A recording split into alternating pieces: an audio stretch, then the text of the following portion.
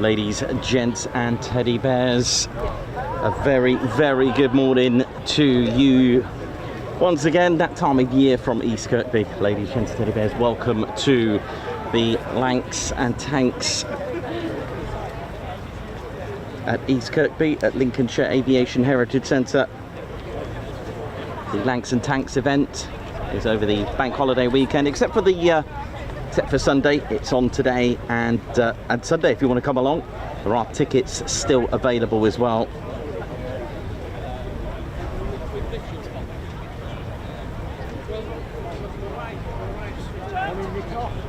Hey, how you doing? Good morning to you. How you doing? And if you are here today, come and give us a oi oi. You can't miss us.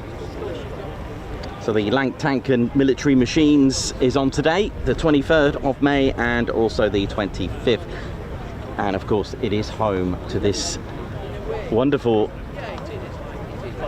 historic aircraft and also a historical project that's aiming to get this very Lancaster NX611 back up in the skies. Now, for those that are eagle eyes, to the right of the flight letter H, which I'll explain the markings later on in the show, you can see KB 967. This would mean that that section of the Lancaster has been borrowed from KB 967. Okay, so the official serial number for this very beautiful aircraft, which is in taxi worthy condition at the moment. They are doing a very long project,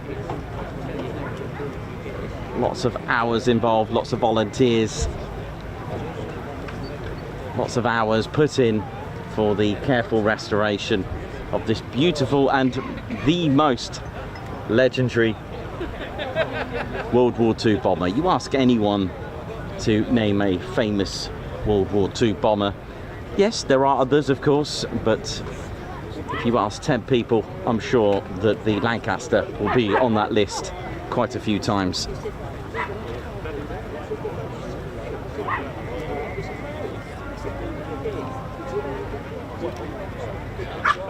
Now I can see P7 is up. I would say safely that it's the most precious,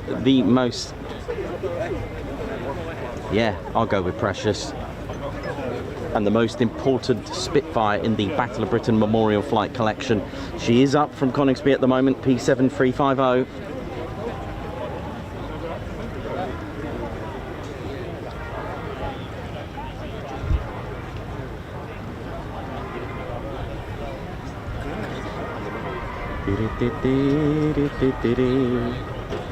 So you'll be seeing that start up as well. We do have flying displays as well. We've also got some tanks here as well, which are going to be firing as well. We've got quite a bit going on today, and as well as the taxi rides.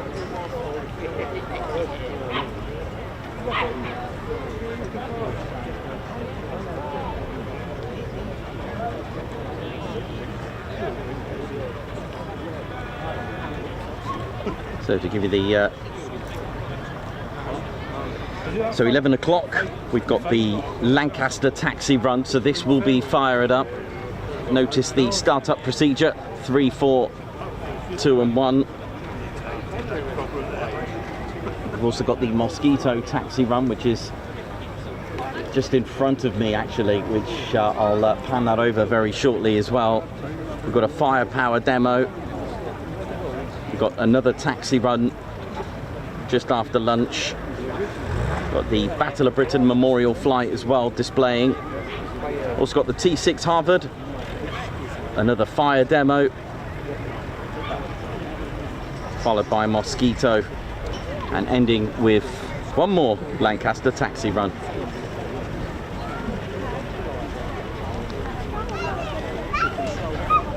And it's one of, well, I guess the only place that I can think of for civilians to get a Lancaster taxi ride experience. I myself have had the experience of a taxi ride in this. You can see the video on our channel with Ted as well, of course, naturally.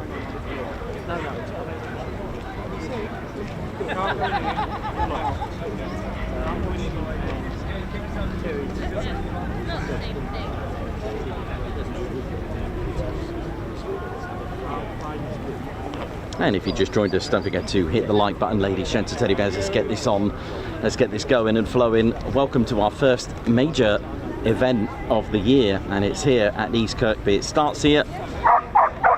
The dog agrees. It is a relaxed atmosphere.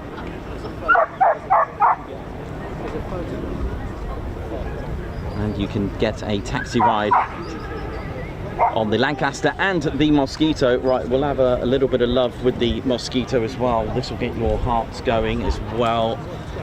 One of the world's first multi-role fighter. There it is. Look at this. And she is in taxi-worthy condition. I'll be speaking about these exhaust mufflers as well, these dampeners, the flame dampeners, which night fighter aircraft and bombers were installing these. It does come with a drawback because they are or can be draggy, especially on the Halifax. So flames from the engines on bombers weren't really thought about during the day, made no difference in the day. When they switched to night bombing, and the Halifax sadly found out the hard way, German night fighters would report that they didn't need any fancy radar to detect the Halifax. You just look for the 4 engine flames and just aim in the middle at night. So in the day you couldn't really. So there's our, you do have some, there are some Lancasters with the mufflers on, the flame dampeners. This one obviously hasn't got it, but you'll see many old World War II photos with the dampeners on, the flame dampeners, to hide the flames. So, you know, if you've got 4 that stick out like a sore bum, then you're going to need to cover them up if you're doing any nighttime. So our Mosquito over here has the very flame dampener installment. There you go. Night fighters would have them as well. So that's what a flame dampener looks like for the exhaust. Amazing, right? But sadly the Halifax crew found out the hard way, unfortunately, until it was realized that they're going to need to do something about that. So the modification was added to the bombers and other night fighter aircraft.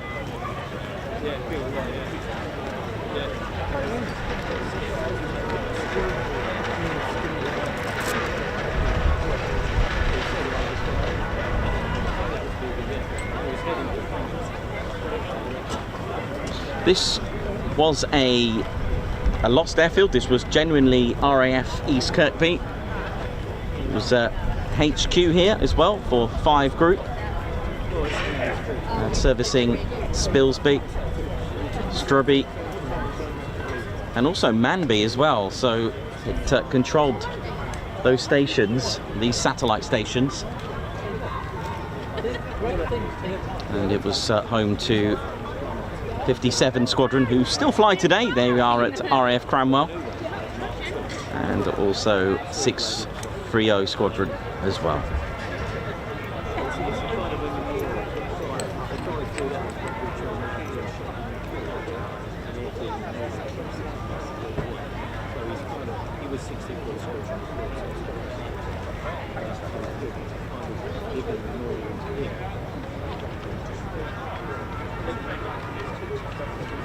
his son.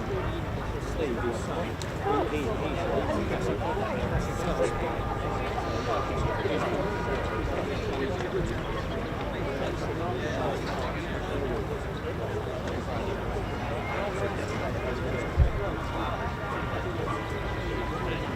So the likes of the Spitfire and Hurricane, especially the Hawker Hurricane, the night fighters, you may notice some of the night fighters didn't have any of the flame dampeners because they used a different type. They did modify them for those. They actually used some kind, even the German 110s had them. They were fitted with an exhaust glare shield. They had special metal shields, curved. So exhaust stubs to prevent the bright flickering engine flames from the... And also, the other thing as well to think of, it wasn't only the dampeners here, it wasn't only to prevent enemy from spotting them at night, it was also to stop blinding the pilots at night as well, because you are very close to the engines in your line of sight, let's say, or to your sight. Those flames would actually cause, it's like trying to get your night vision adjusted, and if you're going to have a bright flame like that, it can actually affect your vision, the night flying. Also got a lovely Mark 9 Spitfire here. Look at that, beautiful. Oh.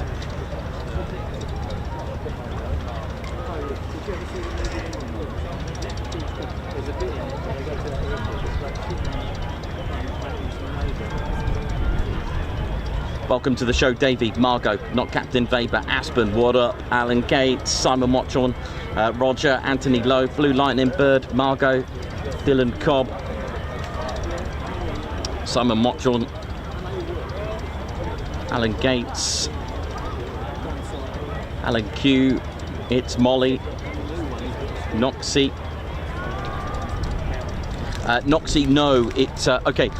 Just really quickly, the RAF EAST KIRKBY was built in 1940, and sorry, start again. RAF EAST KIRKBY was built in 1942, but operated from 1943 when it received its first residence, 57 Squadron. And do you know what? They went straight into combat in November as soon as they arrived, straight into Nuremberg. No, this is not going to be flying, unfortunately, and won't be in the future because of the way they've bonded the wings together, and the components has been bonded together in a manner that it shall not, unfortunately, ever see those lovely wings in the skies, unfortunately. But this will.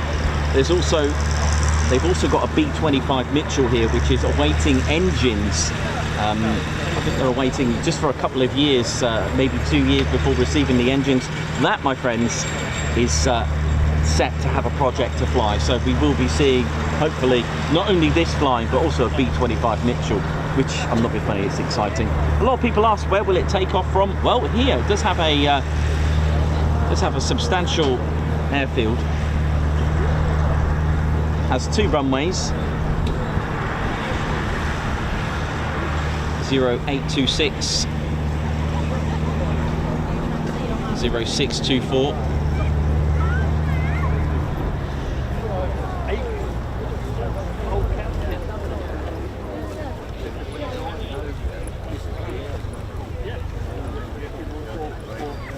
And if you just joined us, we do have displays as well today.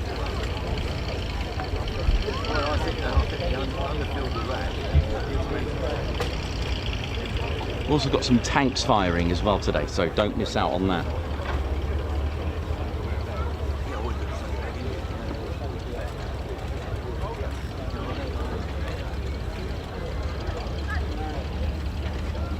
I know, I'd love to see the Mosquito fly as well. You're not the only one, I'll tell you that much. That would be, there is one that is flying, and that's, I believe that's in New Zealand. But wouldn't it be just great? I'm sure the BBMF want one of these.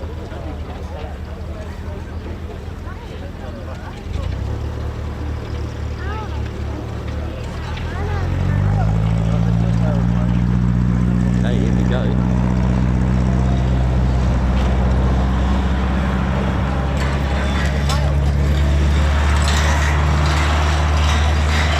both of these have history. Both of these did fly at one point. I'll give you all the history in just a moment. But in about 15 minutes, we'll be seeing NX611, the Avro Lancaster, carrying out the first taxi ride of the day. Oi, oi! Oi, oi, how you doing, man? All right? Good, thank you. Good.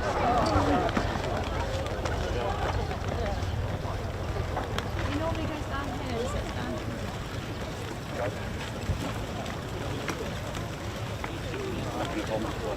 John Doe, so it's the Mosquito, nicknamed the Wooden Wonder, the flying tree, because it is, majority of it is made out of wood. If you were a funeral coffin maker, if you were a piano maker, you'll be making parts of these. If you were a school desk maker, you'll be making parts of these. It has a substantial history. Of course, the engine are Merlin engines, Rolls-Royce Merlin engines, the balsa and birchwood sandwiched together. Very clever. Again, I'll give you the full history of the Mosquito as well, the de Havilland Mosquito legend. The world's first. I think I've got a funny feeling the P-38 may have just stolen the status of being the first multi-role aircraft, or at least a fighter, but this wasn't that far away. We're talking days, so depends if you went east or west of the international date line. Depends what area code you're at, right? But yeah, I mean, it's either this or the P-38. They were the first two. Why don't we just say they were the first two? There you go, the P-38 Lightning and the Mosquito, the first two of their kind. In fairness, the Mosquito that you can see here, the de Havilland Mosquito, was turned down several times as well during its development. They just didn't see, the Air Ministry, put it this way, metal was the way forward. Making things out of wood for a bomber was just seen as regressing, you know, it was seen as backwards. We're like, hey, hang on, everything is now made of, you know, I guess it's like saying the fact that you've got a telephone at home, it's wired, it's a bit backwards, isn't it? It's all wireless these days, but I'm not being funny, everything that's wired is actually better, but hey. But it was like that, that's what it was seen, but de Havilland kept going. And the thing is, that had a colossal impact on the the team in the manufacturing team, because they would lose out. They won't, if they got no jobs, if they got no task or any involvement in building in the de Havilland factory, then they'll just go somewhere else, like Avro, AV They'll go to the Shorts, they'll go to Handley Page. So, you know, it had an impact on personnel as well in the factories, because at the end of the day, if they weren't going to get any work, and don't forget the country was at war, so if there's no work, then they'll go somewhere else. But de Havilland luckily kept going, and he did get a thumbs up, but on one condition, that it would be a reconnaissance version. All right, so it didn't quite make the bomber just yet, but of course, as we know, they made it into all sorts of variants, and even made a single-seater version with the cockpit moved a lot forward. A little bit smaller in dimension was, of course, the de Havilland Hornet, which kind of came out a bit too late, sadly, for that.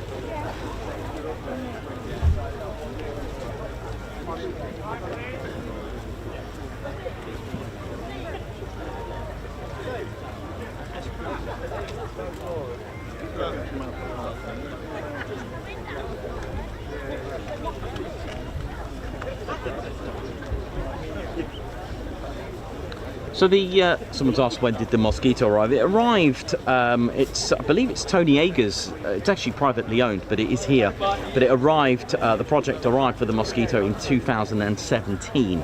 That's when it arrived, having moved from a museum in Yorkshire.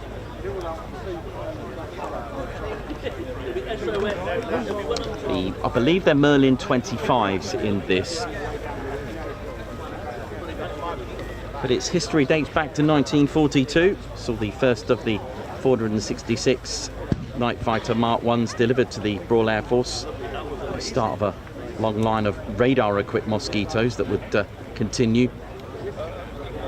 But this one, the HJ711, does have a lifelong restoration with its unique active Mosquito outside the... there are airworthy examples, but unfortunately this one isn't. Looks like we've got some live firing going on.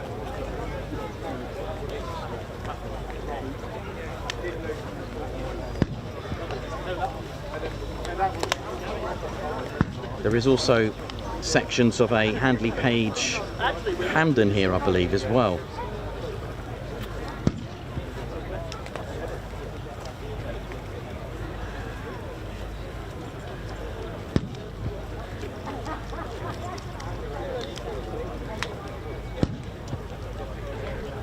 How you doing? All right? Good, thanks. Good, good, good. I'll follow you on YouTube. Oh, thank you very much. All right, yeah. Thank you. Right, Nicholas. Hey, how's it going? All right? Mate, Good, good, good. Of course, the Mosquito is something that we talk about quite a lot at RAF Marham. I was going to get a model up here, but I thought, and the Lancaster, I did bring, I'll tell you what I have brought up here. I brought the Halifax. I was going to show you the Lancaster and the Mosquito as a model, but why do that? We've got the real thing here. There was, of course, Marham's nuisance raid that we mentioned. That was on the 30th of January of 1944. 105 Squadron, and a squadron that was here very briefly, I believe. 139 Jamaica Squadron were also here. They took part in that nuisance raid as well. Some very famous Mosquito squadrons, and of course this was the last aircraft that sadly Wing Commander Guy Gibson was in. KB267 sadly either shot down or had engine trouble or even shot down. Quite vague with the history that I could find, but sadly 19th of September of 1944, that was the last anyone had ever seen of him. I'm going to show you something else, maybe not many of you know, but the de Havilland Mosquito was also, oh hello, there we go, was also flown by a special reconnaissance group of the United States Army Air Force's 8th Air Force. It was the 25th bomb group that had 2 squadrons. Look at this. I'm going to show you this really quickly. Probably with their famous red tails. Pretty cool, huh?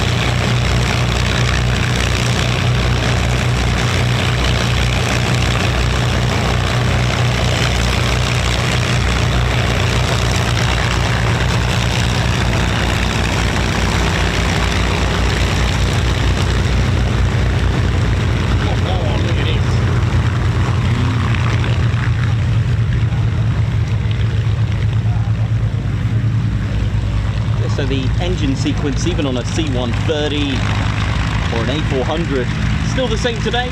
Multi-engine aircraft would usually dedicate one engine to power the hydraulic systems. B-17s even, historic. One engine was dedicated to powering up the heating system for the crew as well.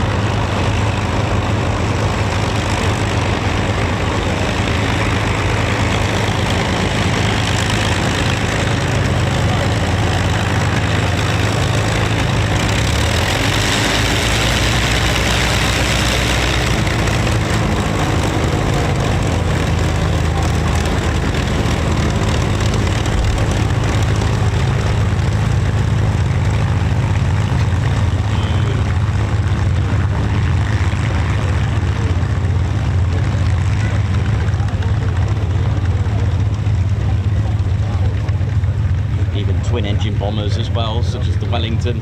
Again, one of the engines would be dedicated to power up the hydraulics. There's always a reason for something. So welcome to East Kirkby. We are the official broadcaster here for Lincolnshire Aviation Heritage Centre, and when it's not doing air shows and special days like this, do visit the museum. This wonderful, wonderful historic hangar. There's still the old control tower. Lots of the original buildings still survive today.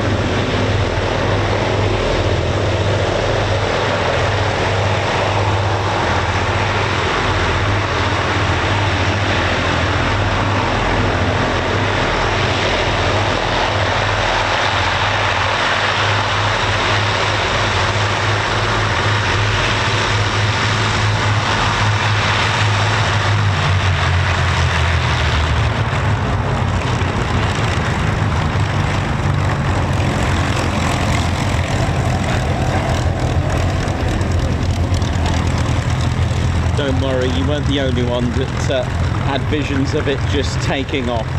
I'm with you on that one. A true...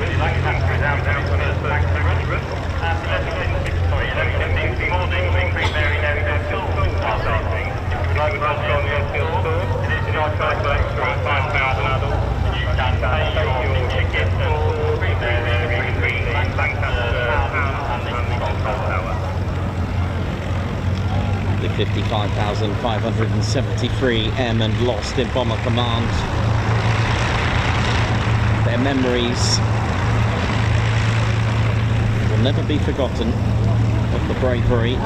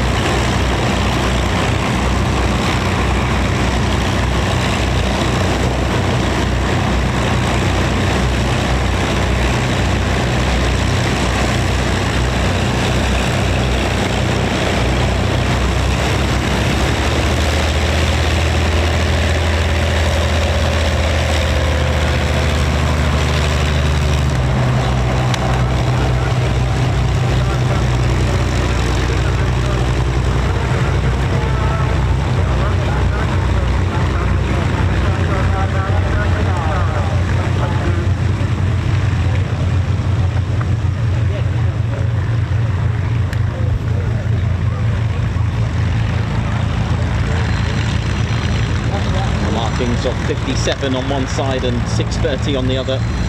630. The Delta X-ray for 57.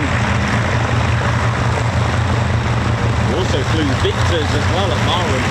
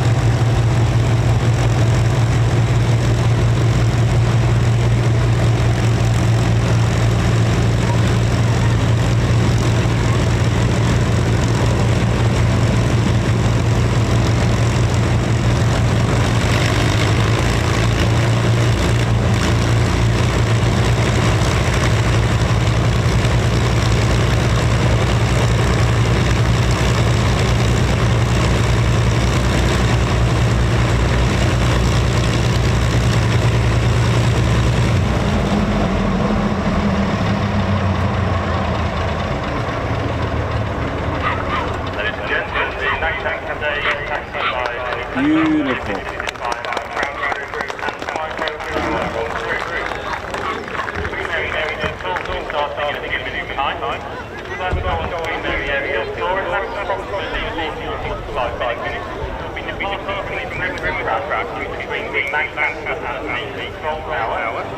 It's a charge for the door, £5 an hour. If you'd like to go in, then it's today, you'll go and get on pay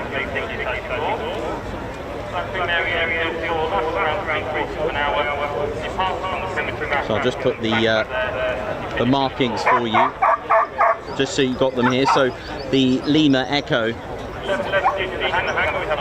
that's for 50, Lima Echo, that's for 630 Squadron, and Delta X-Ray is 57 Squadron.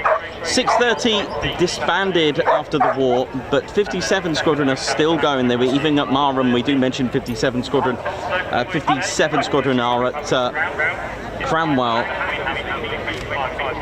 in elementary flying training for our next generation. So how amazing is that? In fact, there is a connection between the two squadrons. It was indeed 630 Squadron that actually formed from the B flight of 57 Squadron, for those that don't know. But the history of the Lancaster cannot be told without the Avro Manchester.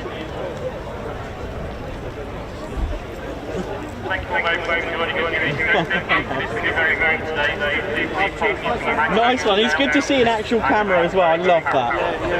Good for you. I love stuff like that. Well done. Thank you very much. Oh, I love it. Yeah, definitely.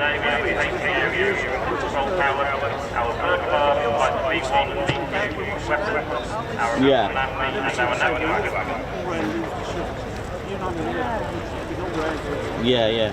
Oh, nice one. Oi, oi. Where was that? Oh, over there. Oh, yeah. Take care. Yeah, you too. Thank you very much. Enjoy your day.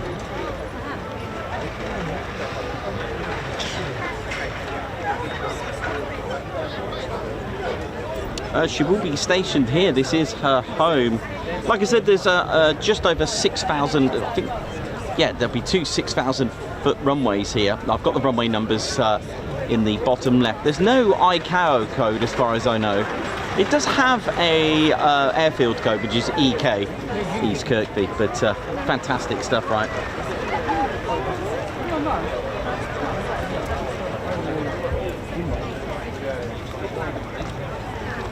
So my name's Nikos, I'm your cameraman, historian and commentator.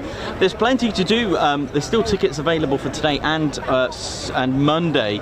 There's loads of things that go on. The museum is open, well, the hangar And there's lots to do, lots of stalls here with all sorts. The BBMF are here as well, so you can come and check them out.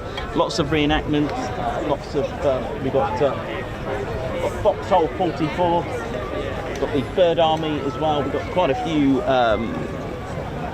a few things going on here, so you can have a look. We've got quite a lot going on.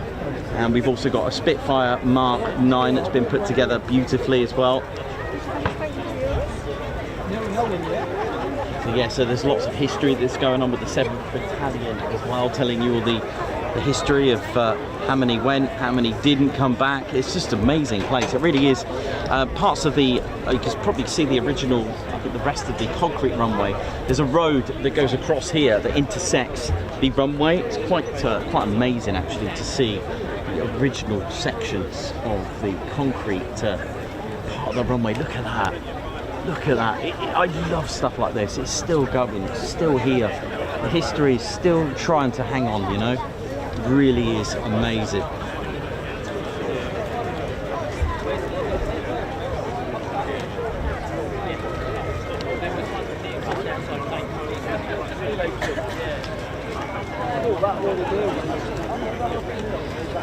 So welcome, ladies and gentlemen, to our first show of the first show.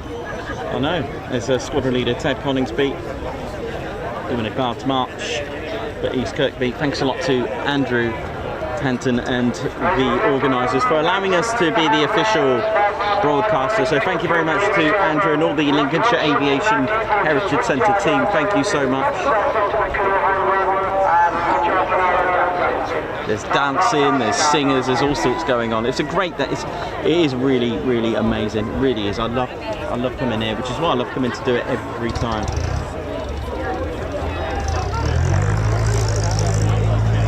I will be going up and down the ladder to like snakes and ladders at this rate, just to make sure I've got plenty of fluid and water.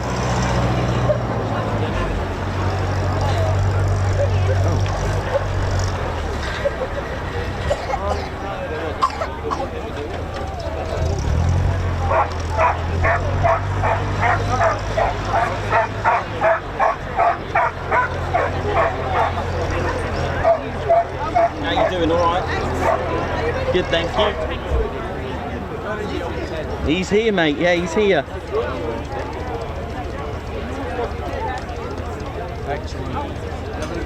Yeah, really good, thank you. Really good. Yeah. All good. I'll look out for you later on. Thank you very much. How am I going to get that? Actually. See if I can get some.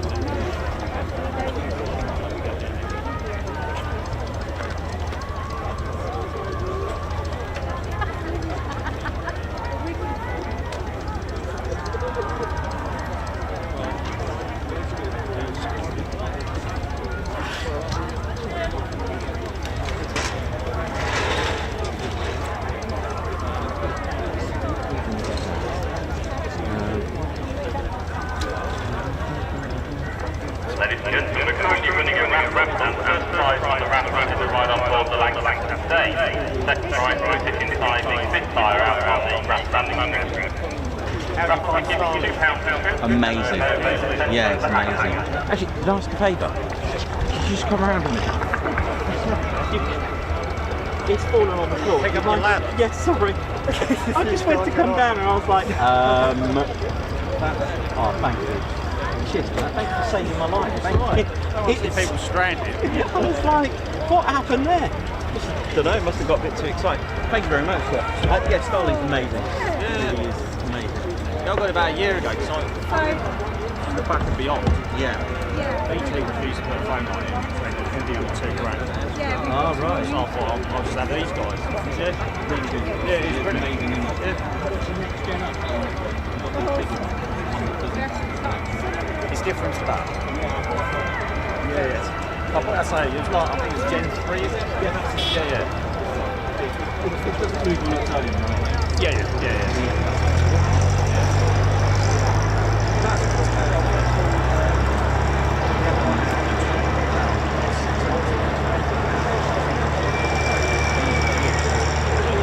Yeah, Amazing, yeah. Thank you for that, mate. Right. So I'm just going to get some water.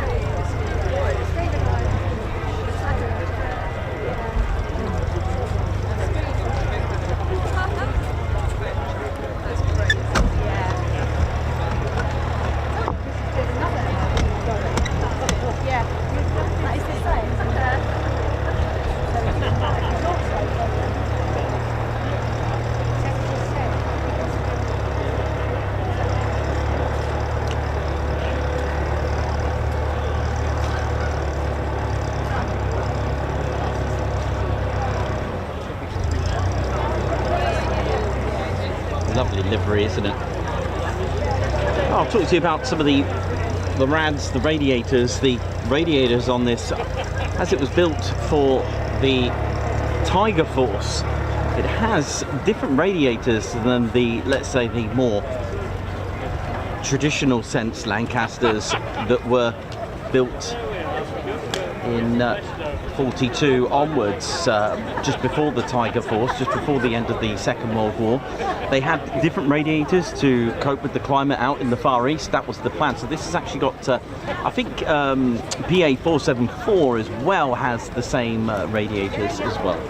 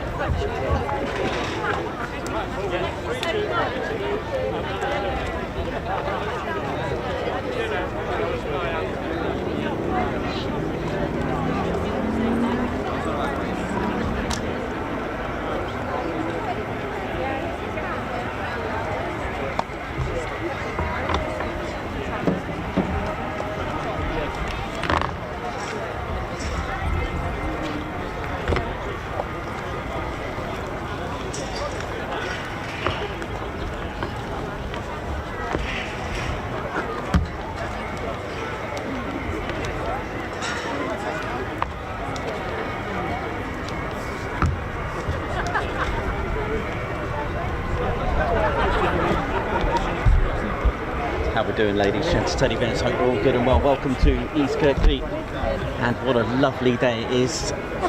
Our next item will be the Mosquito, which is just to my right as well, looking good. Hope you're all enjoying it out there.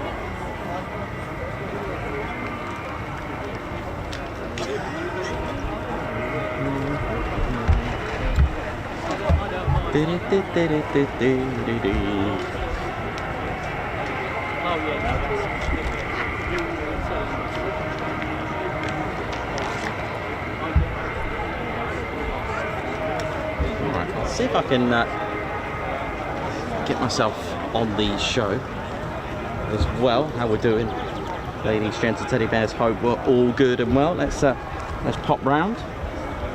Welcome to my office, ladies, gents, teddy bears. I have put, so don't worry, I'm not actually burning. There is a nice saturation.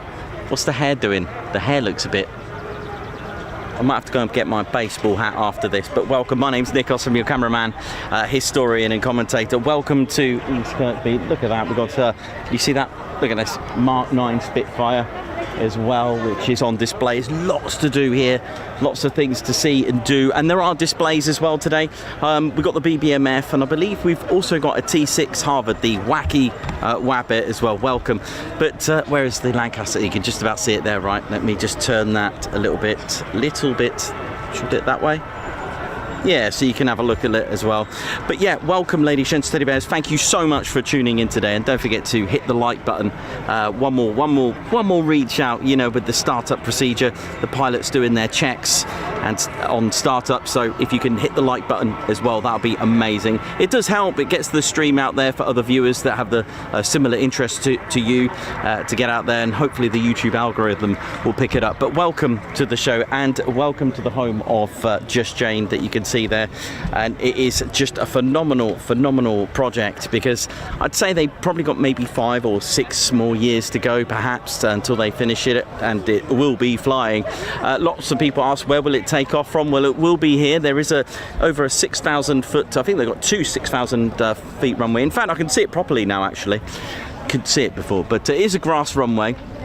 I think they class one of them being 590 metres for those that like to do the new money, and one at 600 metres as well. But the history, what's amazing about the Lancaster, you cannot, it's impossible to talk to you about the history of the Lancaster without talking about the Manchester. Now, many of you may not know what the Manchester was, because in fact the Manchester was indeed the very birth of the Lancaster, through its perils, through its disaster. And the thing is, if you look at the Lancaster's Air Ministry specification, because each aircraft, such as the Mosquito, the Lancaster, the Blenheim, the Hampton, the Short Stirling, just trying to name Halifax, stuff like that. Actually, leave the Halifax for 1 minute, leave that one, there is a reason. They all had an Air Ministry specification. The Halifax and the Lancaster did not, by the way, right? Check this out.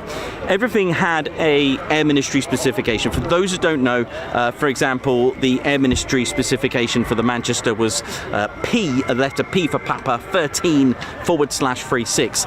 The issue before that was B for Bravo, 1236. Well, what are those numbers good for? Well, the letter indicates what the item is. You can have an F, you can have an A, F for fighter, A for army, you can have X for experimental, I think it was EX as well. Don't know them all, it's just when I come across them, I'll learn them. The number tells you the issue number for that year. So before 13 there was 12, before 12 there was 11, so on and so on. So the first issue of the year, and the year is the /, so /36. The letter P indicated a medium bomber. Okay, so that was the Air Ministry specification. Now, these two went out to 2 companies, the Air Ministry specification, Papa 13/36. It was Handley Page and Avro, all right? And these 2 original aircraft were known as the Avro 679, which was named the Avro Manchester, and another one which kind of faded away and didn't quite make it, but it did, but I'll talk to you about that indirectly as we tell you about the Lancaster. So this was HP 56. Now P1336, what is that? What is that good for? What does the Air Ministry want from this specification? Because each specification told you, or told the manufacturers, or what the Air Ministry wanted from that aircraft. And what they wanted was an all-metal monoplane twin-engine medium bomber. The letter P stood for medium. The letter B, which was B1236, that was for the Stirling, or actually, it was actually for the Supermarine 317. Yes, Supermarine were issued to be the first to make the first ever 4-engine heavy bomber, all right, but obviously there was 2 prototypes, they got destroyed, so the contract went to the second best, that went to the Short brothers, making the Short Stirling. So, all metal, monoplane, twin-engine bomber, medium bomber, fine, but it had to have a minimum bomb load of 8,000 pounds. These 8,000 pound minimum requirement were in the Air Ministry specification, we're told that it should be able to be swapped out to have 2 torpedoes in them, and also to have powered operated turrets in the nose and tail. The airframe had to be stressed for frictionless takeoff. Well, what is that good for? Frictionless takeoff was a World War II kind of catapult system that, yes, they were going to do catapult departures for heavier loads. That's what they believed in, but I don't think that really went ahead anyway. The idea of the Air Ministry specification for a twin engine bomber, now let's just think about this. The issue before, which was B1236, was for a 4-engine, so why make a twin engine? The reason behind that is to replace the aging Hampdens, the Wellington, the Blenheims, and of course the Whitley. So the contract was given to Avro and Handley Page. Handley Page went on with their HP56, a twin engine, and Avro went on with their Avro 679. Now, the engine of choice, you may read all sorts of things that they were stuck with this. Depends. The Rolls-Royce Vulture engine was the one that they picked originally for the HP56 and the Avro 679. Now, on paper, the Rolls-Royce Vulture engine was a V12 46-litre engine. On paper, it sounded brilliant, 1,760 horsepower, which is great for a twin-engine bomber. Very more powerful than the Bristol Hercules 1,500 horsepower.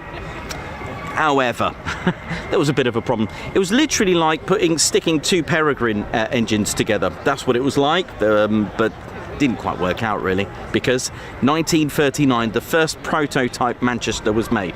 Why am I telling you about the Manchester? Well, if you've never seen a Manchester, it looked like a twin-engine Lancaster, because that's exactly what it was.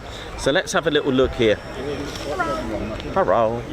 There's our Manchester. Look at that. Look at that. It looked exactly, pretty much almost identical to the Avro Lancaster. I want you to just think about this. It was literally a twin engine Lancaster. Let me just let me see if I've got another page. I've got I have got another page here. Look at that. That's a better one, isn't it? Look at this. So I've got these little clamps just in case it gets too windy. So there's the Manchester, a twin engine. Wingspan, the length, pretty much, well, the wingspan wasn't just yet at this stage, okay, because obviously it's only got 2 engines, two engines, so it didn't need the wingspan that the Lancaster has, okay, which is about 102 feet. This had 90 feet wingspan, the Avro Manchester. This is why I'm telling you about the Manchester, because something happened. The HP Handley Page 56, they didn't quite go ahead with that, and luckily there was a bit of a evolution with P1336. I think the Avro team and Roy Chadwick, they knew there was issues with this engine. It wasn't very good choice, but they were stuck with it.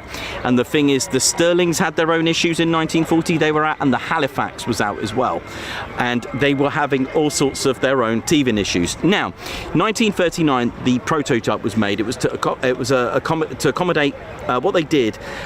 If you've ever been in a Lancaster or seen photos inside the Lancaster, it's quite a long tunnel. You're right, it's quite a long tunnel. And the reason why they did that, not to fumigate the crew, but they actually put all the fuel storage in the wings. That's why they then made those self-sealing fuel tanks, which left the fuselage empty. So the point of that was for a larger bomb load. They even, I know, because this is quite a novelty for the Air Ministry, they even allowed toilets facilities in there. I know, trust me, the Handley Page Hampden didn't have any. So for the Manchester, they were going to have in-flight facilities, reclining seats for long-haul flights. I know they did. They even added a heating system, which, I'll try and point it out to you where it is. It's on the leading edge, and it was like a duct that run through the radiator just to heat it up. The crew had warm air. I think the Air Ministry realised that maybe a warm and satisfied crew was a better performing crew. Maybe that's why they thought, but imagine without. So it was a light alloys, flush riveted metal skin that you can see beautifully. Thank you. And it had a hydraulic system, which engine free, that's why it starts up. The Manchester carried a total load of 10,350 pounds. And it had, I don't know if you noticed on the photo, it had 3 three tails, a centre fin plus the H. Okay, that was the original. And it was named the Avro Manchester Mark 1. Mark 1, but then they brought out the Mark 1A and got rid of it. They found that it was, I think it was rattling, it was causing some sort of judder. They even put a funny deformed egg-shaped boater. The Blackburn boater had this turret. It was like a deformed egg shape. It wasn't too popular with the crew. It was all right, but they got rid of it and added, luckily, that sort of Astrodome style one as well. So pretty cool. So reclining seats as well in there. By July 1940, the Sterling was out with 7th Squadron. That was first operational. And then later on in the year, the Handley Page Halifax was made with 4 engines. They were lucky to evolve in time. All right, so that's why the Handley Page Halifax does not have its own Air Ministry specification. They took the P1336. You could say it had the P1336, right? Because it was originally a twin engine, but they kind of adapted that and added 4 engines. They were lucky. They didn't go down the Vulture, Rolls-Royce Vulture route. They changed it, luckily. They had the Bristol Hercules engines. I believe they tried Merlin, but just wasn't more powerful enough, but they went with that. So yeah, there we go. So 19,200 feet service ceiling, 31,200 pounds empty. And it could do a 1,000-mile range with a speed of 265 miles per hour, which is kind of almost like, let me think, that's faster than the Hampden and probably a bit better than the Wellington as well with that. But 206 were actually made in total. They put in a contract straight in. They were happy with it. We were at war. We needed a medium bomber right now with a good payload. But guess what? They were grounded at least 6 times, okay? But just to give you a little bit more in-depth history, 207 Squadron, that's why it's got EM on there, that's 207 Squadron, and this was at RAF Waddington, okay, and it arrived there in November 1940, so the same time as the Handley Page Halifax. But Handley Page Halifax had a 4-engine, but Avro, they knew the engine was an issue now, because guess what? It had a lot of problems. So let's talk about the problem, the Rolls-Royce Vulture engine, okay? I wish I could draw one out. So the Rolls-Royce Vulture engine had problems with overheating. The bearings would overheat, catch fire, game over. Bombers could fly, multi-engine bombers can actually fly with just 1 engine if it needed to. 2 if you've got if you've got a twin engine, it can fly with 1. The Manchester twin engine, it's called feathering. You can take the power and draw that so that the working engine can get you home safe. It had trouble feathering. The other thing is, well, piston rods would start shooting out, okay? The bearing and the piston rods will start piercing through the Manchester, and the kind of like the Vulture engine actually, aircrew would just sit there and watch helplessly as the engine kind of killed itself. At that time, the Royal Air Force brought out a 4,000-pound cookie bomb. Now, despite it being fused and charged, who in the right mind would sit in a Manchester with a couple of cookie bombs with piston rods potentially flying down the fuselage? I don't think I want to be that crewman either. It was grounded a minimum 6 times. In fact, crew would actually use the very aircraft that it was meant to be replaced with. I know, right? But that was it in the end. Enemies would also, there was a German night fighter that said you didn't need radar with the Manchester, because there's another thing. They tried helplessly to try and fix this. But the Manchester, from its exhaust, would leave sparks, a trail of sparks. So night fighters, German night fighter actually quoted, didn't need special radar with the Manchester. But there we go. So it kind of destroyed itself. So that's a bit sad. But in 1941, January the 8th of 1941, prototype BT-308 was a very special Manchester Mark III. That's what it was going to be called. Additional H with the third stabilizer on the top, so 3 tails. It had 4 engines. They were Rolls-Royce 20, I think these were. The wingspan increased by 6 foot either side to house the 4 new engines. And this prototype flew, I believe, Boscombe Down, had a Circle P for prototype. It was good. And I think in May, DG595 was the next prototype, and it even had a name, this aircraft. Ladies and teddy bears, it was called the Avro Lancaster. It was nearly called the Manchester Mark III, but they thought, could be a bad omen. And the legend exists today. DG595 didn't have the third stabilizer, the middle, and they increased the H by about, I think it was 1.5 meters either side. Hence the, imagine that though, imagine 3 stabilizers. There are photos online of BT308.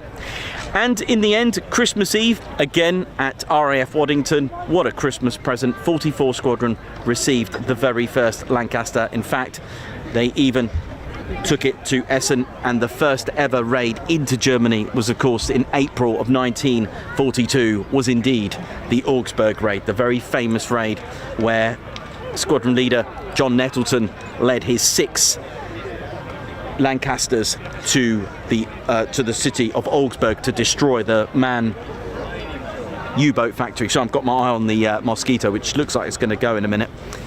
Pretty cool, huh? And then 6 from 97 Squadron, led by Squadron leader John Sherwood from Woodhall Spa, not far from here actually. 12 Lancasters went out, only 5 returned, but it did give morale. They did switch to night bombing after that. It was a daylight mission. The first ever main mission was the Lancaster. German fighters were like, what's that? Imagine you're a fighter and you see something like that, you know, see that in the air. It's quite scary. Many men were lost, ladies and teddy bears. Lest we forget. Right, let's move on to our next event. So yeah, you can't talk about the history of the Lancaster without starting with the Manchester, because that's where it formed from.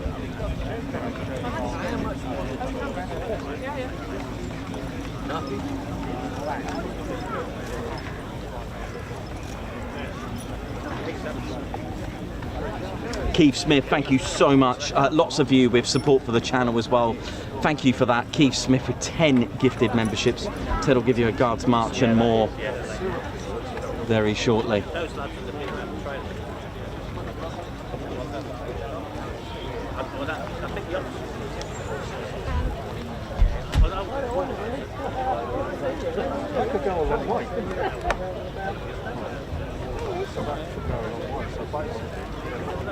So here we go. Our next taxi ride coming up. And someone fortunate will be having a taxi ride in that. You can get a taxi ride in this and the Lancaster. Do go on the linksaviation.co.uk, their official website. The donation link is the official, it's got nothing to do with us, it is the official donation link for this very place. Okay, so there's no middleman, it goes straight to them. And thank you very much. If there is a section where you can put a little note in, do mention you did it through here, because that would be quite nice. We can't really keep a tally. If you have donated, let us know in the comments. Let us know. Just put donated with a thumbs up. Don't need to keep it discreet. Don't need to say how much. Just put a little thumbs up. Put donated. That would be great if you can. Just because we don't have a tally, unfortunately, and it just goes into the donation pot here at Lincolnshire Aviation Heritage Centre.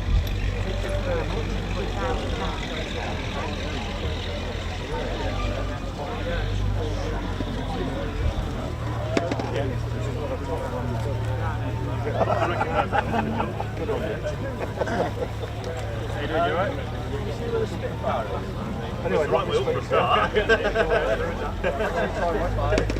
Sorry. Come back up and annoy you.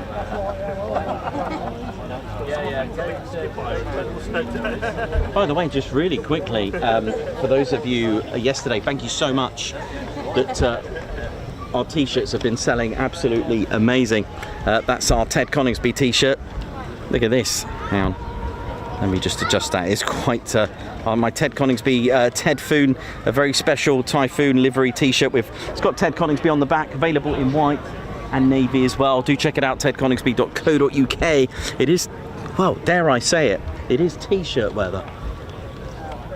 Dare I say it.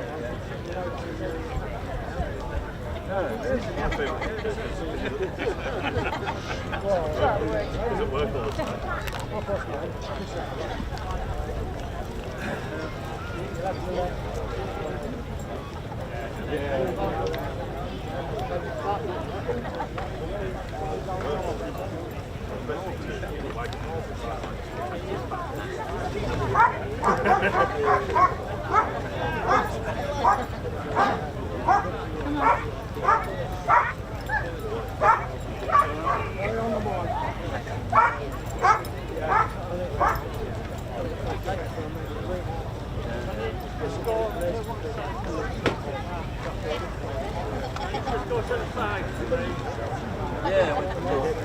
Oh yeah, I've got to go. I'm going to go and put my. I'm just going to put my hat on. It is definitely hat weather. Be right back. Can you just go right to the sides, please?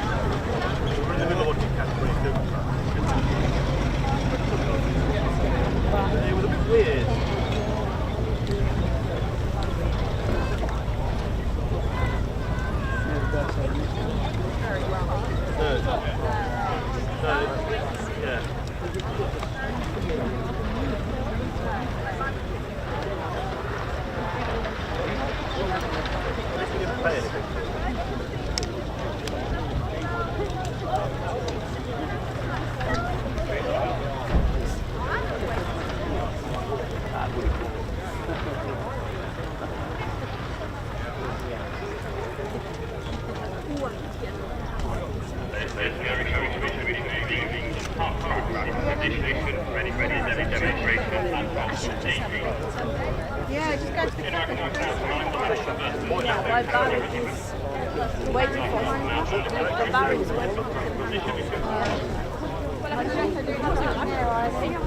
How you doing? All right. I watch every single live video. No, thank you very much. Thank you. Good. Enjoying it? Oh, what you got there? Typhoon. Nice. Very good. Enjoy, yeah. How's Ted? Ted's fine. Yeah, he's good. Yeah, he's just keeping out of the sun for a minute. Yeah. Are you going to go back down Tuesday? Tuesday. I don't know where I'm going yet on Tuesday. I'll find somewhere. Maybe. Yeah. Yeah. I'll find somewhere. Just keep a lookout on the website. All right. Take care, mate. Yeah, I actually don't know. I usually check on Sunday nights. I kind of have a rough plan and then look at the weather. That's how I plan. For those asking how I plan my weeks, I do get asked that. I just literally look at the weather and then just go with it.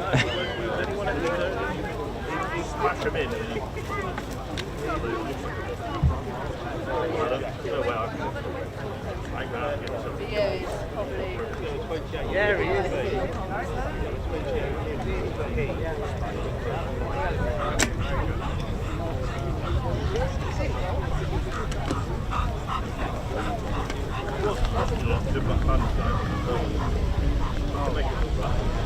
Also, on our website we do have our. I'll just show you the baseball hat here.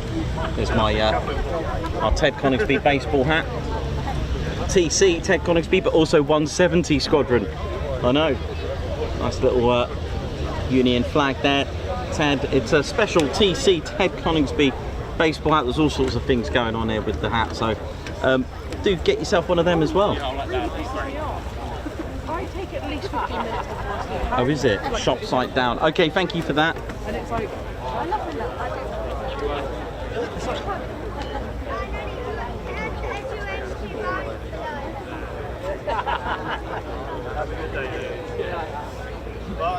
Thanks for reporting the site's gone down. Let me just... Oh,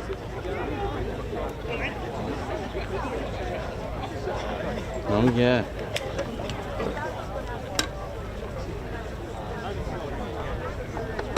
That's right, I'll get that back up.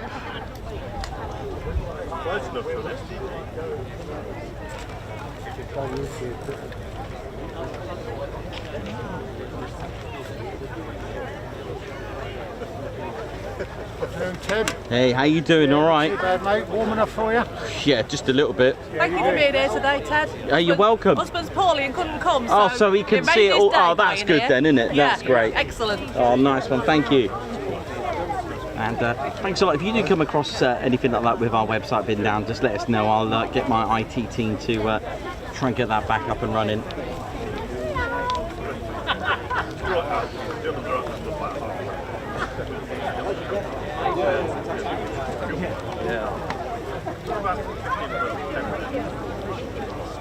Nice one, 131k as well. Thank you very much. Oh, that's a shame. I'll let you know as soon as the website is back up.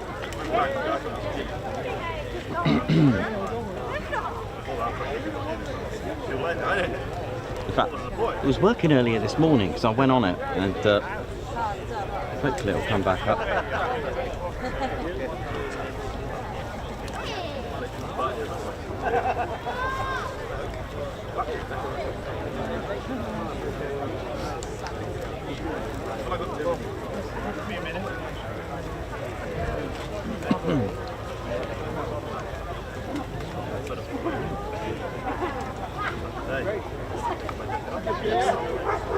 Okay, another historic aircraft for you is indeed the de Havilland Mosquito.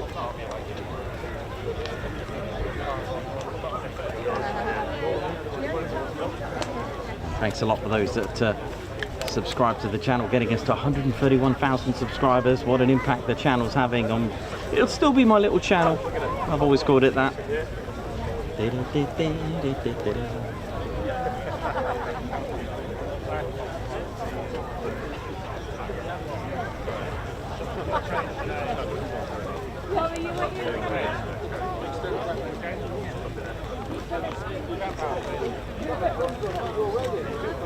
No, Claire Bear's not here today. She's at work, but she will be with me on Monday. So she will be here with me on Monday. Aspen. Oh, here she is now, actually, on the chats.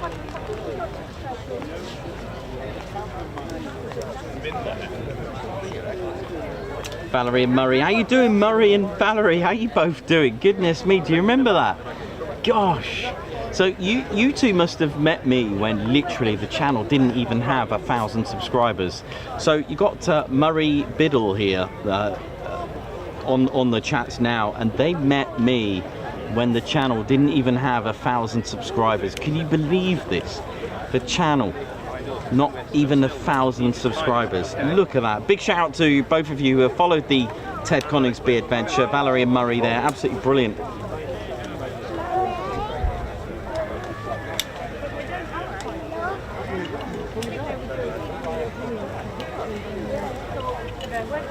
Okay.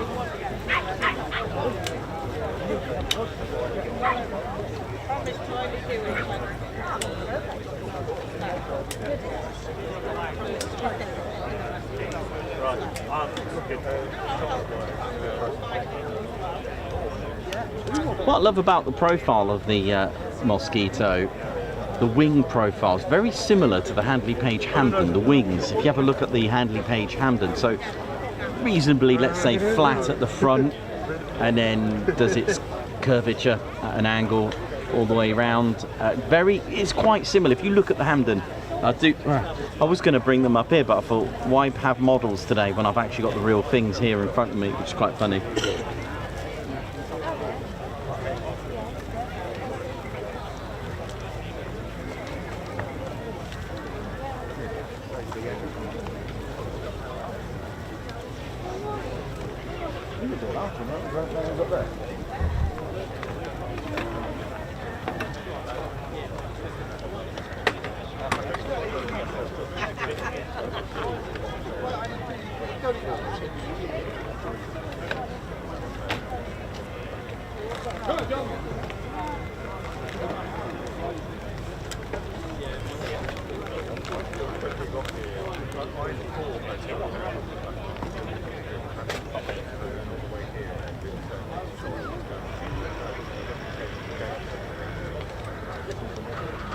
EP65, thank you very much. Fritz.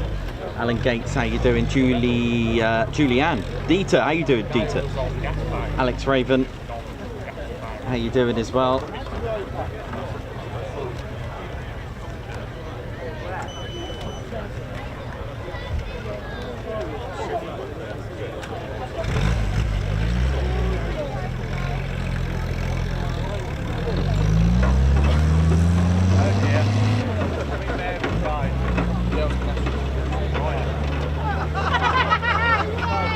So that blue thing, so de Havilland Mosquitoes, as far as I know, never had a APU, but this this little trolley that you can see, I believe that's the a trolley accumulator. So that powers the onboard system.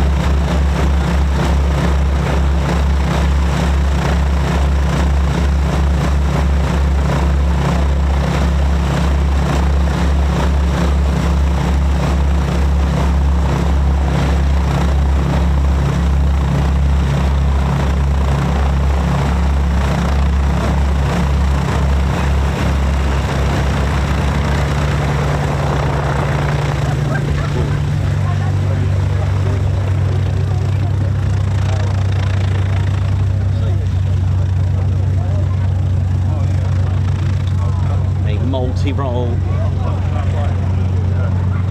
fighter bomber, reconnaissance, a bomber, a fighter, a night fighter. Could do all that. Can take 8 250 bombs as well. They worked out if they shortened the fins off the bombs, they can actually fit 4 and 4.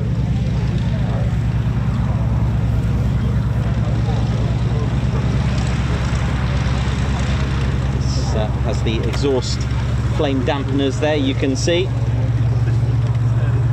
Perfect for the night fighters to have those on there.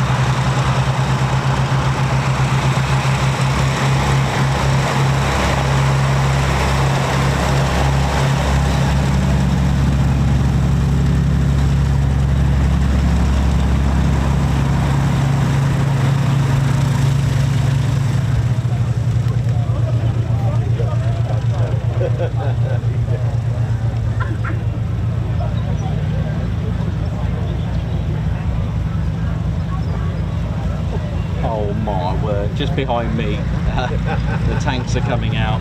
Amazing.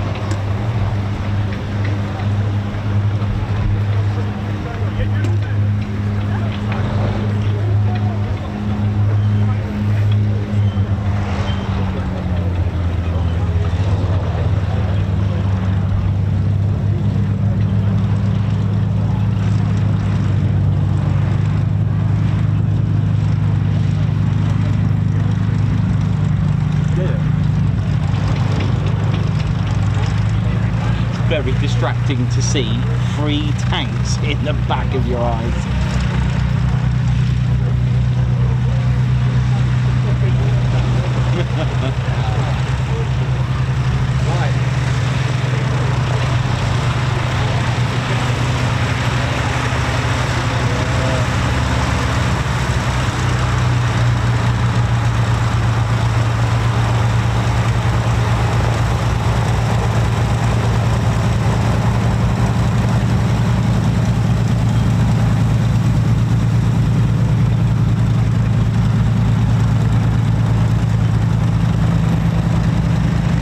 Nicely timed that zoom in for the wave.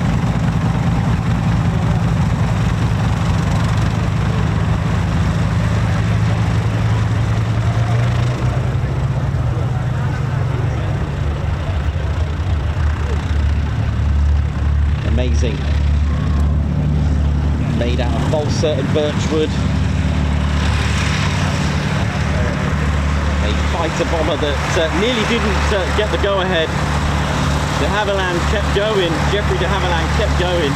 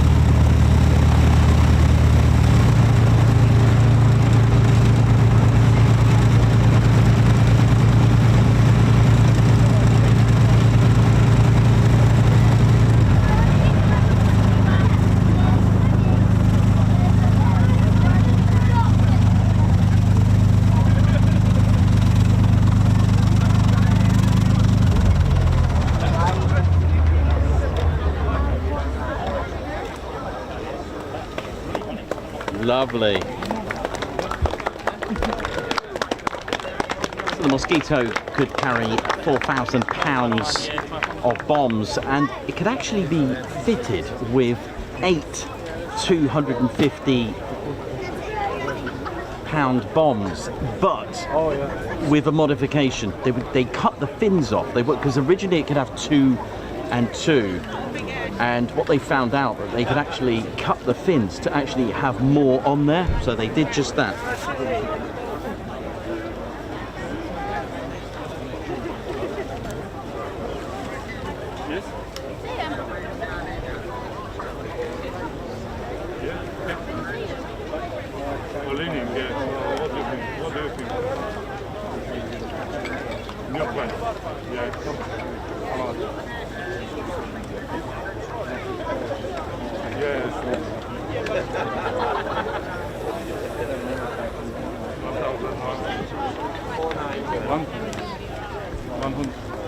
Right, ladies and teddy bears, it's time for something a little bit different. I'm going to go over here now, and something a little bit different but military. Check these things out, eh?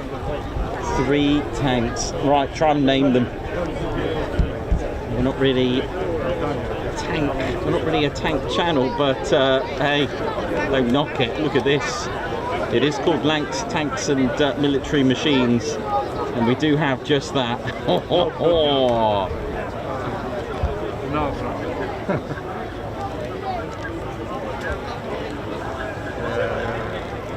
Okay. Yes, okay. Thank you. It's actually more expensive. Thank you very much. It's all with everything, yes? Yeah, it was good. This is right. You ain't mentioned it yet. What's that? What's that one with the track? Is that a Valentino or something? And then you've got the, what was it, T-34.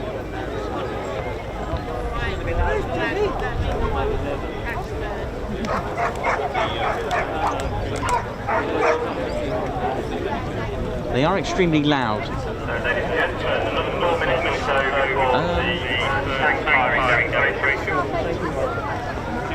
We recommend that safely see the tank firing box out on the grass grid. Please be aware that the tank firing is very loud. Yeah, it is loud.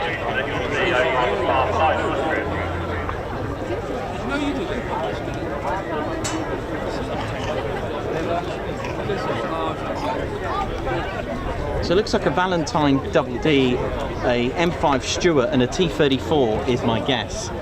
We had the T-34 last year, and so that's the T-34 is the one.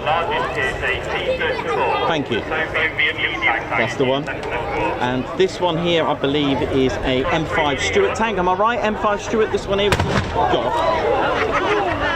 Yep, thank you for that.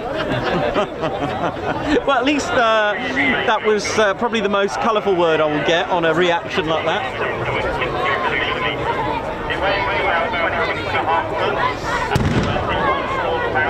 Oh, oh, oh, oh,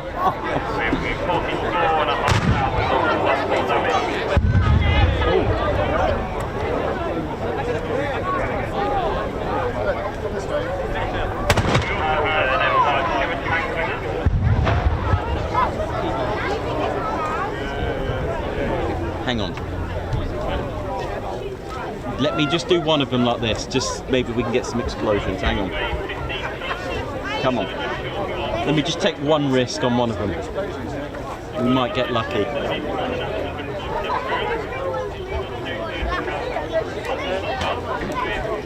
Thank you. Thanks very much.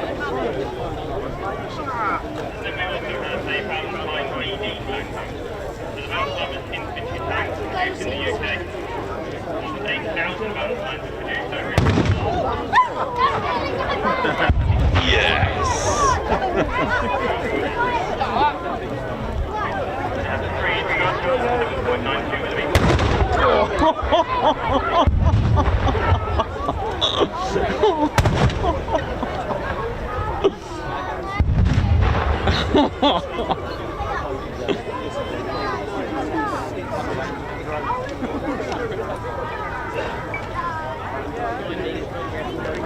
Right, I'll do one more of the... Shall I do another one? Okay.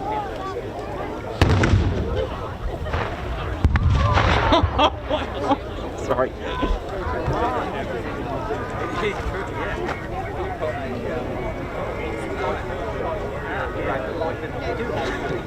Hey, it's like Hull Beach Air Weapons Range, right?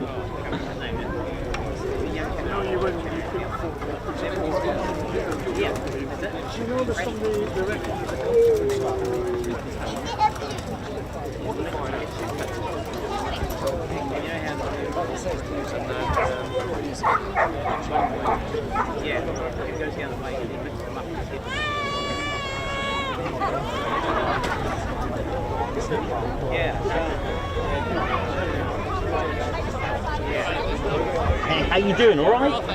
Yeah, you good? Yeah, weather's good. Oh, it's beautiful, isn't it, Andy? It's good. It's all good. Nice, very good. These are great. Have you seen a thing called Operation Market Harbour? Market Harbour? No. There's a guy on YouTube called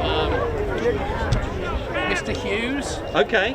They restore chieftains and centurions. Wow. So Operation Market Harbour is on the beginning of August, and it's all reenactors like this. Oh, well, I'll have to have a look. So you're saying that the mate said we're working. He said we've got 10 chieftains retained. Sounds good. And then they have things like they do racing up and down the showground in them. Nice. And all the reenactors rock up, and they're all dug in for the weekend. I'll have to have a look. Cheers for that. Yeah. Thank you. It's different. Yeah, I like stuff like that, especially this as well. Yeah. Yeah. Mr. Hughes and his team are off the wall. Yeah. So catch you a bit later on. No worries. Thank you. Let's see if I can get another shot. It's good to alternate it, so you can see the effects there. It's pretty good, you know. Come on, let's have another go. Oh, what is going on here now? What's happening here? Are you serious?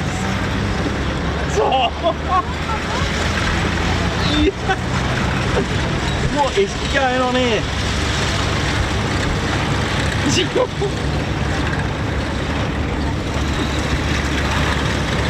They're not going to shoot at them, are they? I've got to film this. Just because.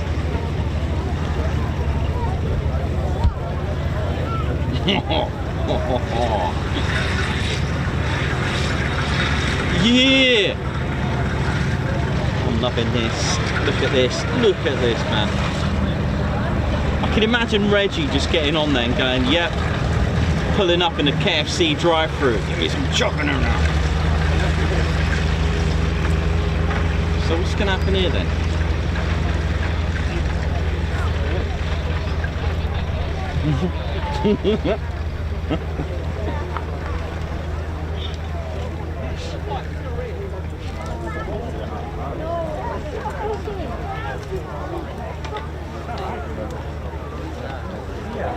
I don't know what's going on at the moment.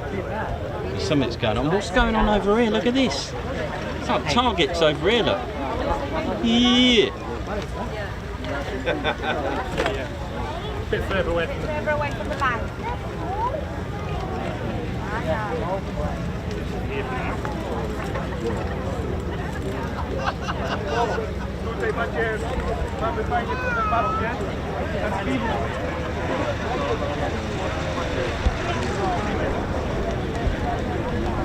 This is how you see, for me, this is what I dream of Hull Beach. Like, you know, you get people on there, just machine guns and... So what's going to happen here then? He's having a great time on there.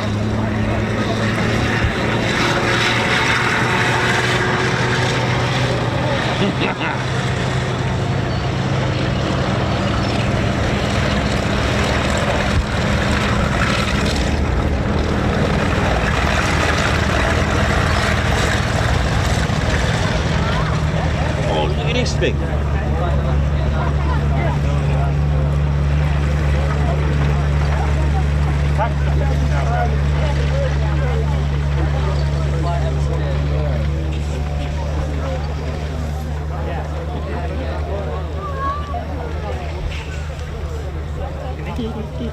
Goodness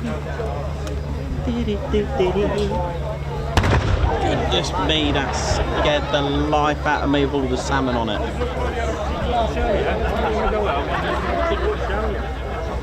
think that one missed.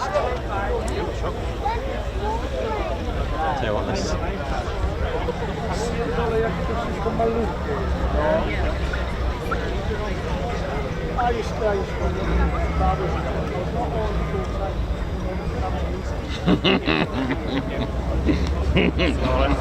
Am I alright? I'm loving this. I mean, look at this thing over here. Where are you going?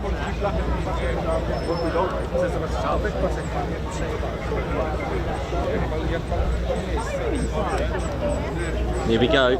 You think about it. I did 25 years. I missed the week.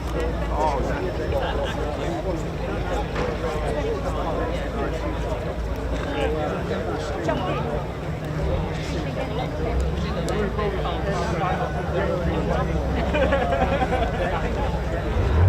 And I know they were flying on those. What's going on here? Everybody knows.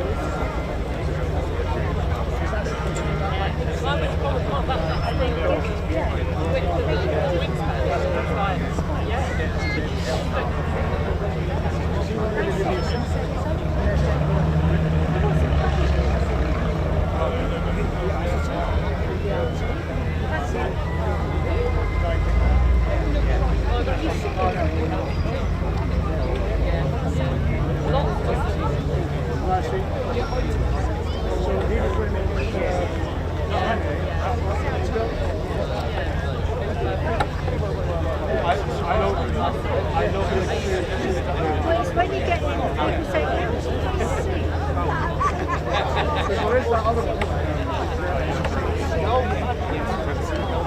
what is that down there? What's going on down here?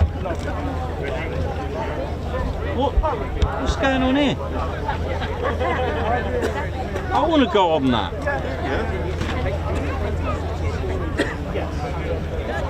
This is just great. This is funny. Love it.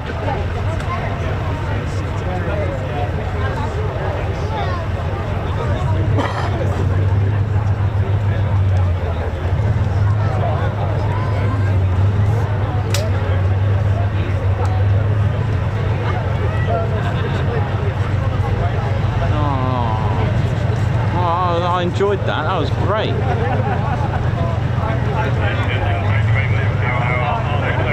Well done, that was great. 1,000 likes, thank you very much.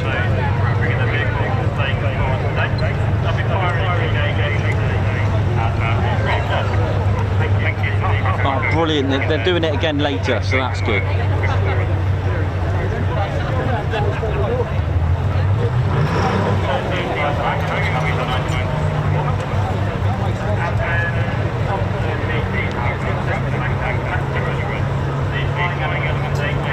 Trying to see what we got next.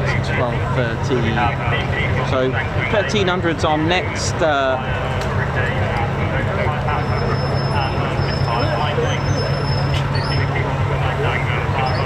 So we do have the BBMF as well in just over an hour as well today. Also got the T6 Harvard. I'm assuming that's the Wacky Rabbit as well after the BBMF.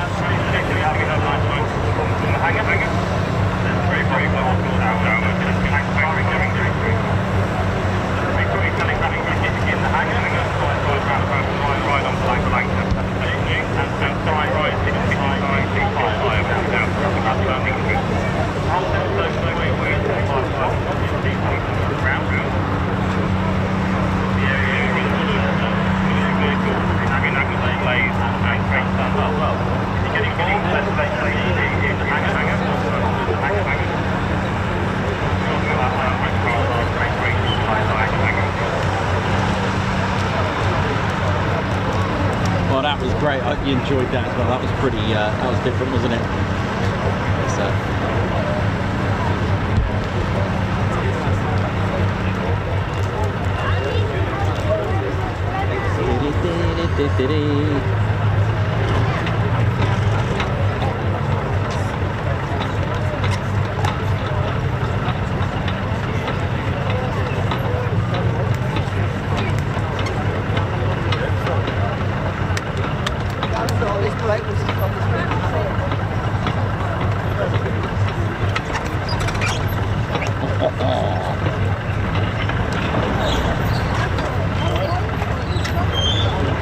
I love the squeak. That is just so cool.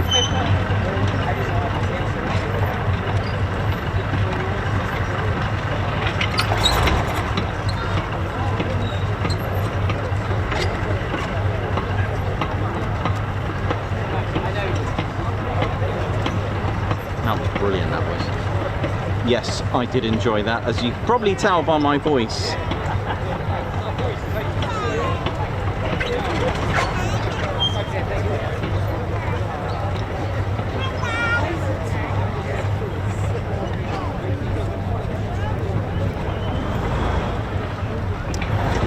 So you can see the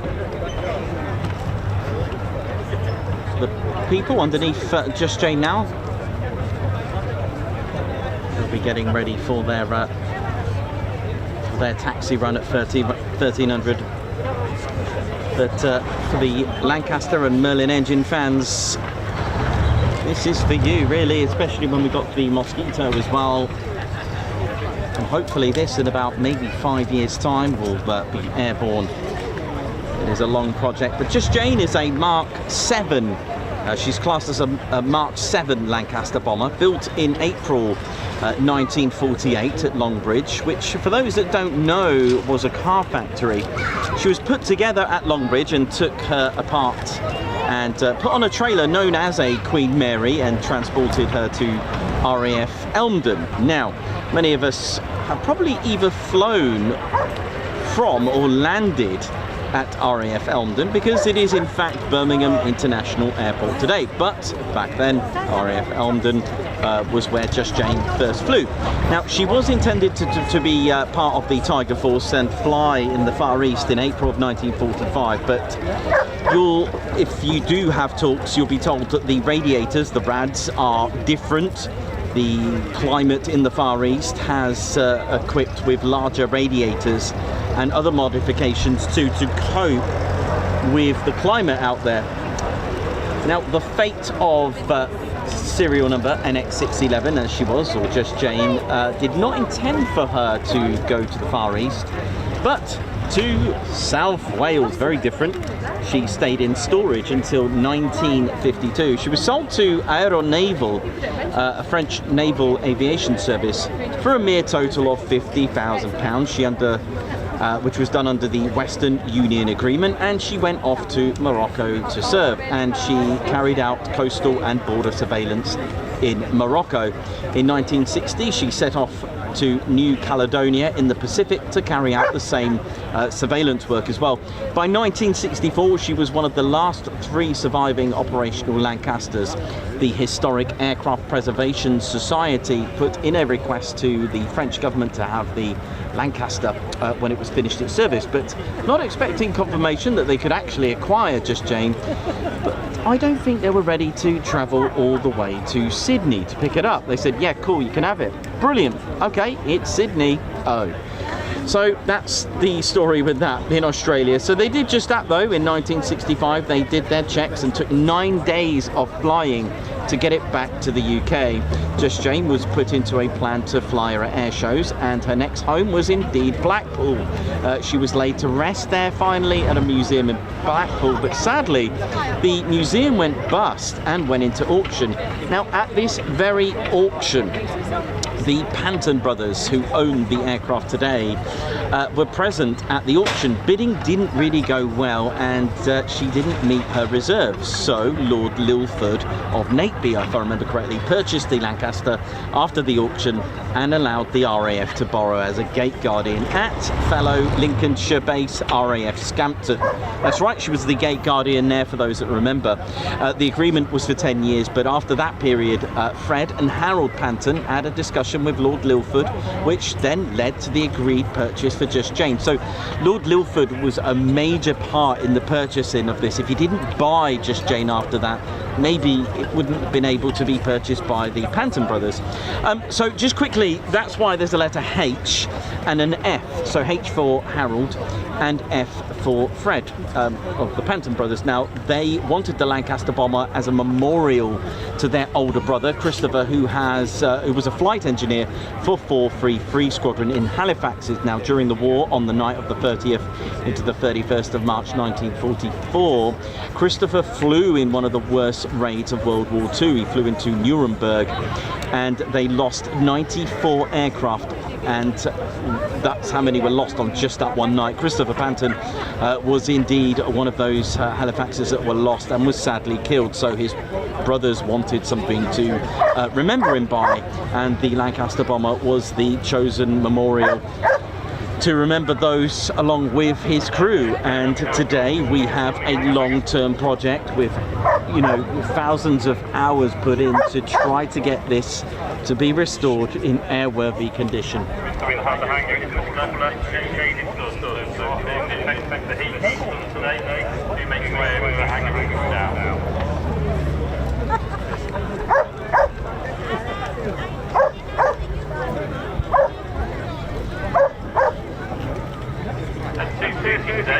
Remember the RAF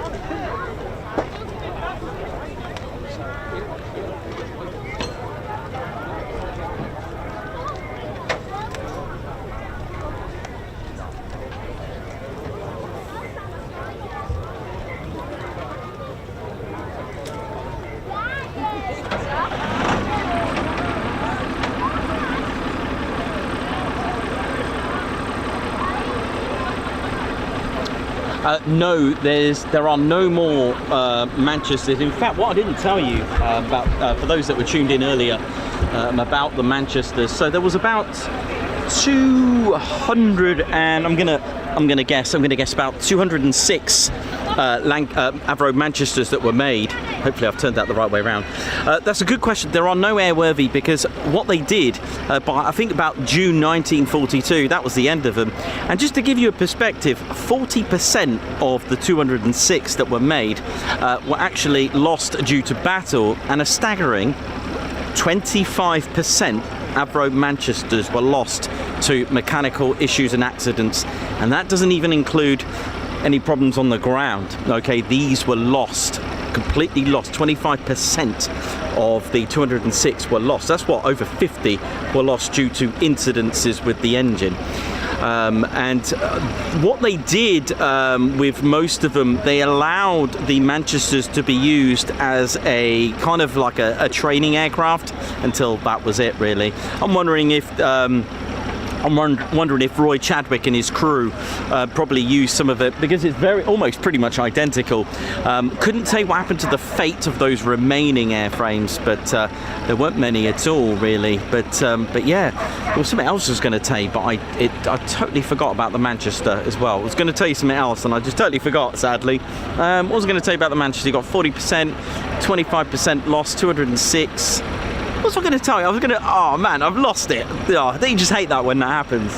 But it was something related to the Manchester that I didn't tell you earlier. And it's funny, I can remember the stuff that I forgot to tell you, but I can't remember the stuff that I meant to tell you, but me. But there we go. Oh, yes, that was it. Now, do you remember when we go to Suffolk and Cambridgeshire, we're always talking about the Wellington, that kind of thing. When we come to Lincolnshire, we always talk about the Hampden, because... just the way it was, right? But here's the thing, don't know how true this is, but it seems to be the way that Manchesters were in Lincolnshire because it's reasonably flat in case they needed to make an emergency landing. That's not a very good thing, is it? You're in Lincolnshire, guys, because you might need to make an emergency landing. There was a lot of cabbage patch fields that were actually destroyed to the Lancaster, so the Manchester, sorry, and probably the Lancaster as well, if any of the landings, but there we go. But yeah, the Manchester became the Lancaster. So there you go. For those that want to know more about the history of the Manchester turning into the Lancaster, then rewind and I'll tell you all about it. But if you need to know any history about the Jane, the markings or anything like that, just give us a shout. I'm going to go on the chats now. I'm going to go and get Ted, and then I'll be able to see what's going on.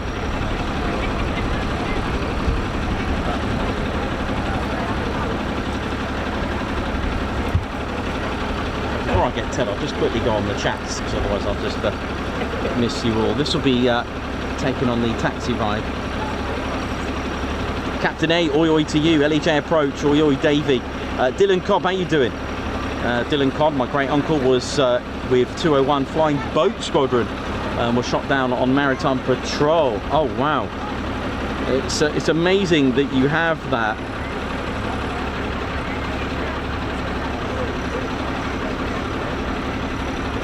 I mean, today 201 operate the P8 Poseidon, still in that maritime patrol, right? That's pretty amazing.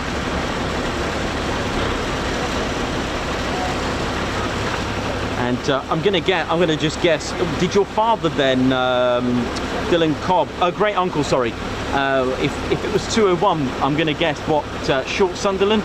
Because I absolutely love the Short Sunderland, by the way. I can tell you a little bit of history with that. I'm actually trying to make a video when I get time about the Short Sunderland. Will the Lancaster be flying today? Unfortunately, not for about 5 years, this one. And I've had a taxi ride, and that's a very from generosity of Margot for winning the ticket in a raffle and gave it to me. I was at Coningsby that day, which was amazing, and I got told to get down.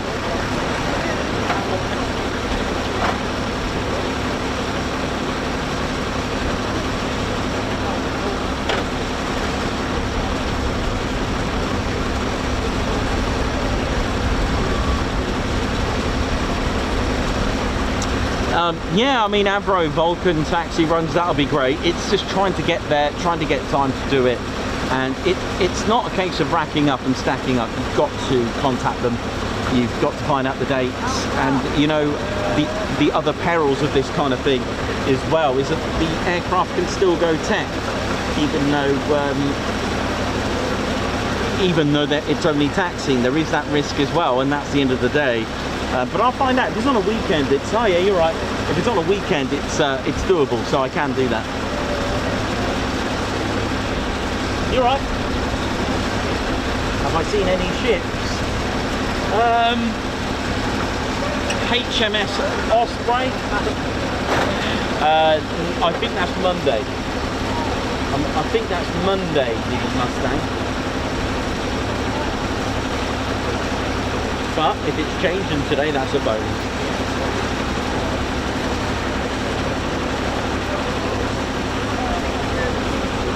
I haven't actually generally seen it during the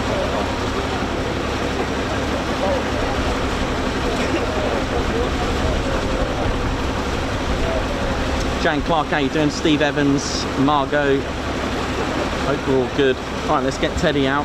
There's Ted quickly before we... Thanks everyone for your support. This is the start of many special shows that we've got.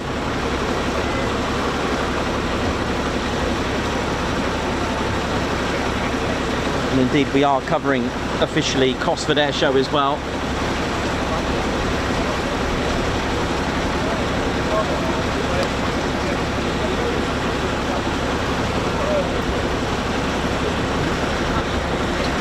Okay, so we've got Kaz Spires, a Guards March. Thank you very much for your super. Hank Verhule, Phantom Fanatic, thanks a lot as well for your super. Paul Henry, thanks a lot for your 38 months. Good morning, hope you're okay. We're very good. Also, high five and a paw pump. Thank you so much to Babsar. Thank you so much for gifting 5 Ted Coningsby memberships. That is amazing. Thanks a lot, Babs, and amazing to see you constantly on our shows. Don and the Cave Cat with 30 months. Good morning, everyone. Oi, oi. Dylan Cobb, a present for restoration of Just Jane. Dylan, thank you very much. Margot, thanks a lot for the super. James Connolly with 10 months. Morning all, my wife and I were at East Kirkby 2 weeks ago. Saw 2 Lanc taxi runs and Mozzie engine full power test. Awesome. Steve Rampling, 22 months. Wowzers, a Saturday stream, nice. We've got a year gardening. Thank you very much for your 21 months. Mixed Vids with 14 months. Len Pantling, high five. Thank you so much for joining the Ted Coningsby Squadron. Gary, thank you as well. High five. Thanks for your gifting of membership. Dieter, so much respect for the passion of aviation in the UK. Thank you very much, Dieter. Guards March to you. Hank Verhule, high five and a Guards March. Thank you very much for gifting a membership. Paul Hardy with 3 years. Wow, 3 years milestone, Guards March.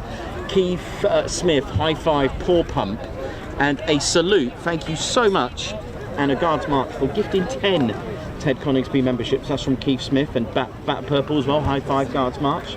Thanks for gifting a Ted Coningsby membership. EP65 gifting a Ted Coningsby membership. High five.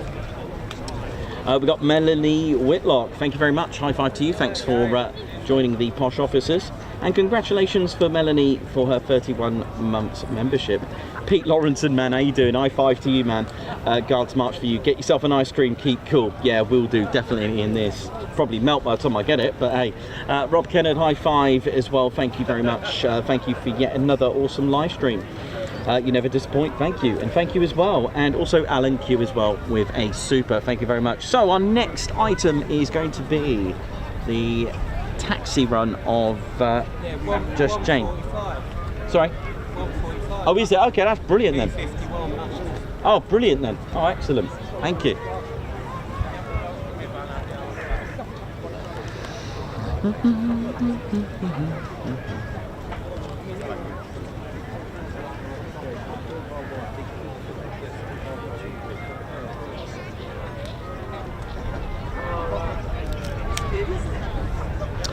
For those wondering about the website, unfortunately, my IT, he is away.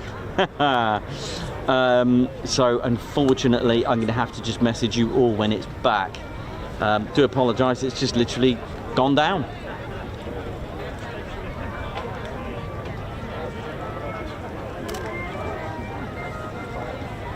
Unless I give him a call. Hang on a minute.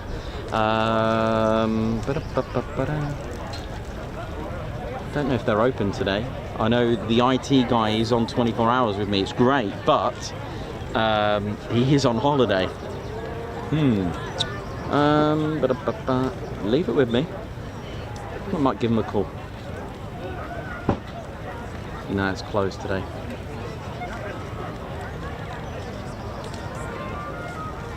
And probably closed Sunday and Monday.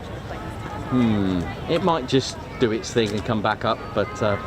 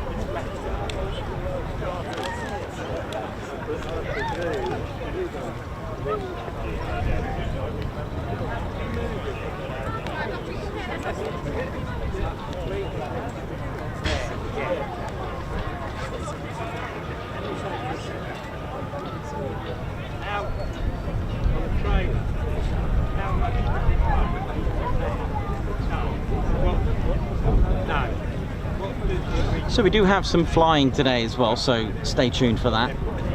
It starts around 1:30 or 13:30 local.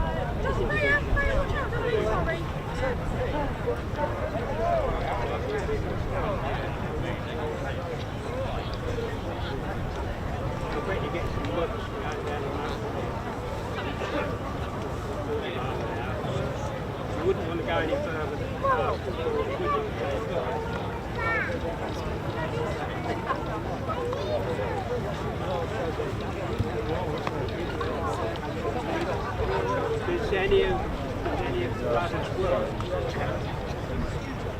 Oh, it looks like it's come back up. Okay, the website's back up. If you want to quickly go and buy it.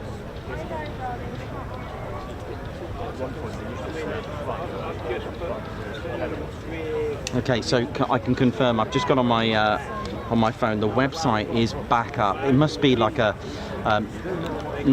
it's not isolated, shall we say. It looks like the server that runs all the websites of the company have gone down. So it looks like they've gone back up. Yep, go for it.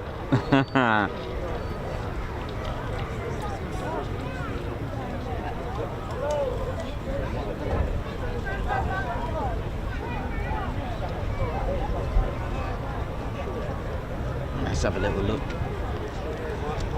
Cool stuff in here. So LE of 630 Squadron, 630 Squadron.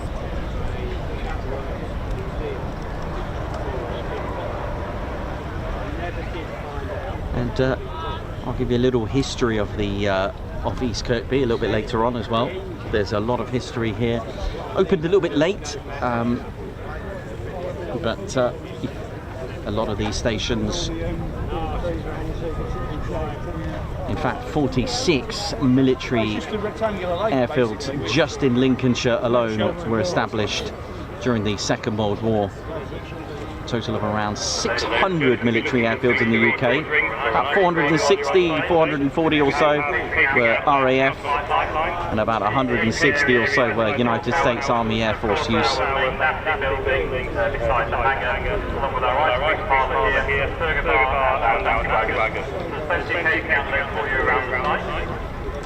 Our ice cream parlour is locally sourced ice cream, and that's situated beside the hangar.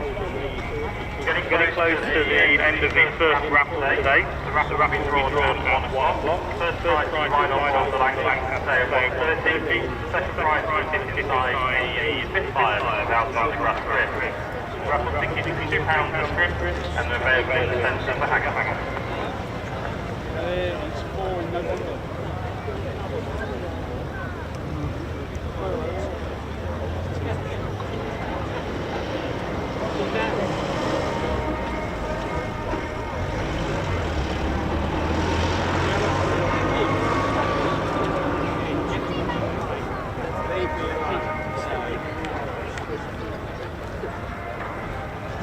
Right, I might just go and grab a quick bite to eat while I can before it all starts again. So I'll keep an eye on the Lanc. I'll be right back.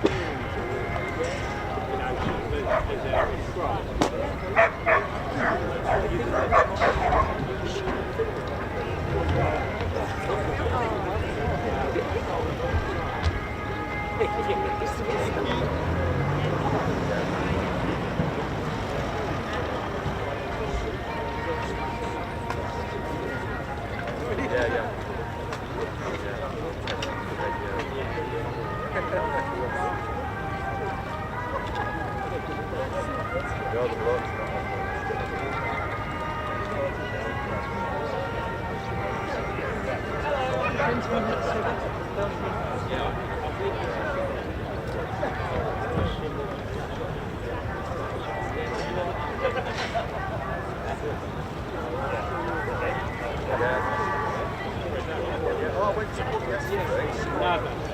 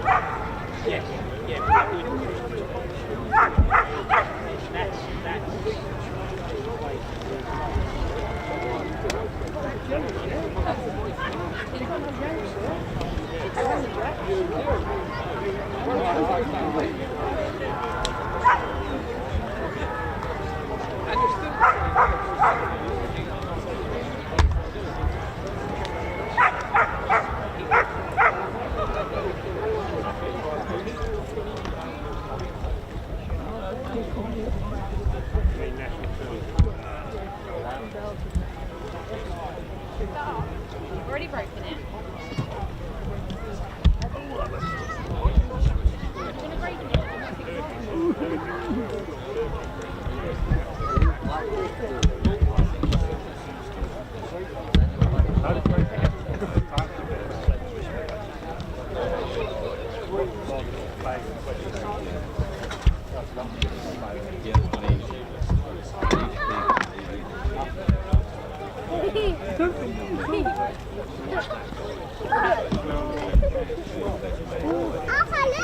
Don't worry, it's not going to be.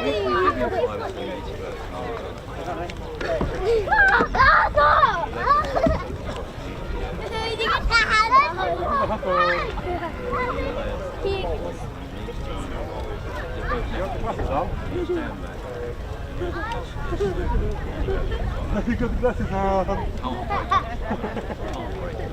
You want another one? You want to put if you like in through that again?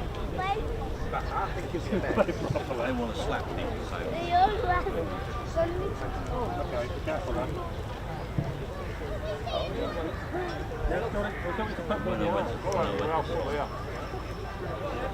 We stood into the famous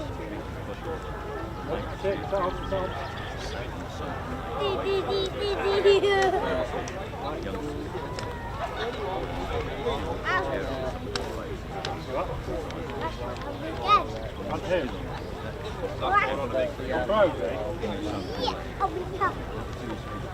He's playing probably 30 600.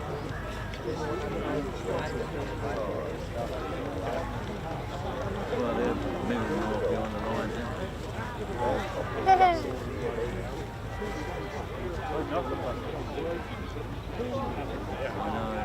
I just the hell drones would dealt with high with the group and I read these and they're sending 300 guys the machine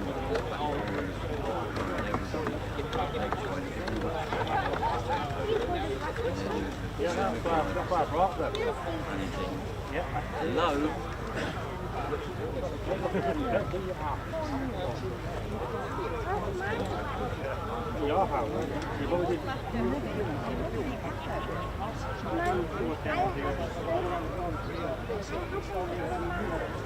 Yeah, because we need them for the holidays.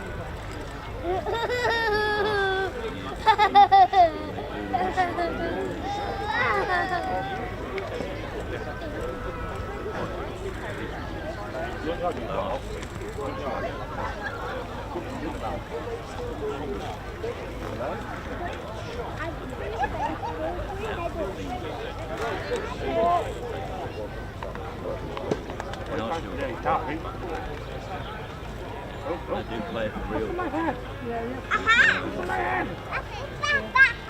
Oh, it's the hat!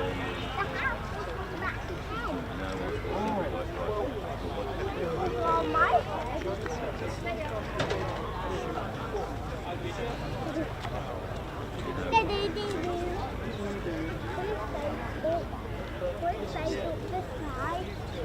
I'm going to turn it down.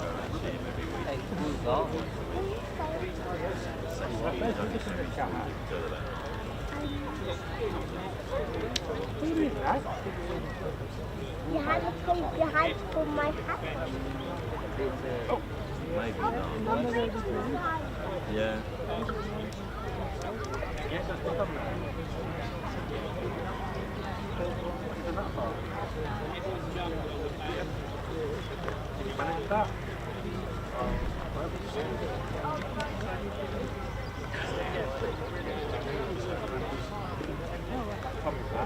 Hope you win.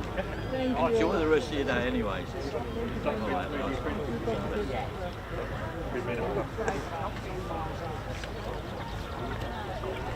It's so nice to talk to people.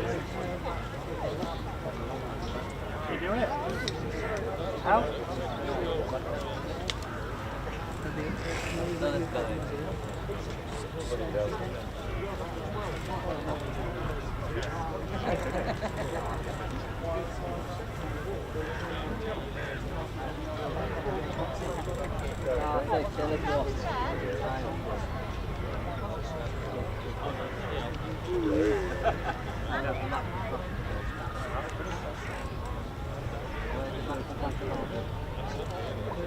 Hold it, please. We use it for a lot of things. It gets back to start. Did it? Well done. Because you're not sitting down. That's bad. Real. It's bad in the grandma. No, no. This was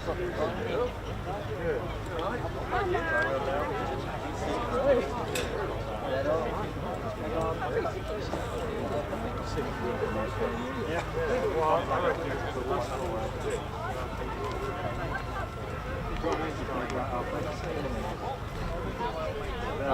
Let me demonstrate. Okay. Demonstration. Oh, you just closed it up. Yeah, you're doing well. It takes 5 seconds for the night to blow up. You know that. Right, now try to do a soft go.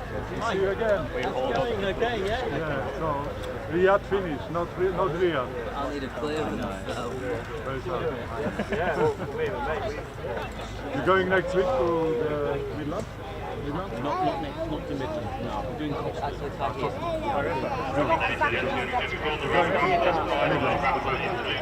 You stay here. here on Sunday.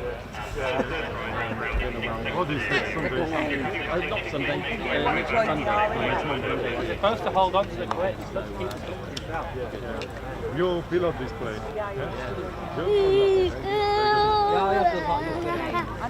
Yeah. Well, enjoy your day. And you? Well, you do it then.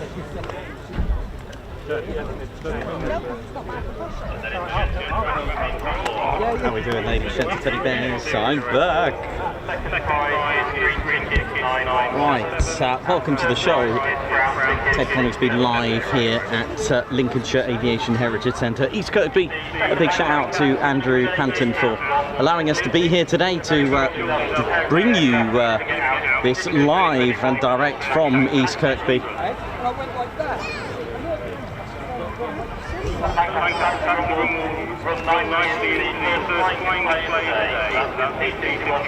Oh, P51 is flying today, so we do have a... Oh, cool.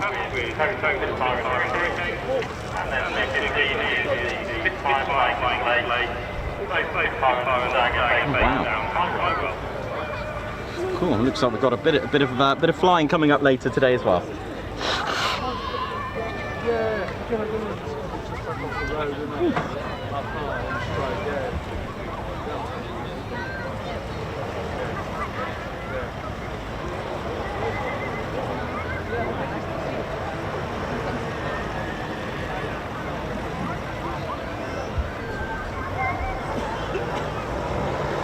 Hi, you alright? Yeah, can you do me a favour? Hello there. My mother-in-law watches all of your videos and everything, and she texted me this morning. She said, if I see you, could you just give her a shout out? It's Okay. Teresa Hughes. Well, I'll do it now. Who from? From John. John. Yeah. Teresa Hughes, if you're watching, where are you watching from, Teresa Hughes? She's down south. So she'll be Dan South. Down south. Yeah, you've got to say it like that. Teresa Hughes, Dan South. A big shout from John. From John. Yeah. From John. I hope you're good out there. Thank you very much. No problem, you're welcome. Cheers. Enjoy. Do you mind if I take a picture? Of course you can, absolutely. Let me get Ted as well. Let's get Teddy. There it is, there's Teddy there. She texted me this morning and said, he's definitely going to be there. Lovely, thank you very much. I really You're welcome. appreciate that. All right. Thank you. There you go. Well, I hope you're enjoying the show, Teresa. Thank you. Hope you're enjoying it out there. And all our viewers as well, wherever you're watching from in the world. Good morning, good evening, good afternoon, good day. Welcome to East Kirkby. It's always a pleasure to be here. Every year when we're here, it's just fabulous. It really is just chilled out. And there are flying displays. So they do have an air show on the 1st of August this year. So don't miss out. And tickets are available. Don't miss out on that. Do come along.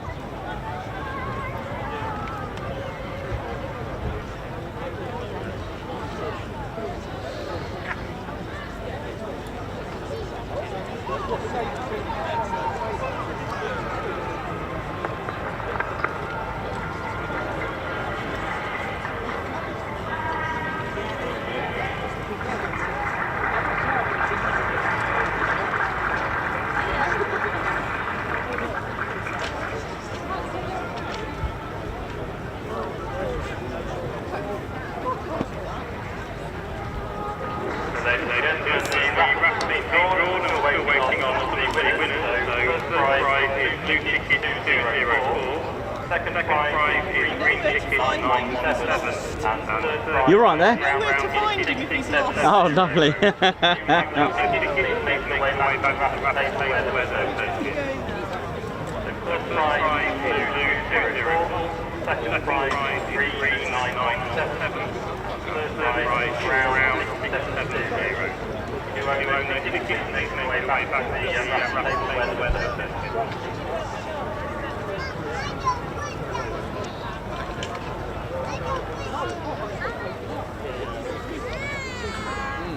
Right, well, it won't be long now for... So the next taxi run is at 1:30 today. Oh. You may well start off a bit early to give the space for the flight. So probably 25 past 1, we should start on Lanc taxi. Oh, well, the Dakota's up. Lady Shenton Teddy Bears, are you watching this? The ZA947 is airborne.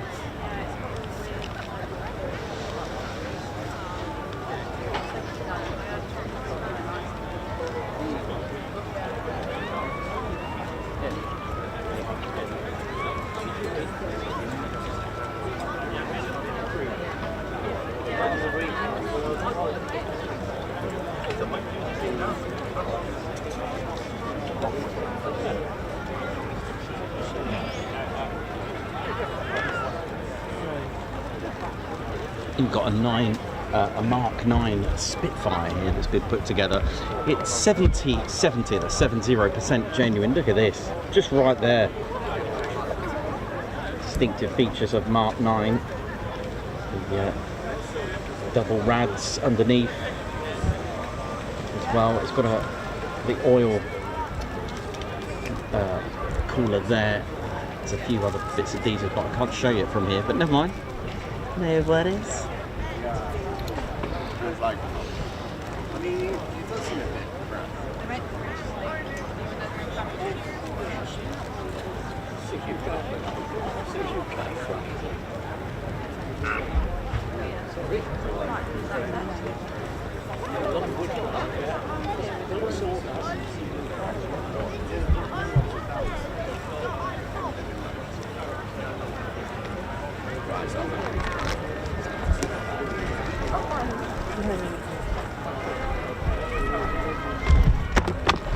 What I have with me here, I'll tell you what, let me show you something actually while we've got time, which was donated to me here last, I think it was last year. We've got, this is quite nice to have it in this position because I've got NX611 in different liveries through time. Look at this, this was printed out and made for me. Look at this, let's just pick this one here. This looks very interesting. Painted, let's have a look what we got here. NX611 WU Whiskey Uniform 15 in 1964, wearing her original civil registration. Look at this. Isn't that just delightful? Look at that. There's a few skins, a few different liveries that she's been wearing. This will be about the bit more. This is coming just amazing, isn't it? Really. Look at this. All the different liveries that she's had. A little bit about the 39 31st Air Base Group as well. 39 17th as well. We've had here. I'll tell you a little bit about the history while we're here. That's kind of like the layout. Which is very, very interesting. This is pretty cool. Normally I'll tell you this as well. So you've got the yellow bombs here. These depict the night raids into occupied Europe. But the red bombs, they were for the Big B, Berlin. And the ice creams, well, no doubt that'll be for Italy. Any raids over Italy. The key, that's for basically the what's that say? The mission 21. So that'll be the 21st mission. Oh right, okay. There's one that's, oh yeah, here it is. This was called gardening. This little parachute here. Now gardening is not where you start planting seeds. It is mine laying, basically. And that's the markings that you have on Just Jane. It's pretty cool. So Whiskey Uniform 15 was her French Naval Aviation. Hello. Someone's having a go over there.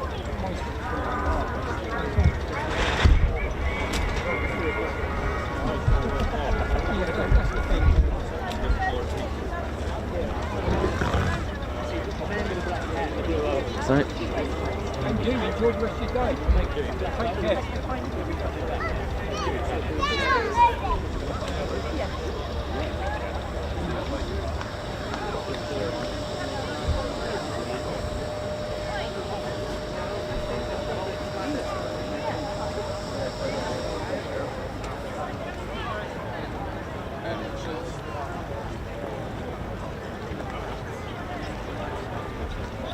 I think we've got tanks as well later again, so don't miss out on that, where you can hear me laugh my head off.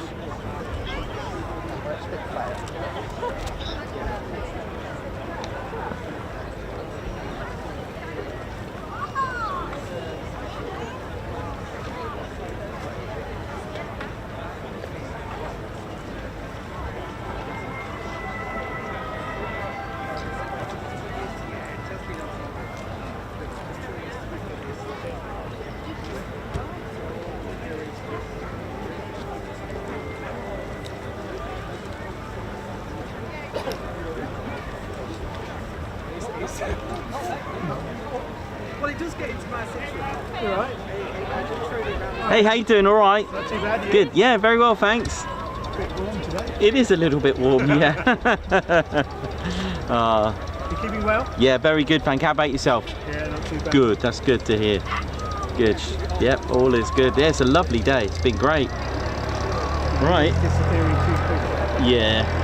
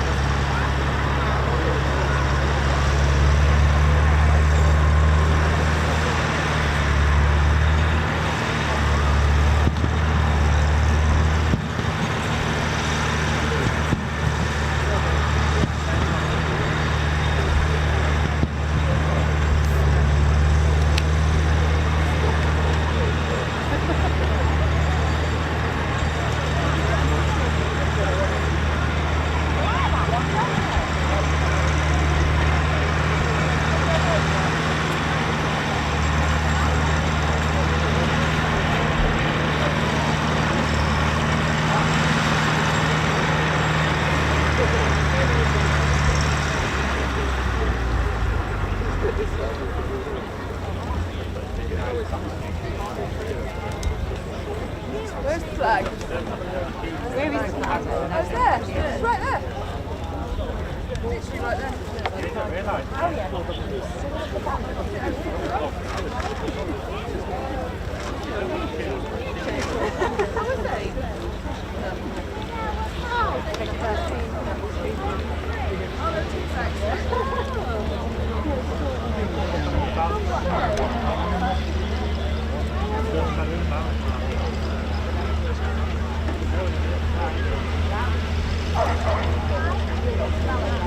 So it's got a length of 69 feet and 3 inches.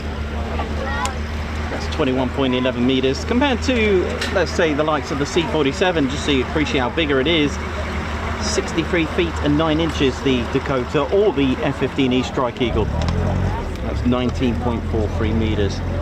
I love that fact. Gets me every time. I love that. C-47 is the same length as an F-15E Strike Eagle. Different wingspan though, mind. Let me just check something out. I'm going to take a bit of potluck here.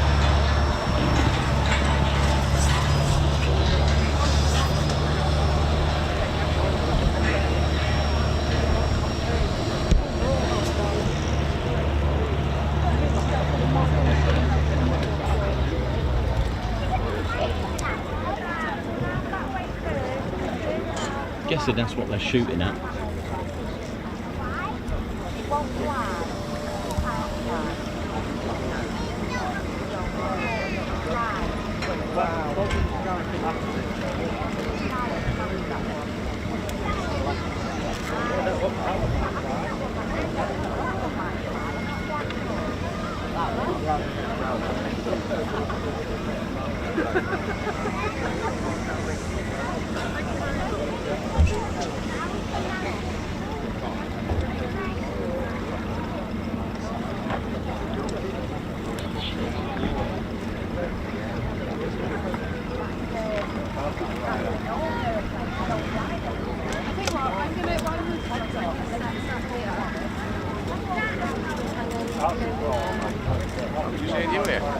How you doing? All right? Yeah. You okay? How you doing? All right? Enjoying your day? You just got here, or? Yeah, we just had dinner and nice. did with a Lancaster flight, so we're all right. Oh, lovely.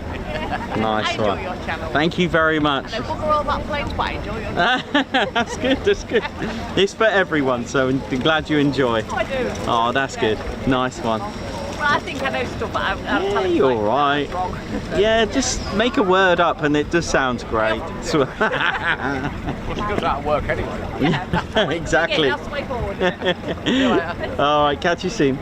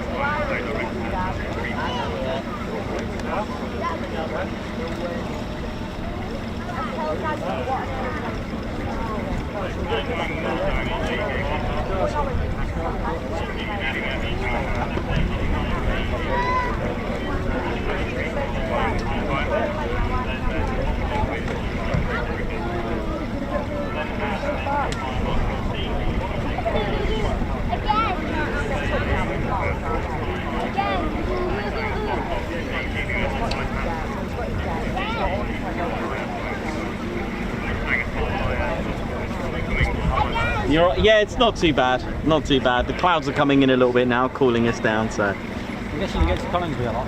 Yes, about once a week. Yeah. I was going to say, I've seen some of your videos. Cool, thank you. Just get amazing shots when you go over like that. Thanks.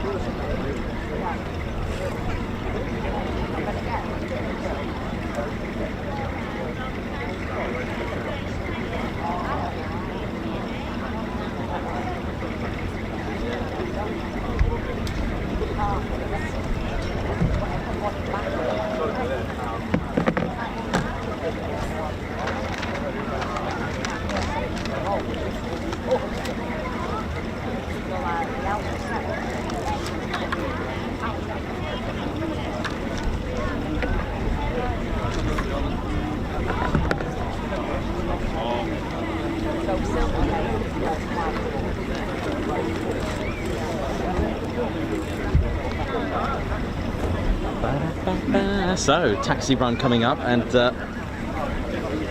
after this will be some flying displays. I'm keeping my eyes over at Coningsby at the moment. Tak, to już załadowali ludzi, co wybrali. O, tu mamy moździerz.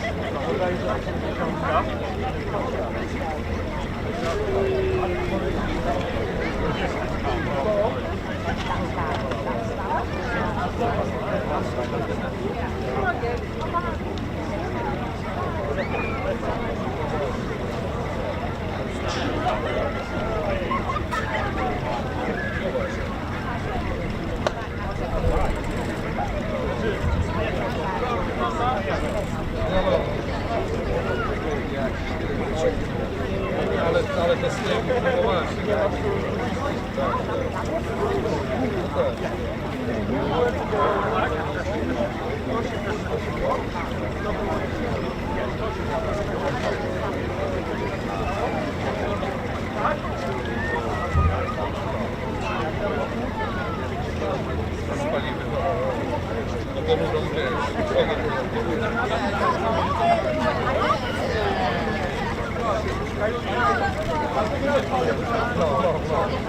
I notabene strzelało. No właśnie. On taki duży, że go zobaczyłem. Okay, here we go. Engine 3 will start up first, followed by number 4, then 2, then 1. C-130s, A400s, there we go, there's 3.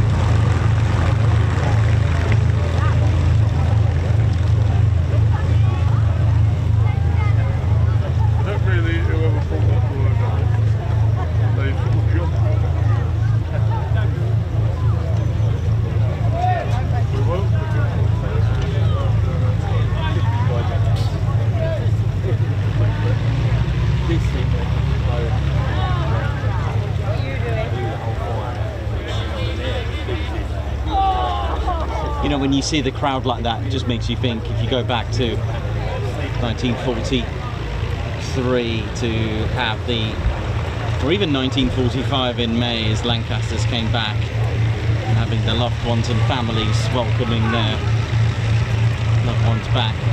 It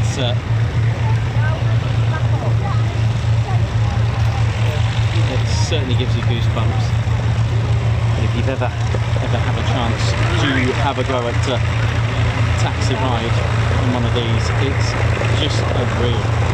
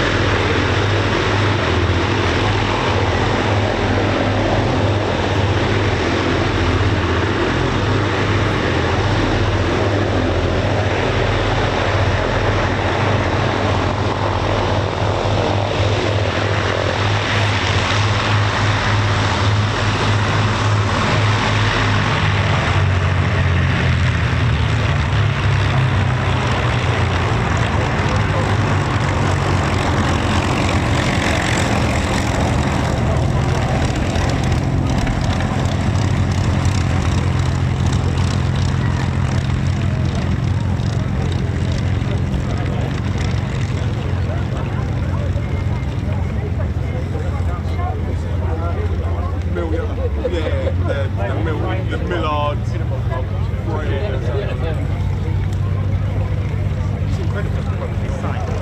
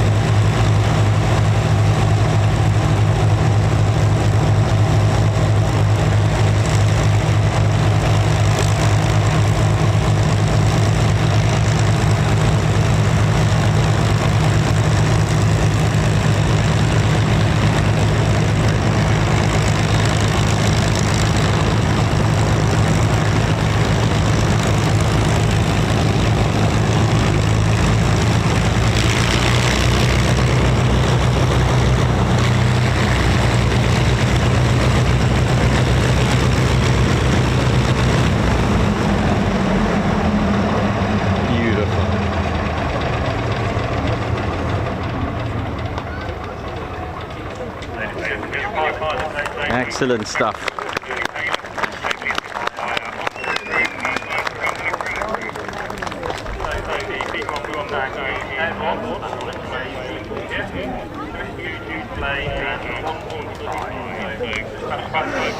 So we've got a P-51 Mustang coming up very shortly.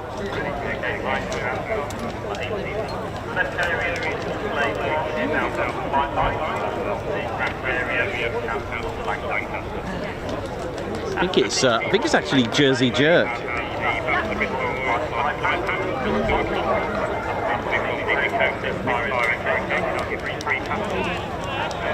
Yeah, looks like we've got Jersey Jerk on its way. P-51 Mustang, here we go.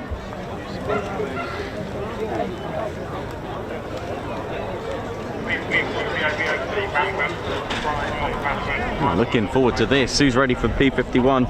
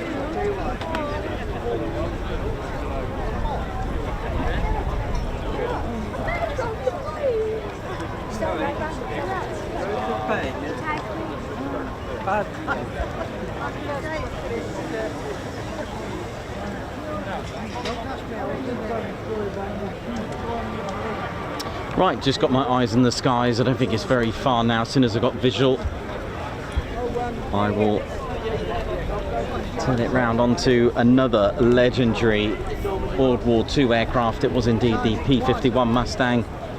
When it was entering service with the United States Army Air Force, the commanders did say on debrief on its introduction that crew, men, don't mistake it for a 109. That was the words. It was new. And here we go. I'm just looking out for it now. It can't be too far. Yeah,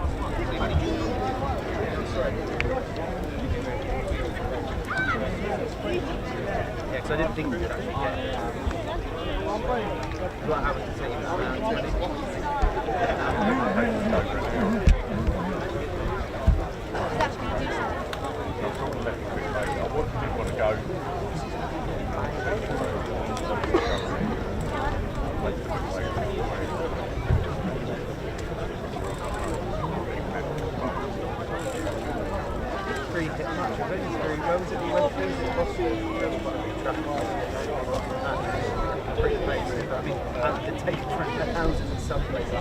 For some reason, I just think something which is sort of snake in the A1.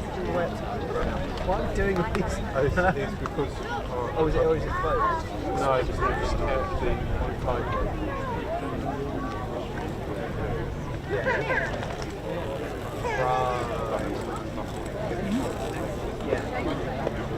that makes sense. Yeah, because I've done that for a lot of times. Yeah, that probably has. Not that to be honest.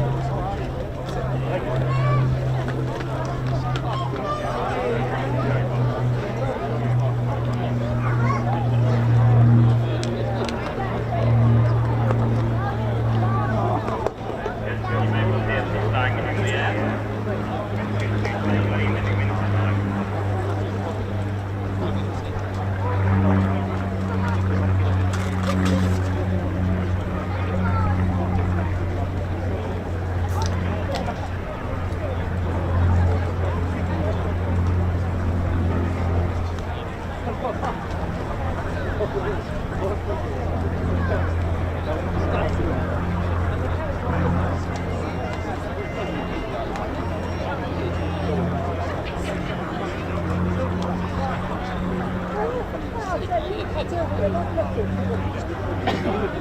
just getting ready to run in just a few moments' time.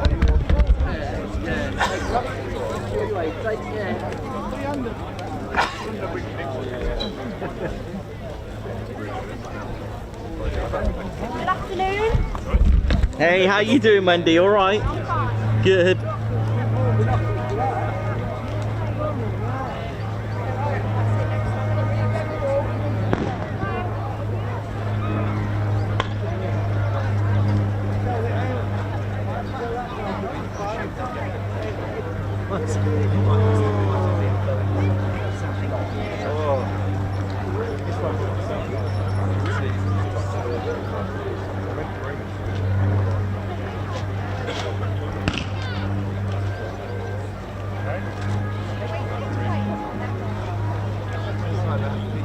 So you can actually see it's in.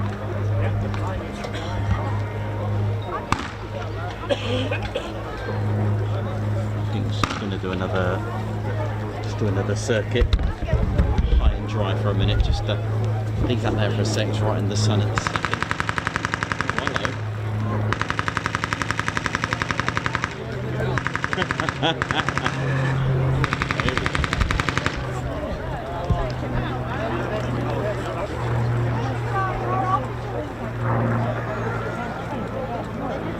Sounds like anti-aircraft fire there or something.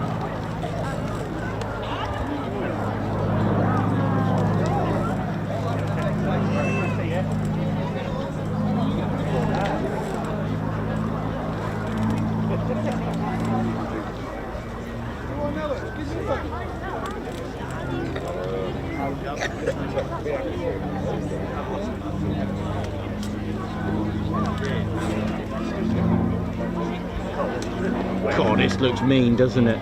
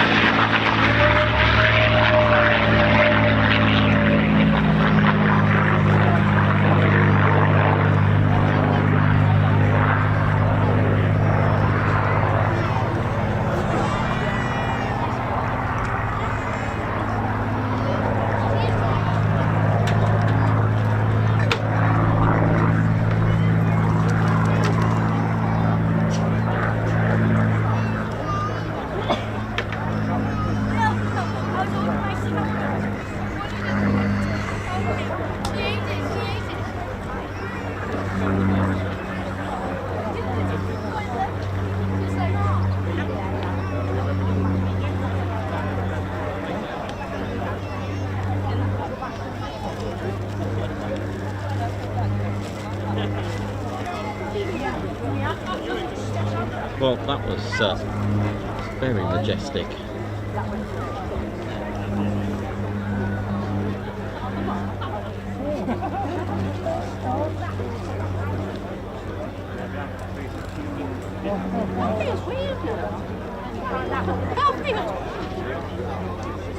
Beautiful little Shenton teddy bear, beautiful.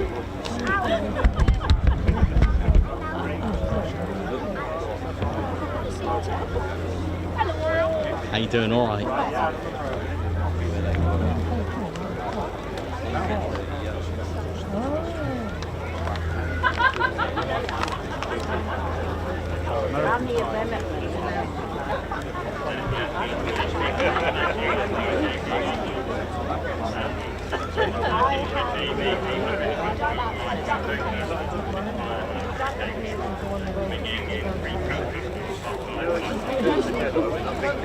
So it looks like fly pasts that we're going to get.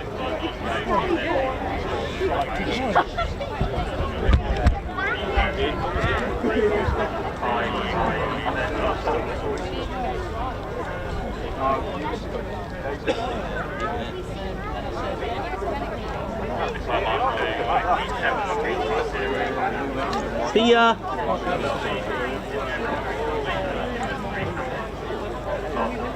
So it looks like we've got 3 passes from the BBMF, from what I've just heard. I'm pretty sure we've got some Spitfire displays as well, or a Spitfire display at some point.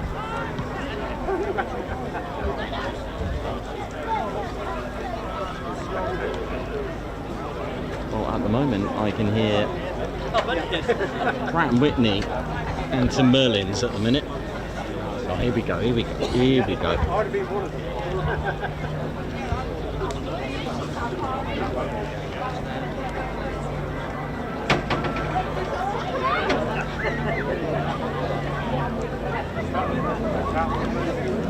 at that place. Catch it, catch it. Oh, already got it, already got it. Oh,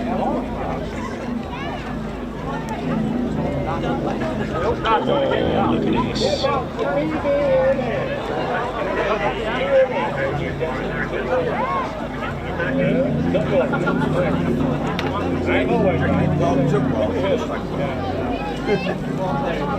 God bless them, boys. Yeah, I know. I live there. Been there, don't you? I see it every day. They say boys in clothes. Oh, mate. I'm going to say, right? Yeah. Just keep it going.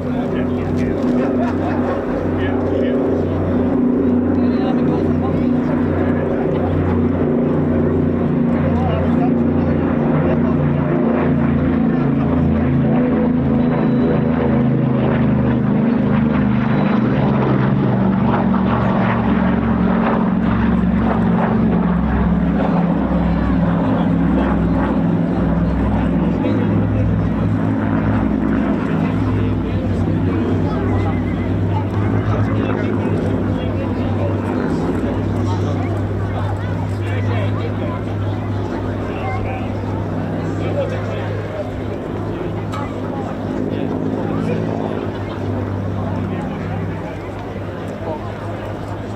So the Hawker Hurricane on the left, the Dakota of course in the centre, and the Spitfire, I think it's PZ.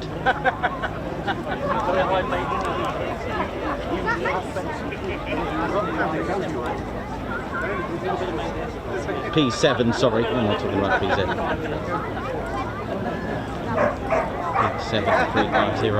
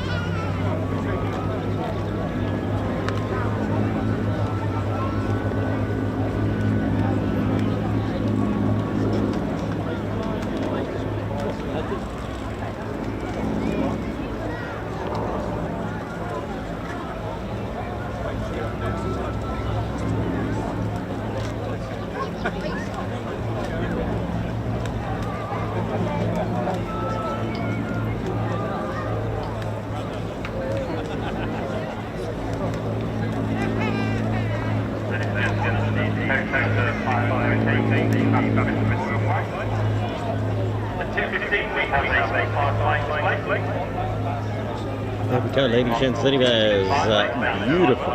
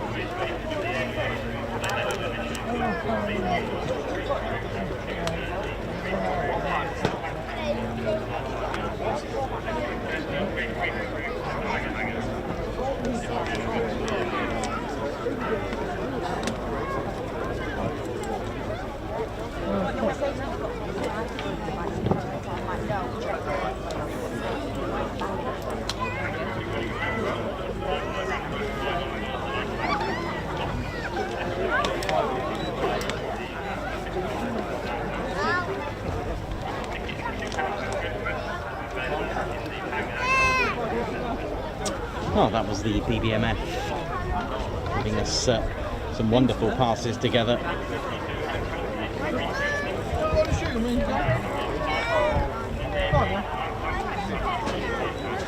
What's the fire?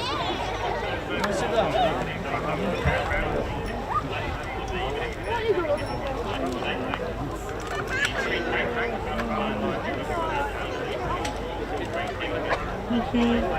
So we do have a Spitfire display. I'm just going to have a look where that's coming from.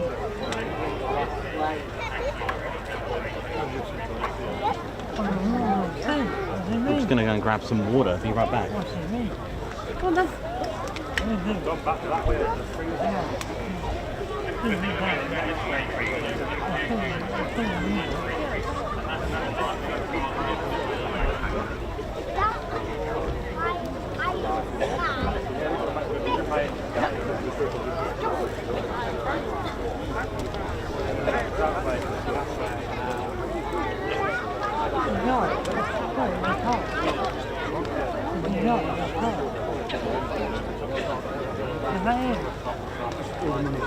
Only when you tap on the deck. Hey man, how you doing?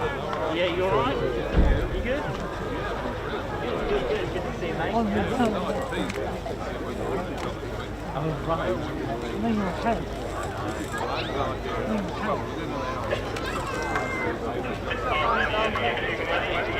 Oh, right, yeah.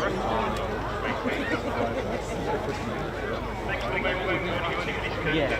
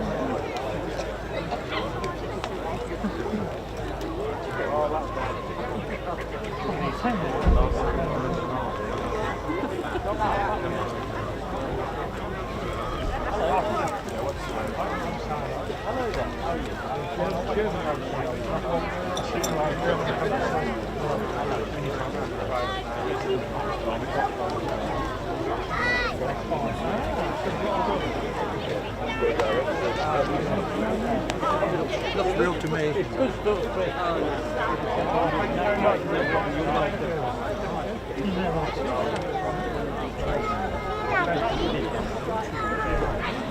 Thank you, thank you. Yeah, take care, mate. Take care.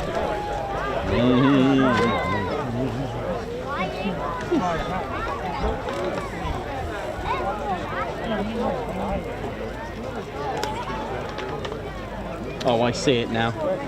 GS Pit. Where's that come from? That's come from Duxford. Is that Duxford it's come from?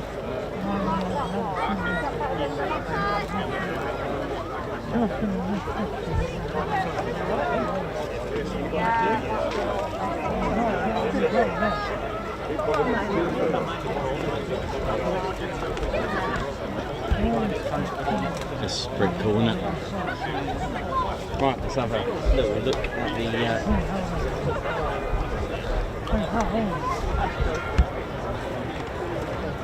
how's our Lancaster doing? Looking good.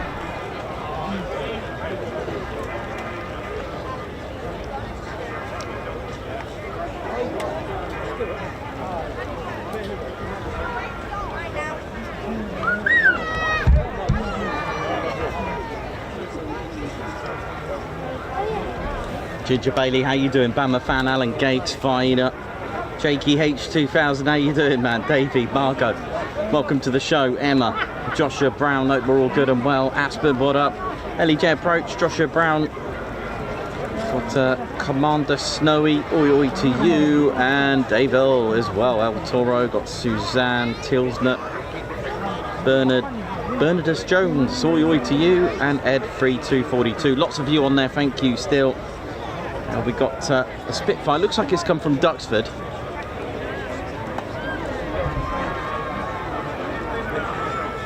And it's proper hammering it down here.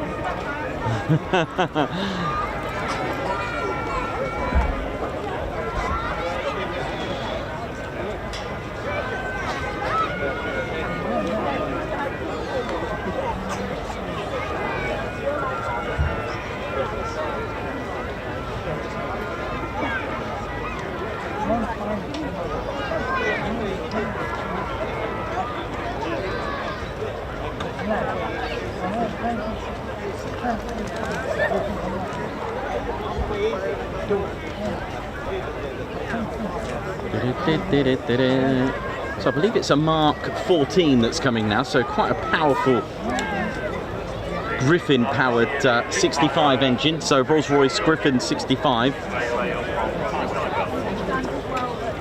Got a max speed of 446, and she is based at Duxford, and she's on her way. Built at the end of 1944 at Keyville.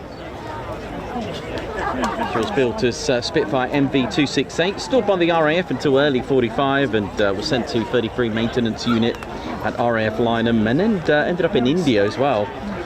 But she's on her way, she's not far now.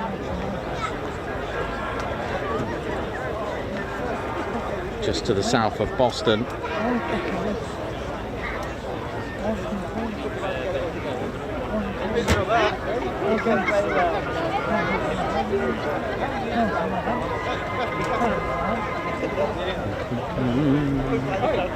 Yeah, so you'll notice should have Griffin 65. What's that? 5 propellers on that one? Yeah, I'd say 5. There was some, I can't remember which Spitfire it was, a later model did have 6 propellers on it. 6 blades.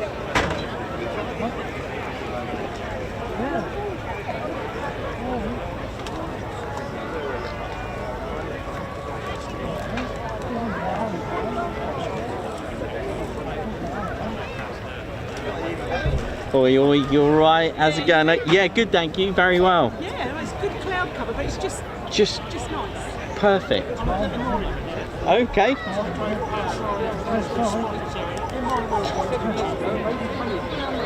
Oh, I might have missed you. I know. It's like. Yeah, slow down a little bit and make it obvious. Yeah, bring it. I always put random like vehicles like that, anything like that. It's always good. Yeah, it's always. Sorry, I don't know yet. I'm gonna have a look at the weather, see what it's doing. Have a look at the NOTAMs, see what's happening, and then we'll go for it. You take care. All right, you too. See you later. Bye.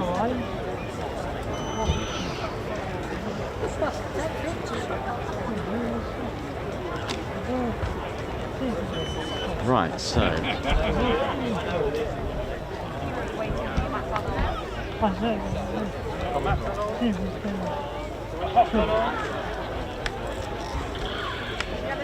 somewhere over there.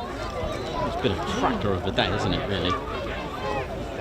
Do have the tanks as well doing that fire demo again, I believe. Can't wait to see them. Actually hear them.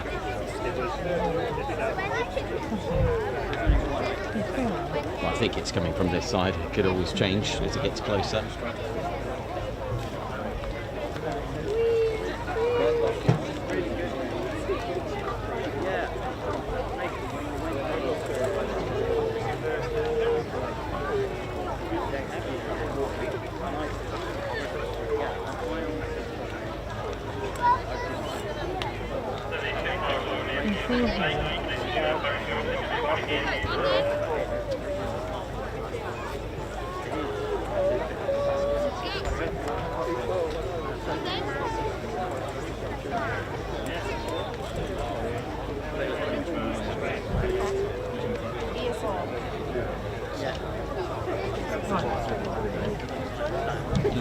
Funny feeling.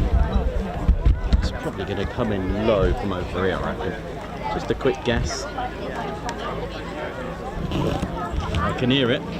Oh, that grunty, purry, vicious Griffin engine. Can you hear that? Where are you?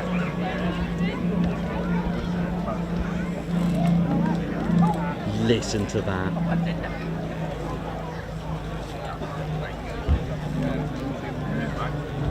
Helps if I get that in focus, right?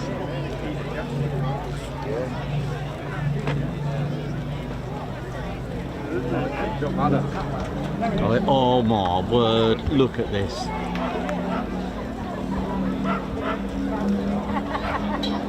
Whoa.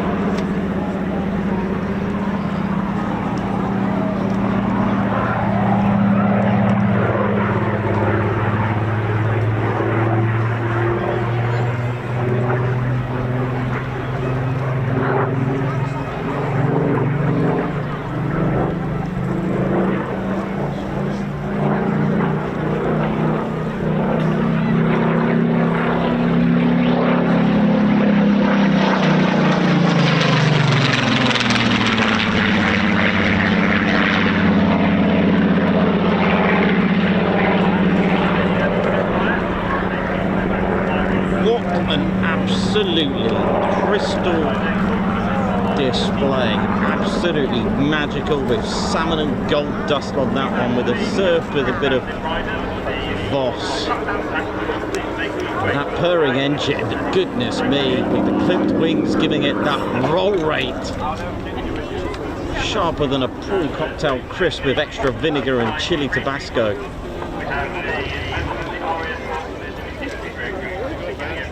But clipped wings did have a trade-off though. The service ceiling was sacrificed, as it was great for low level.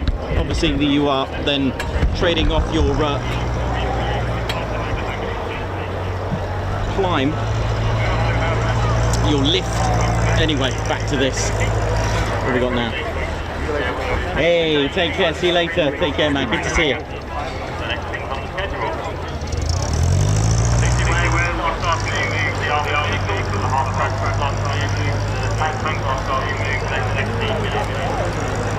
Yes.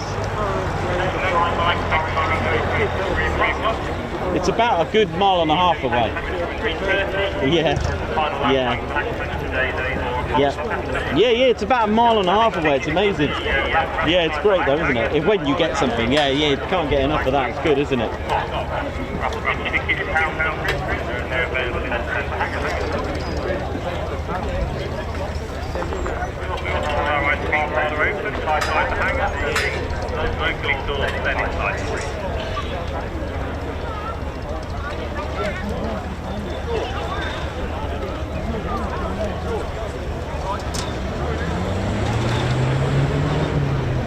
So that was the punchy Griffin 65 engine. That aircraft can do 446 miles per hour.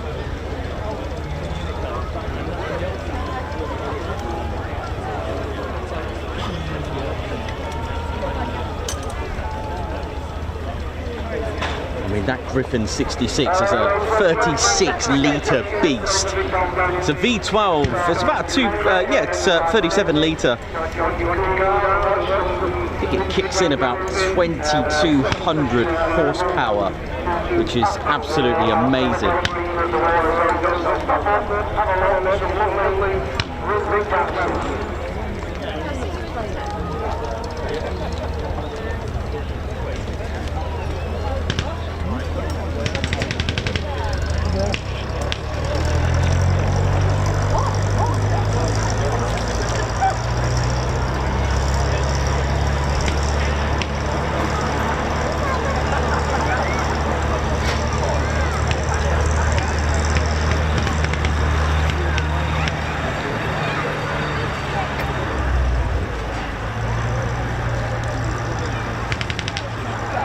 Sorry, a Griffin 65 engine, not 66. I think Griffin 66 was in Mark 19 Spitfires, actually. I thought that didn't sound quite right.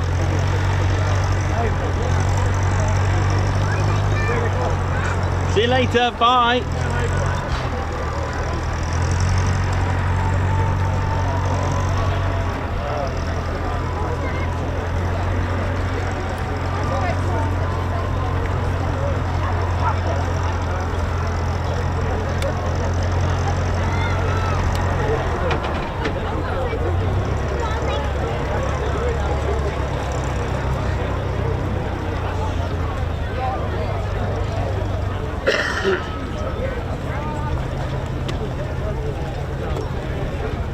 I think the Griffin powered, the Griffin 65, I think that was 2,065 horsepower, about 2,050 horsepower, whereas the Griffin 66, I think that was in the Mark 19s. I could be wrong on that one actually. And we've obviously got Superman there. There's, if anyone's looking for the Man of Steel, we've got Superman on the case. Amazing.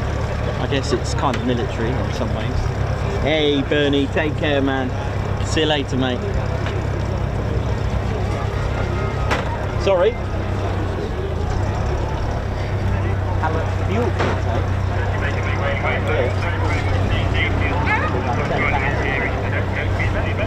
Yeah, quite a bit of fuel in there.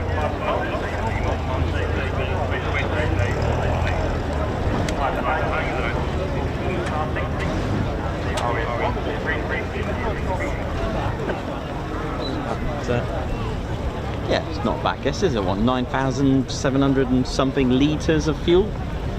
So...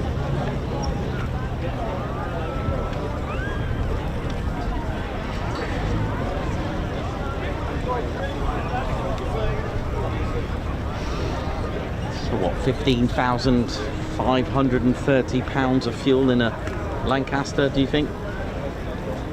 That's quite interesting. I never talk about fuel in the Lancaster.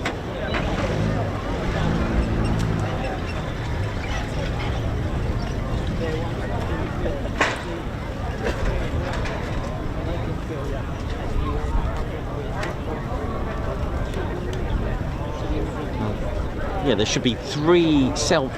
This one did have, or at least they had self-sealing tanks. Even the short Sterling bomber had the 6 of them. So what it is with the benefits of having this open fuselage, which a lot of the bombers incorporated, unlike the Handley Page Hampden, you were able to then move the fuel to the wings, the fuel capacity, the fuel tanks. That way you can have a bigger bomb load. Simple, but it worked. Looking at about 15,530 pounds of fuel. Put it into perspective, the Eurofighter Typhoon, internal that is, 11,000 pounds of fuel.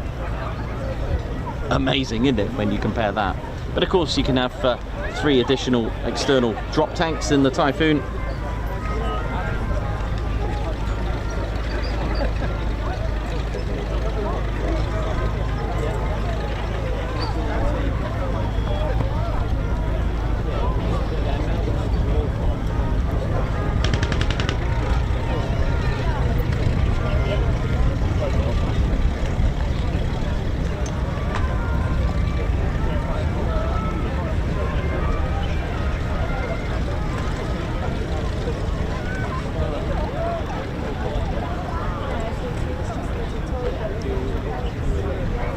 So thanks a lot everyone for getting us to 131.1k subscribers. That is phenomenal.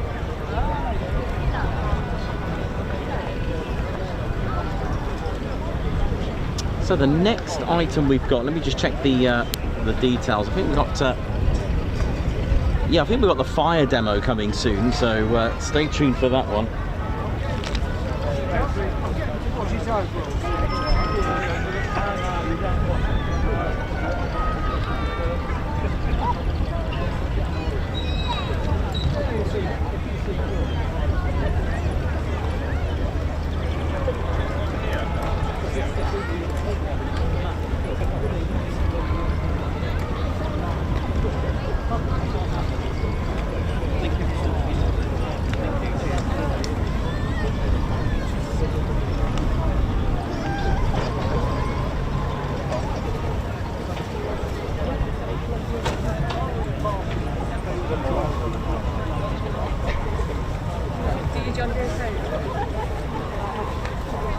So lots of people asking about the dome. That it's where it would have homed and housed the H2S radar. It's a ground scanning radar system, and it was the first airborne ground scanning radar system. So it would have housed a type of radar in there. And it was developed from the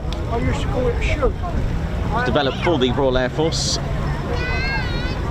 So this allowed attacks outside the range of various radio navigation aids, so such as the G and oboe systems, which I've shown you before in my diagrams, the good old education diagrams.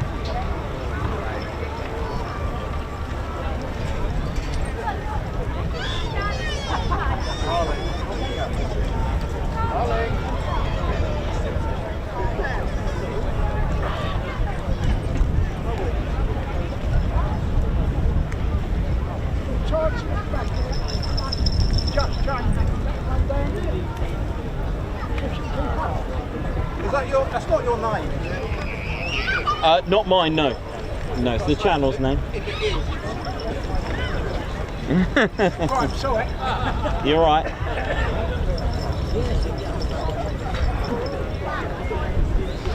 Mind you, I do get called Ted, and Ted Coningsby anyway, so there you go.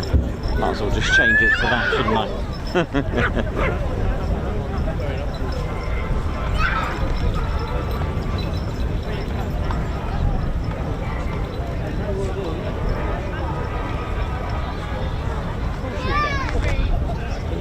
So before we finish up, we've still got a good hour, 25 minutes to go. How are we doing?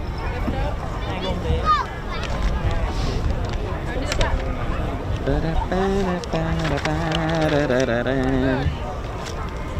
we doing, ladies, gents, teddy bears? Thought I'd just, how you doing? All right. Oh, take care. See you later. Bye. How we doing? Have a good one. Yeah. See you next week if you're about.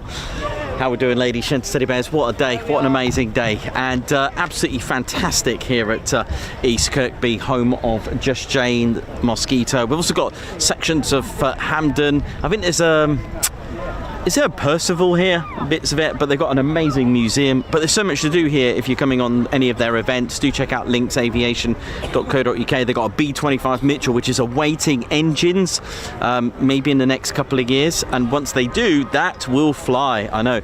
But other than that, for those that know the channel well, we do cover lost airfields. And this is a lost airfield. So we're kind of live at a lost airfield. And it's amazing when lost airfields, so airfields that were once Royal Air Force or military stations that are no longer, it's nice that they have aircraft and are still functioning.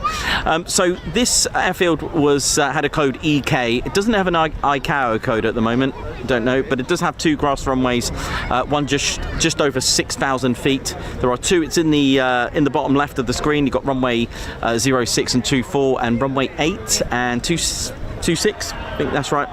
But yes, welcome to the show. And to give you an idea, a little brief history, because I haven't told you much about the history here actually, apart from this a little bit about the aircraft itself. Did I give you the full details of the Mosquito? Maybe we'll do that on Monday if we're coming back. So it was built in 1942. And actually operated from the 20th of August of 1943. This is RAF EAST KIRKBY. The remnants of the hard stands are here. You've got the rest of the main runway that goes right, splits and intersects right across the road over there. It was dedicated and designated to number 5 group of Bomber Command as a bomber station. First to arrive and operate here was the 57 Squadron, and they arrived and went straight. They settled in and went straight into combat. 27th of August of 1943. 57 Squadron are flying today. They're still active. They fly at RAF Cranwell in the role of elementary flying training. The markings that you can see on Just Jane, so on this side is LE, but on the other side is Delta X-ray. That's what the markings in World War II for 57 Squadron. 630 Squadron created, or 630 Squadron, actually formed from the B flight of 57. So they kind of like are linked together in that respect. So 630 Squadron formed from the B flight on the 15th of November of 1943. This was a HQ and a command of stations for RAF Strubby, Spilsby, RAF Hemswell and RAF Manby. This was 55. There was also 55 base Royal Air Force, 93 maintenance unit, and also 139 Jamaica Squadron, who we mentioned quite a lot with the Mosquito at RAF Marham. So we mentioned there DX, Delta X-ray 57 Squadron, who today fly at Cranwell. They actually formed in 1916. Their first aircraft was the Aero 504 in the Royal Flying Training Corps.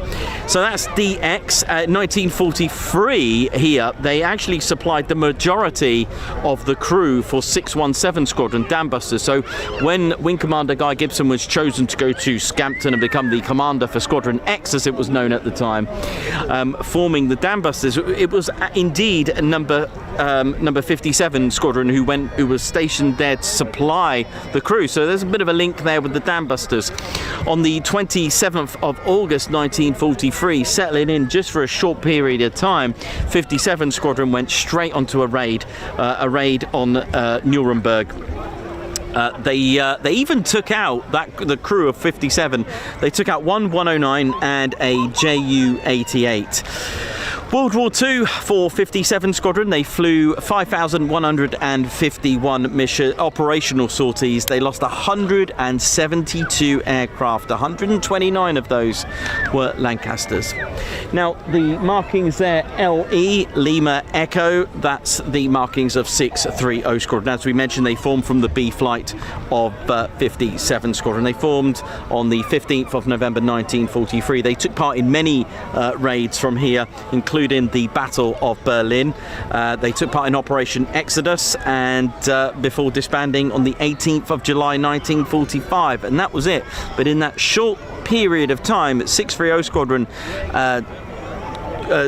took part in 1,218 operational sorties. They lost 446 men, 67 were POWs, 29 evaded capture, and 6 were interned. They had a loss rate in that short period of time quite heavy, 46%. Right, let me just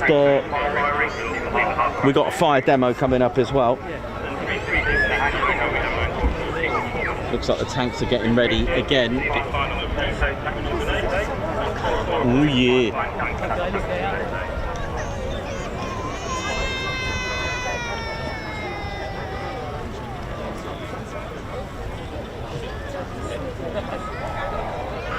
Carry on round and do it from the other side.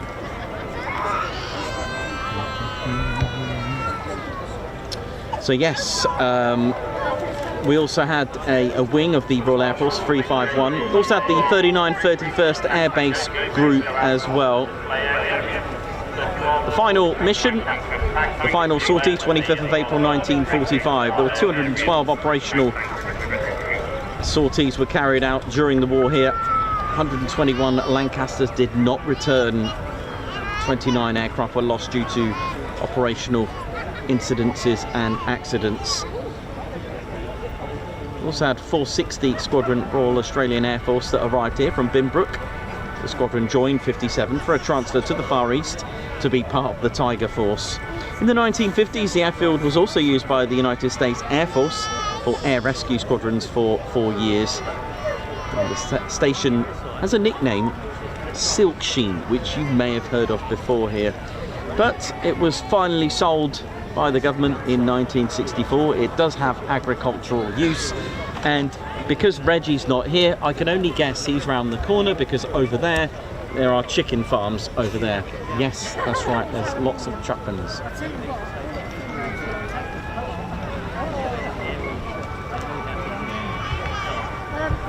The engine, you've got 2 mounting engines.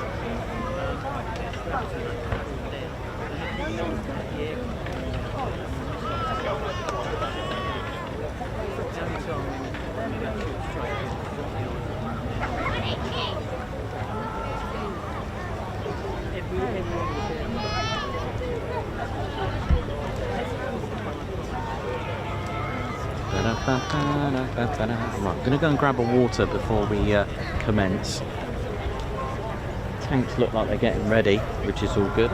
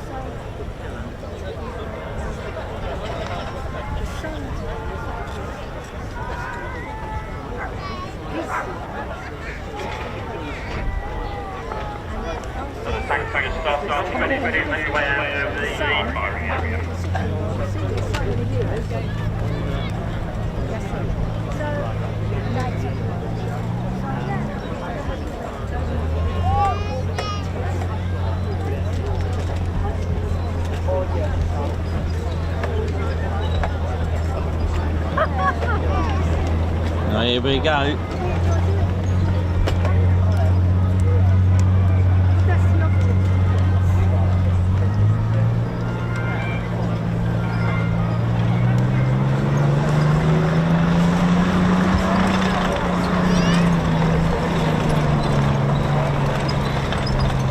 Looks like a Valentine DD, that one.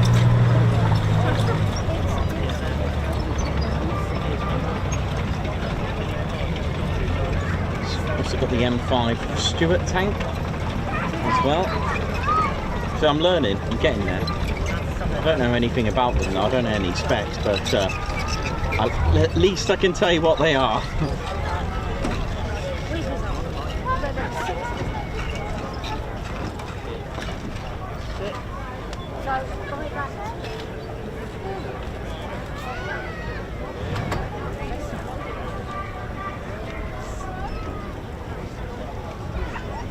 Oh yeah.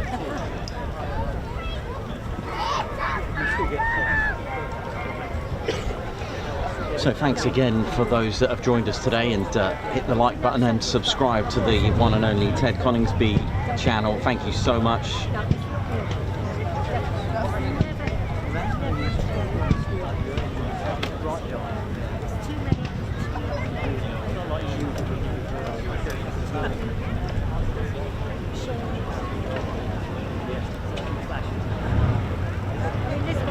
Sounds like the T-34 Soviet tank coming now.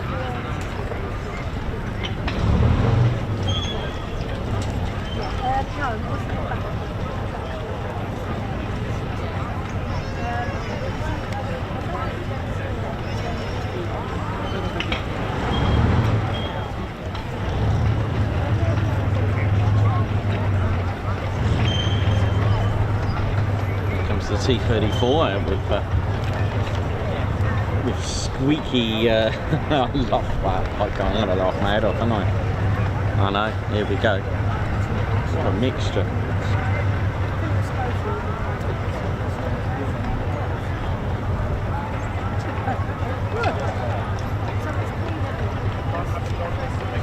So this is Lanc's Tanks and Military Machines event. It's a two-day event.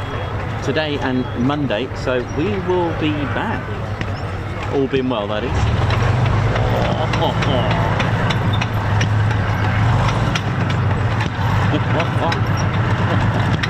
Look at it.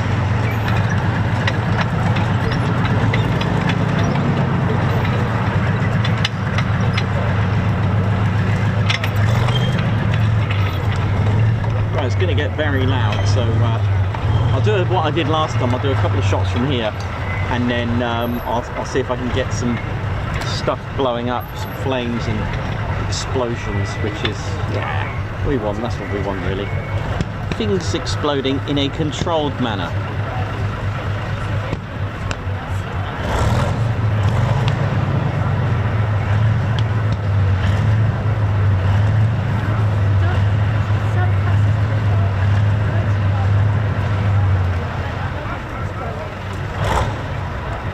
Thanks a lot there, Jeremy Haberman. Thank you very much.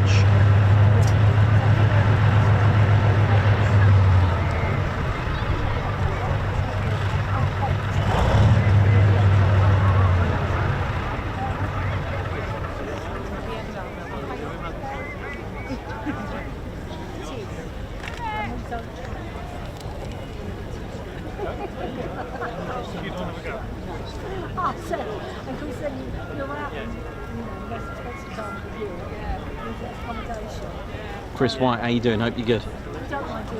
Just to let you know, the online store is back on for those that couldn't get on this morning. Adrian Anderson, Davey, LEJ Approach, how you doing? Hope you're good.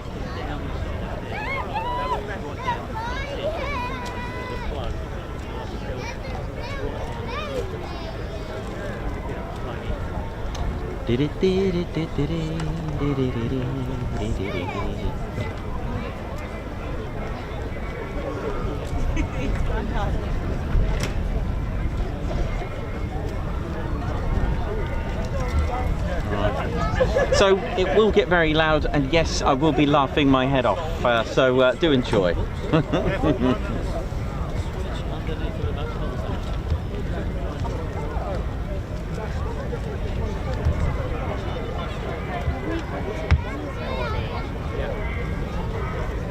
Doug Ross, thank you very much. Flying Duke.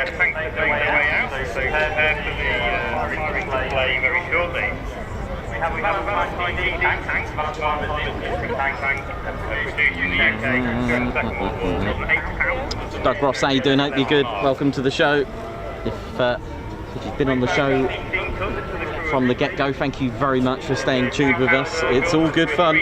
Gillen Carboy, oi to you.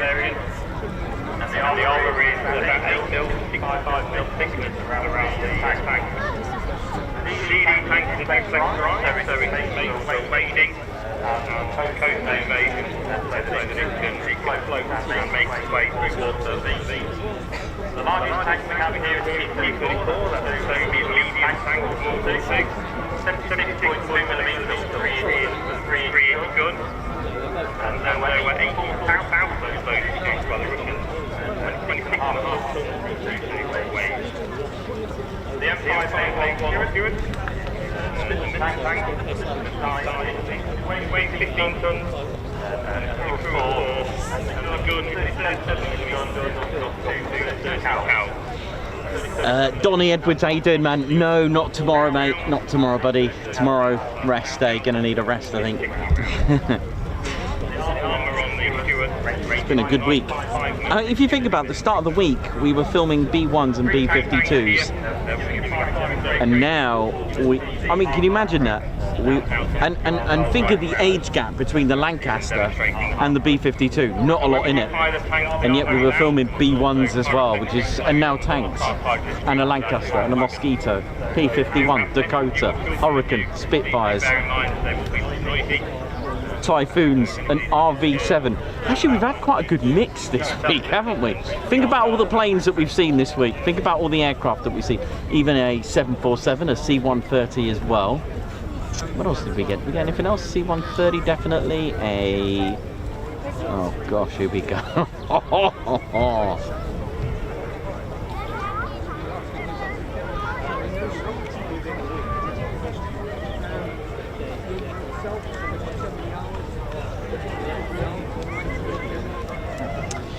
No, we're not here tomorrow because the show's not on tomorrow. There's a gap, there's a day. They don't open on Sundays, or at least it's not on tomorrow, but it is back on Monday.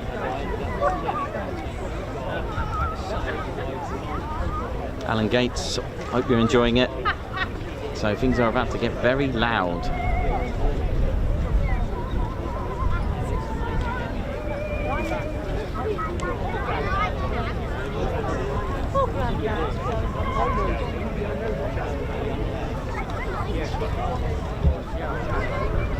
Right, so get ready. I'm gonna just keep an eye to my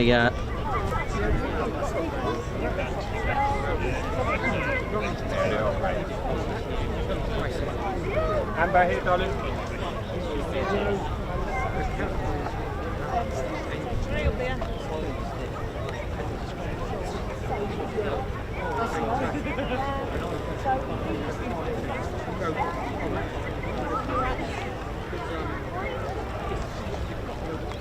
Come on, Amber. Stand up and look what else there is as well. Round here, darling.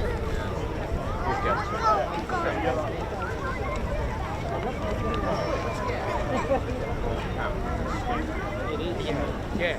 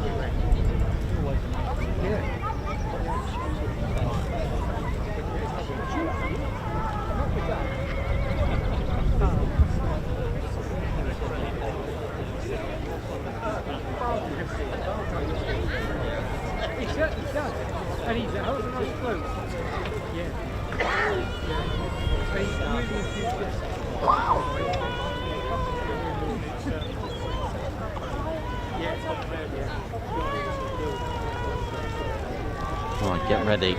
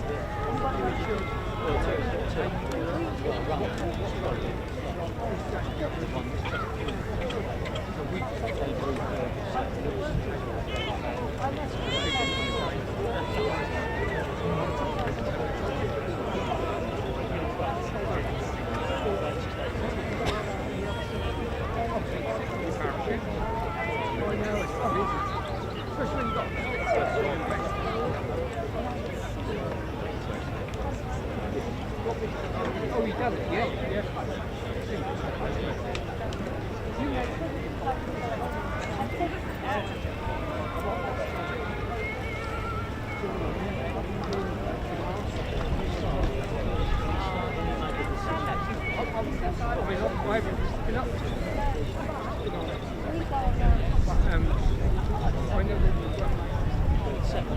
Did it there. Right, get ready, ladies, gents and teddy bears. Here we go.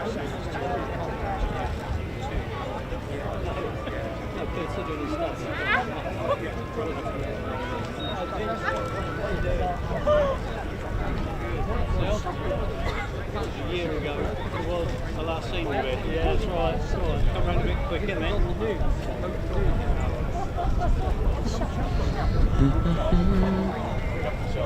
Why is my heart on the floor? What is that? Was that you?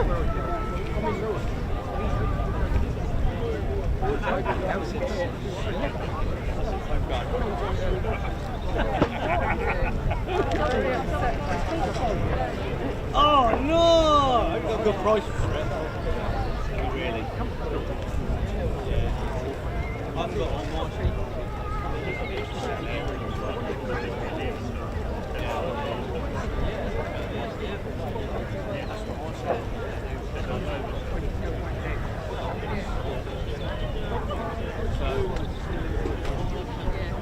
I'm just going to buy a jacket, and that's, you know.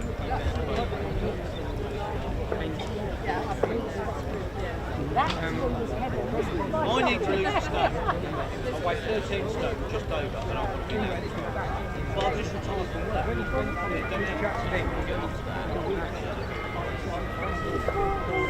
Yeah, so do I. We have a problem. It's called us. It likes nice stuff. No, it's called son. Who won't eat anything else.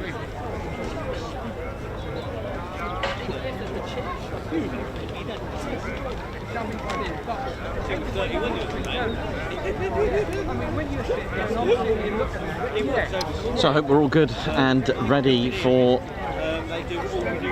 a here we go.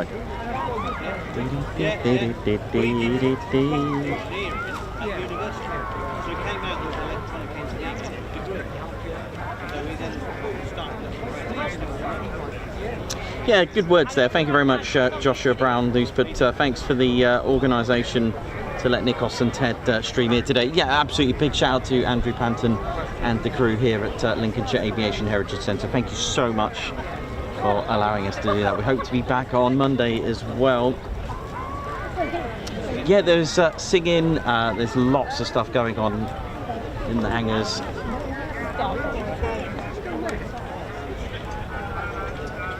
I know it's from now, but you can't eat it. I sold one.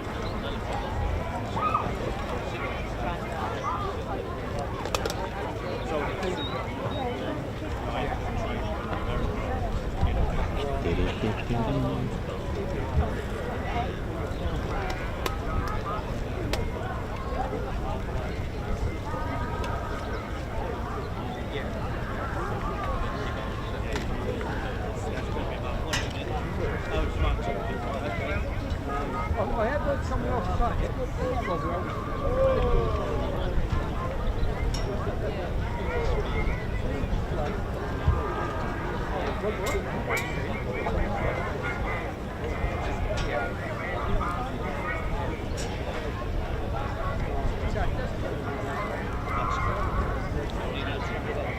Have you got scrambled in?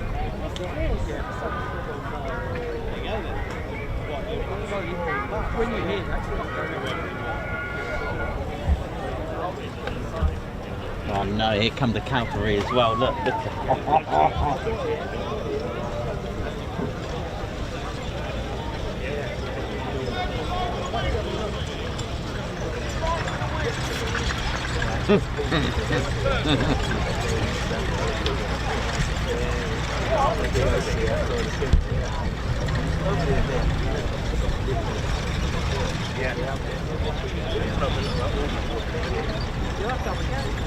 It's a great place to go. Yeah, don't try this at home.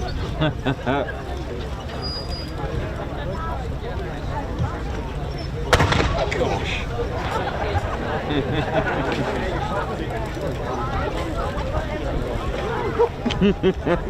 Oh no!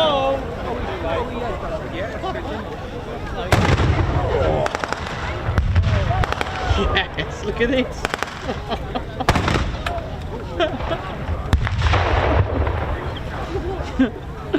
They're blowing the van up. Brilliant.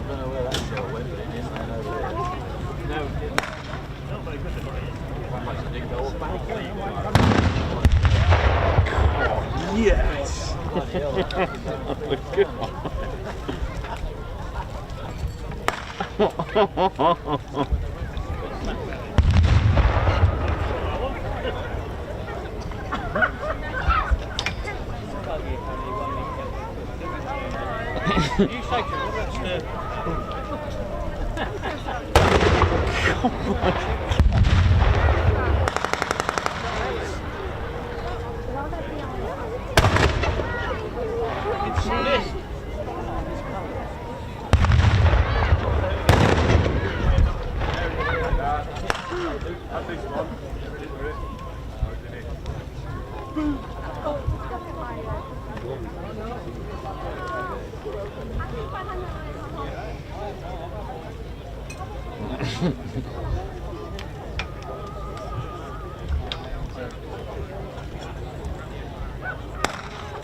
What you say, you all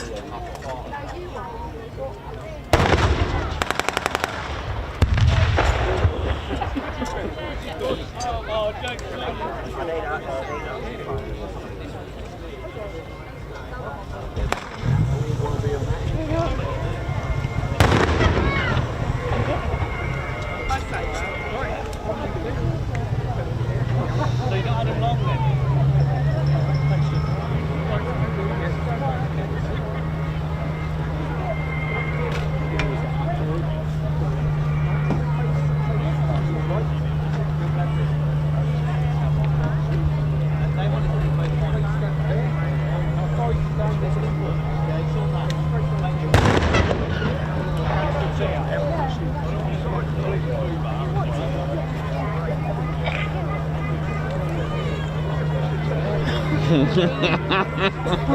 This is so cool.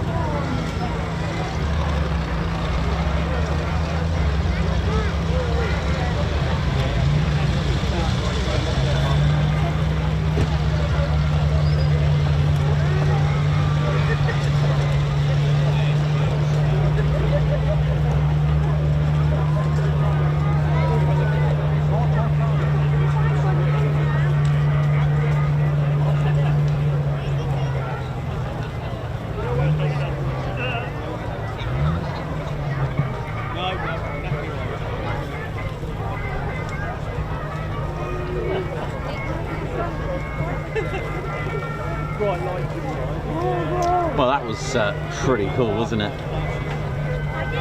Right, what else? So let me just check what we got next on the agenda.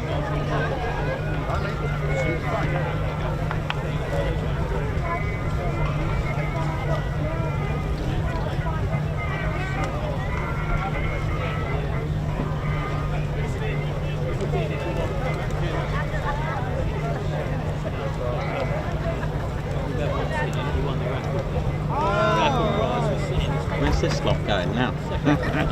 I love this lot.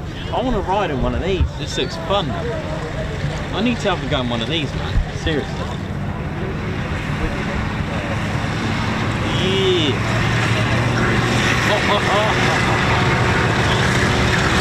Look at this thing. Look at this.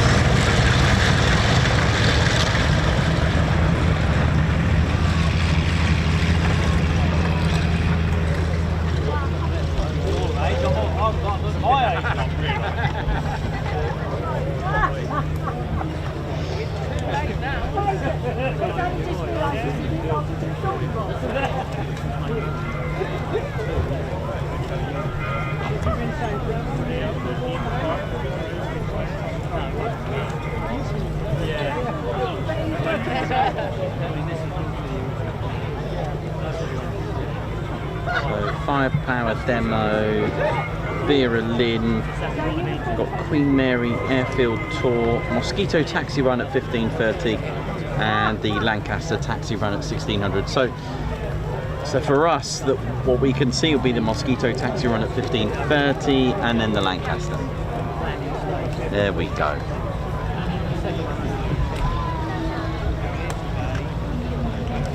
Well, I hope you've all enjoyed it. It's certainly been good fun.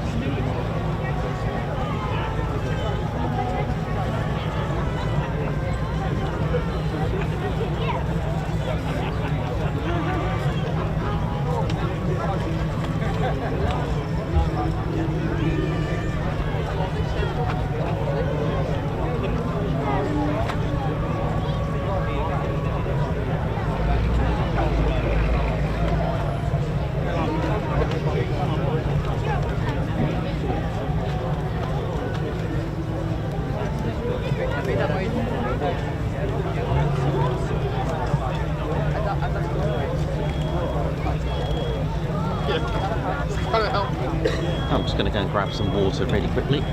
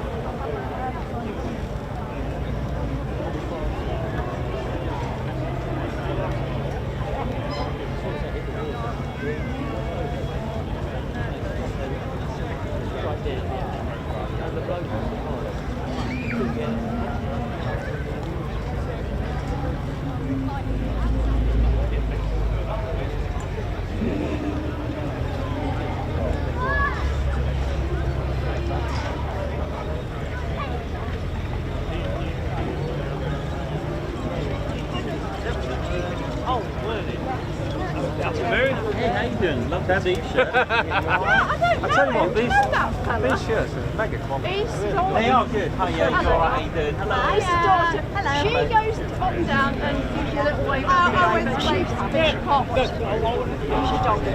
I'm subscribed to that one. I'm supporting from the You've been buying lots of good things? I've got a photo of you. Me?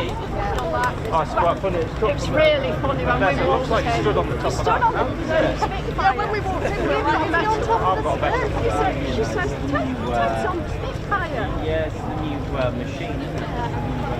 He was absolutely freaking out the other day. Where were you? Bedford. Oh. Looks like I'm in this bit. We're like, oh, you're filming from in there to that. Yeah, perfect. Perfect. Look at that. It looks like it's look at it, doesn't it? I'll put that in the wall. How can I send it? Oh, you put it in Discord. When you see it later. Yeah, tag me in it, put @10 and I'll try and fish it. But it looks Is that an funny. iPhone? No, but I You on any of my social media? You can just send it. Would it work? Yeah, or message me on Discord. Yeah. So go for private message, Oh, send right, it, and I'll yeah. put it on. I've never done a private message, so I'll have to. Yeah, you'll be fine. You'll be fine. It's just unusual. I like it. I do. Well, how Yeah. do you stand up there and be on? I'll fall off. The minute one, I've got no balance. So I've fallen over, stood down. Oh my word. We'll let you go. Is Ted Yeah. all right? Yeah, Ted's fine. Yeah, he's all good. He's just looking forward to his salmon later. Keeping handsome. Well, he absolutely made his week at Fairford. He was like Oh, Fairford was pretty we interesting. would love to have been. He was that little kid. Yeah, it's Fairford was very interesting. I've never seen anything like that before. No, we have never. No, And will you be going there again at some point? depends what's happening in the world. Yeah, that's it at the minute. That's when I saw it on. Ceasefire. Yeah. So they're not going to go out and do Not anything, good are for they? me. See? Not very sad, is it? But understand. Yeah, it's nothing you can do. It's obvious, but yeah, there's a ceasefire, so they're not, you know. Well, I'll send you that picture. Yes, you do that. Thank you very much. Have a lovely day. Yeah, you too. Enjoy standing on the Spitfire. Thank you.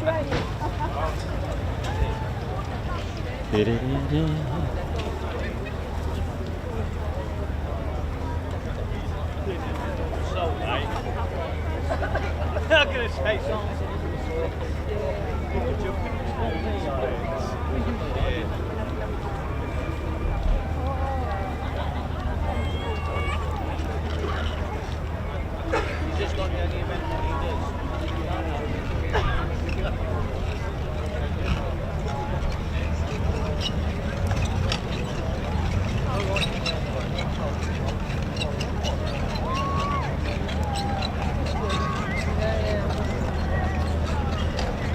Well, that was great. So, finishing soon.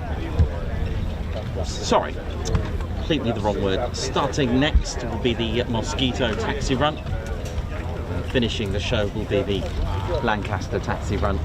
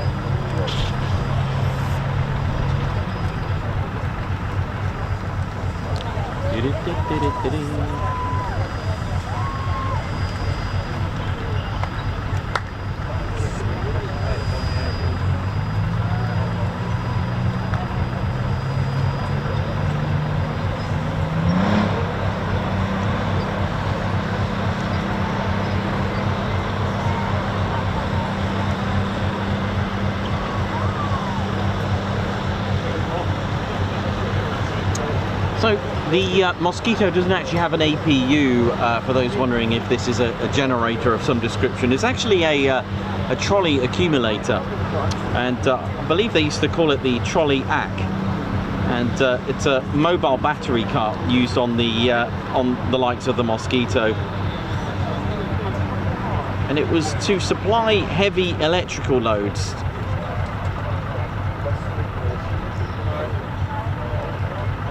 Instead of using the main battery on the aircraft, so it would use that. So it's pretty cool. They've connected the trolley to the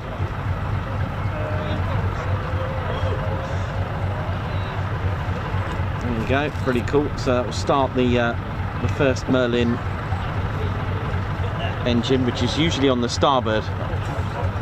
Usually the starboard engine is first, and then the port side.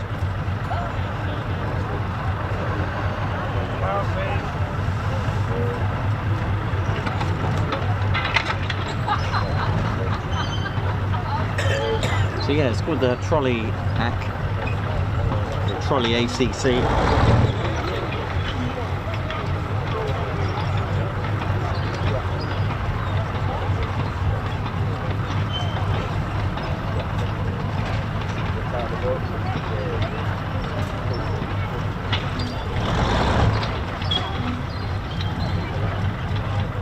So, for those who don't know, that blue trolley is called a trolley accumulator.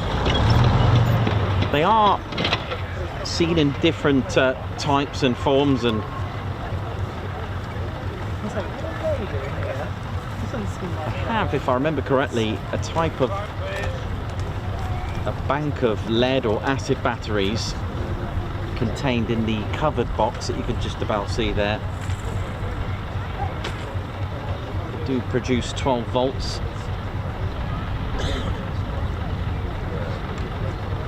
And yeah, you build them up, you charge them up, and away you go. Pretty cool, isn't it?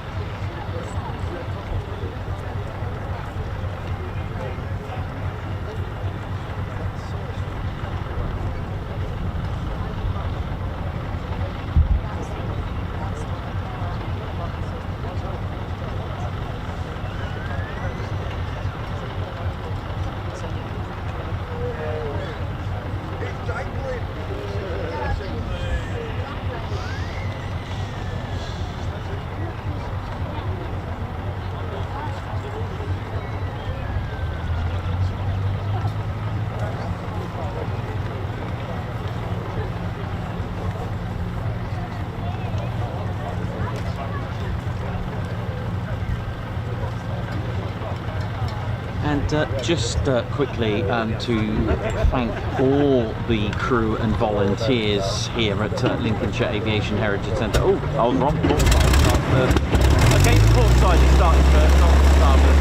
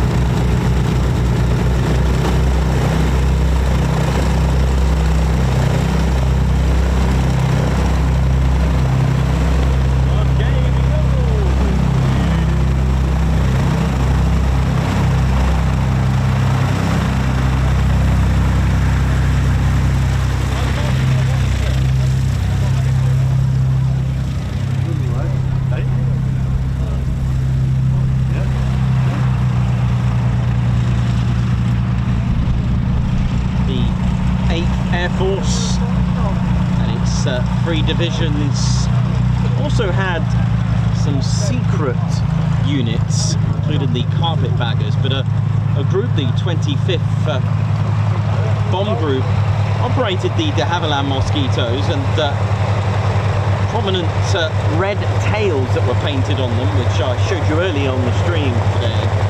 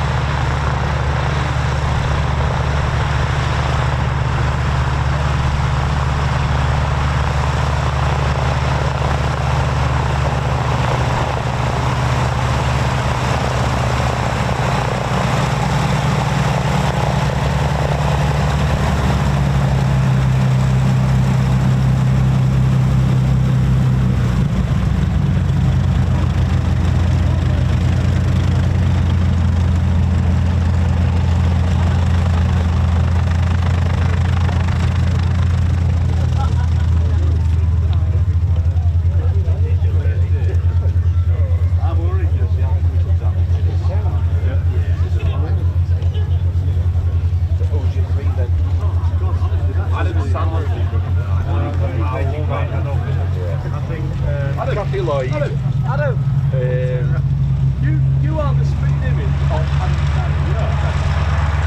think that's his advice. Oh, is it? Oh, is it? As soon as you turn round, it can't be him.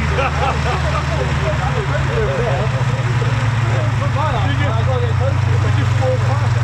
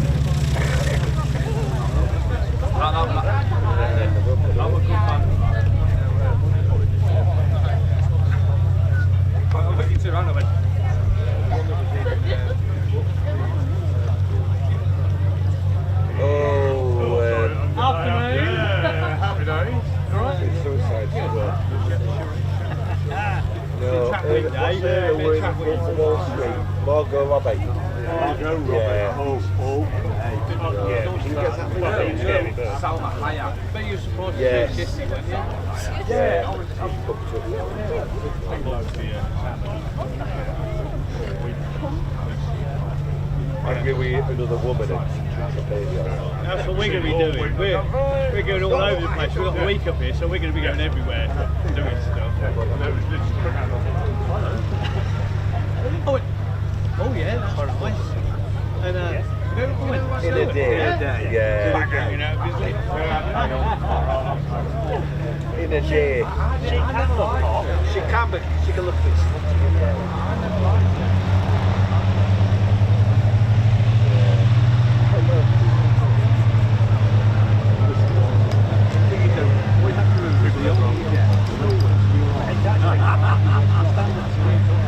I'll tell you what now,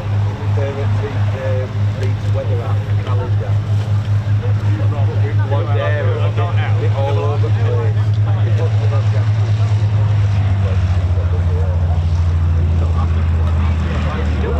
And also,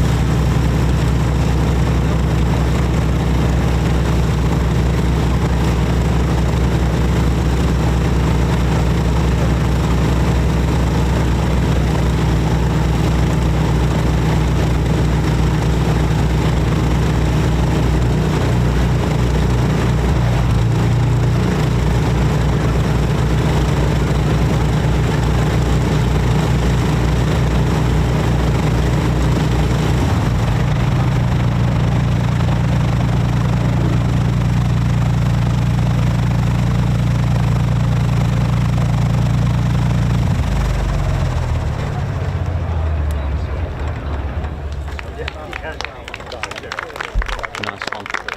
Wonderful.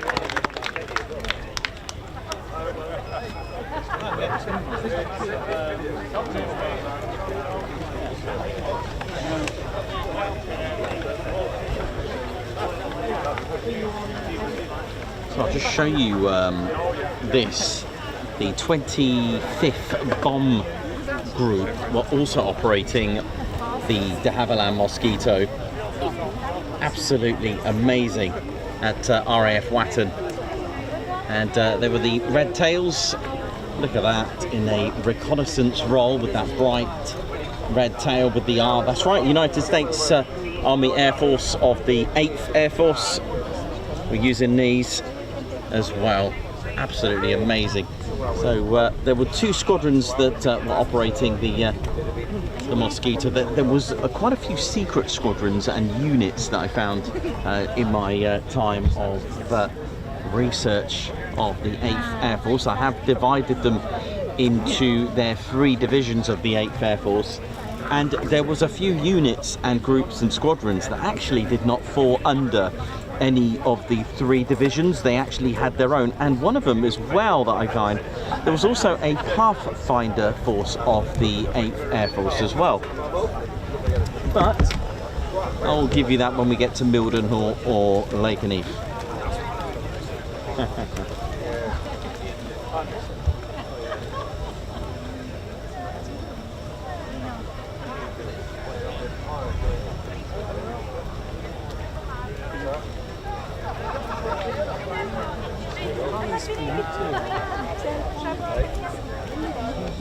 Yeah, but we didn't bring them. We found that in there. You only returned the one that you put there.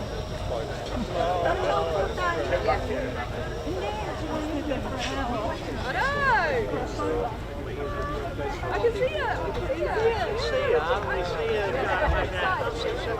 Did it? So next up to finish up the day will be the Lancaster taxi run to finish up. I hope you've all enjoyed today. A great end of the week. It is finally the end of the week for me, finally.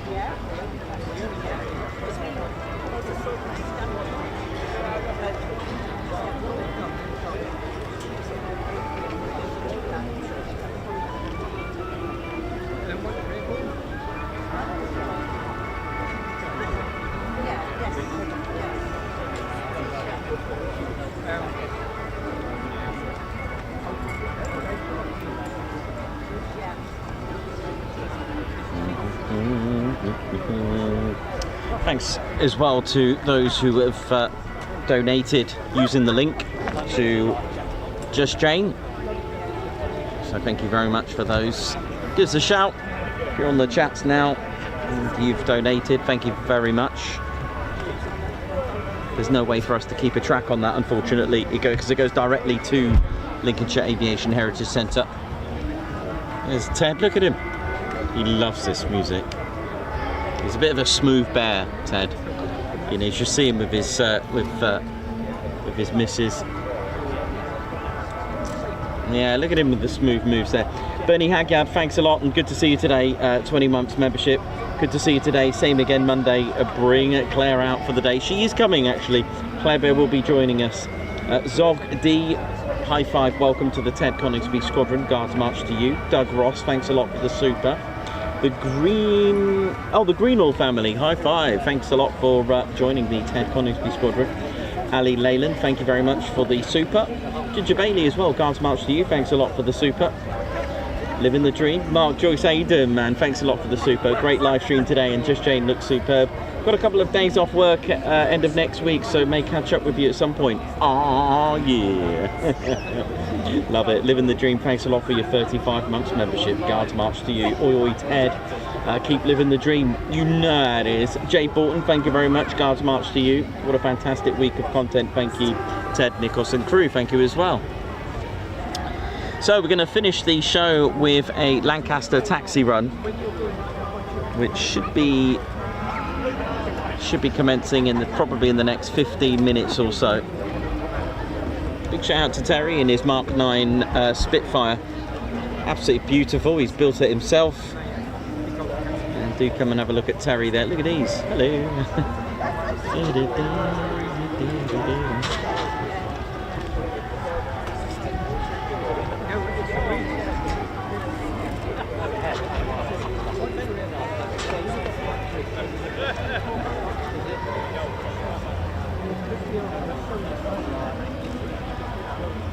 Flying Duke, thanks a lot for the super. Guards March coming up just after the taxi run.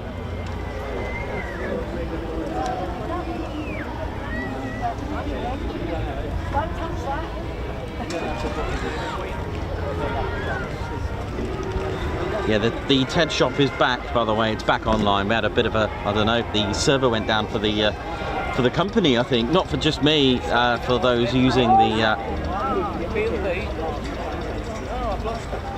Wow, thanks a lot for those that visited the Ted Coningsby online store for a bit of retail therapy. Claire will be working hard over the weekend. Goodness me, keeping her busy.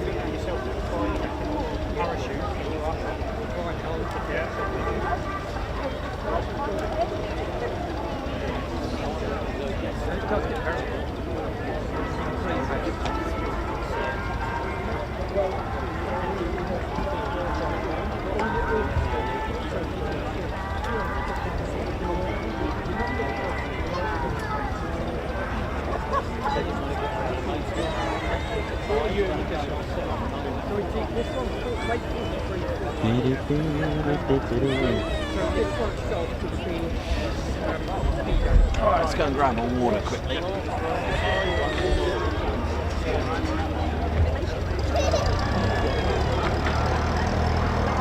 Maybe not then. No rest for the wicked, is it? It's nice and cool now.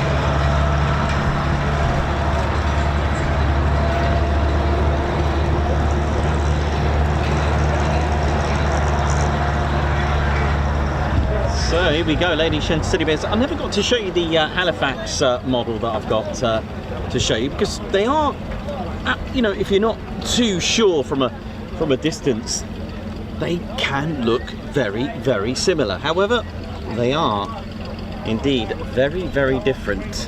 The Halifax had a larger wingspan. If I put them together, and the Halifax 2 also had a bit of a fun start with the HP here, the earlier models. Look at that. So yeah, there you go, a few differences. The Halifax, of course, came out before the Lancaster. The Handley Page Halifax, November 1940 at Linton-on-Ouse with number 35 Squadron. Their markings would have been, what we got on this one, NP. Their markings would have been, I think, TL? Just trying to think. The Halifax with 35 TL.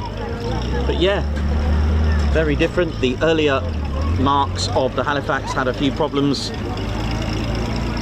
had the kidney fins on the H, which caused a few problems when trying to outmaneuver enemy fighters. It will fall into almost like a death spin, like a deep dive, an uncontrollable spin, a flat spin, sorry, that's the technical term. So this is why the earlier mark of the Halifax, because it did have a lot of teething issues, that was teething issue number 1. The kidney style fins would make the Halifax fall into a flat spin, and it could not be recovered. The other incident were adding dampeners, flame dampeners to the exhausts of the Halifax as well, because at night, well, you didn't need radar to spot them. You've also got the antenna here, the radar here. They are quite different, as you can see. The wings are different. You're on YouTube, Mum. But there we go. So there we go.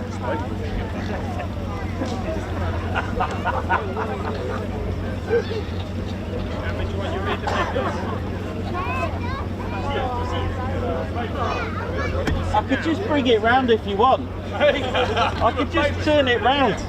I can get yours stand if you want. Here we go. You ready? There you go. Tell them on YouTube. Just turn it round, Stu. Hi, Mum. Hi, Nan. There you go. So that's. Don't let the boss see this. I'm supposed to be at work. There you go. Bring in the cheer. Nice one. Good effort. So yeah, a few differences, of course, with engines. The Halifax had the Bristol Hercules engine, 1600 horsepower, 24,000 feet service ceiling, as opposed to the Lancaster. Very similar to the Lancaster, the service ceiling. Just a little bit more on the Avro Lancaster. The range was better. See, there's a few differences with the Lancaster and the Halifax. They were kind of there was a bit of a rivalry between the squadrons. So let's have a look at this. So max speed was more on the Lancaster, 287 on the Lancaster, 282 on the Halifax, slightly more on the service ceiling at 24,500 feet. The range was way more on the Lancaster at 2,530 miles as opposed to the Halifax's 1,860. However, with range, someone asked about fuel consumption. You can't really answer that because it depends on your payload, it depends on your fuel load, it depends on your height as well. It depends on how high you are, your altitude. It makes a massive difference. So, because obviously the higher you go, the thinner the air, etc. More differences again, payload as well. 37,000, empty weight, 37,870 pounds on the Halifax, 36,900. So, and even the Lancaster, just slightly lighter as well. The guns, Lancaster had 8, Halifax had 9. The payload was more, of course, the 13,000 on the Halifax and 18,000 normal load on a Lancaster, although they did end up putting a 22,000 pounder Grand Slam on there. The weapons bay, so the weapons bay is different as well. I've actually got you that 22 feet on the Halifax. The weapons bay on the Lancaster was 33 feet. So it's just some additional info there for you to enjoy.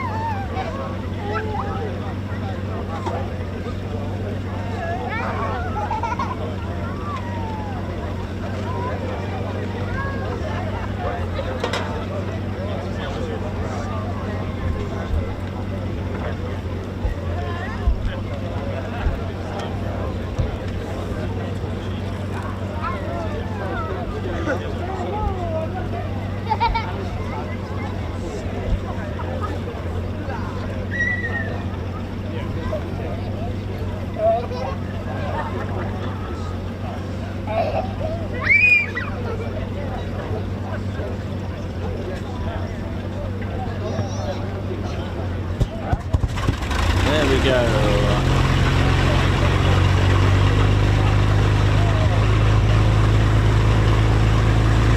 The Halifax was flown by quite a lot of the Royal Canadian Air Force as well during the Second World War.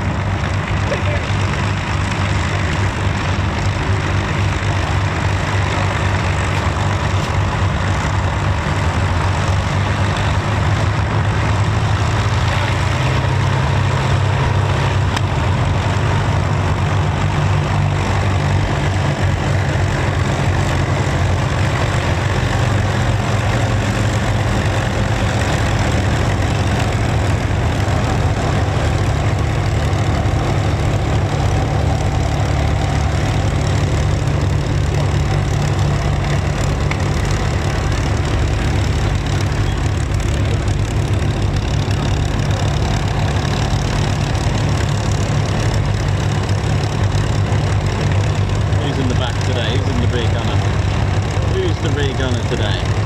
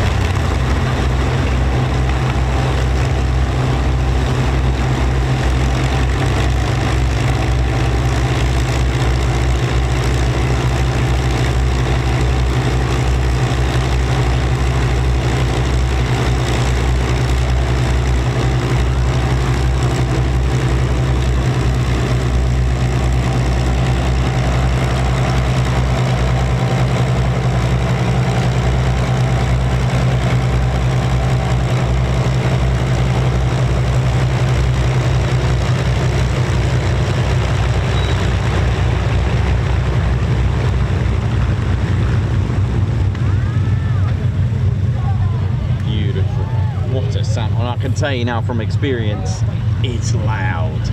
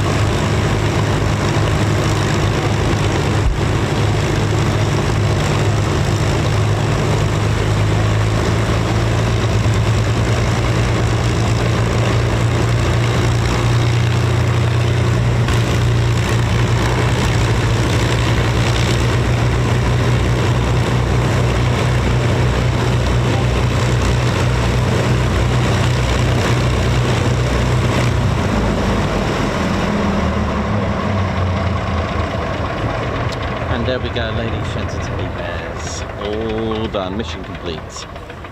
Wow. Excellent stuff, well done.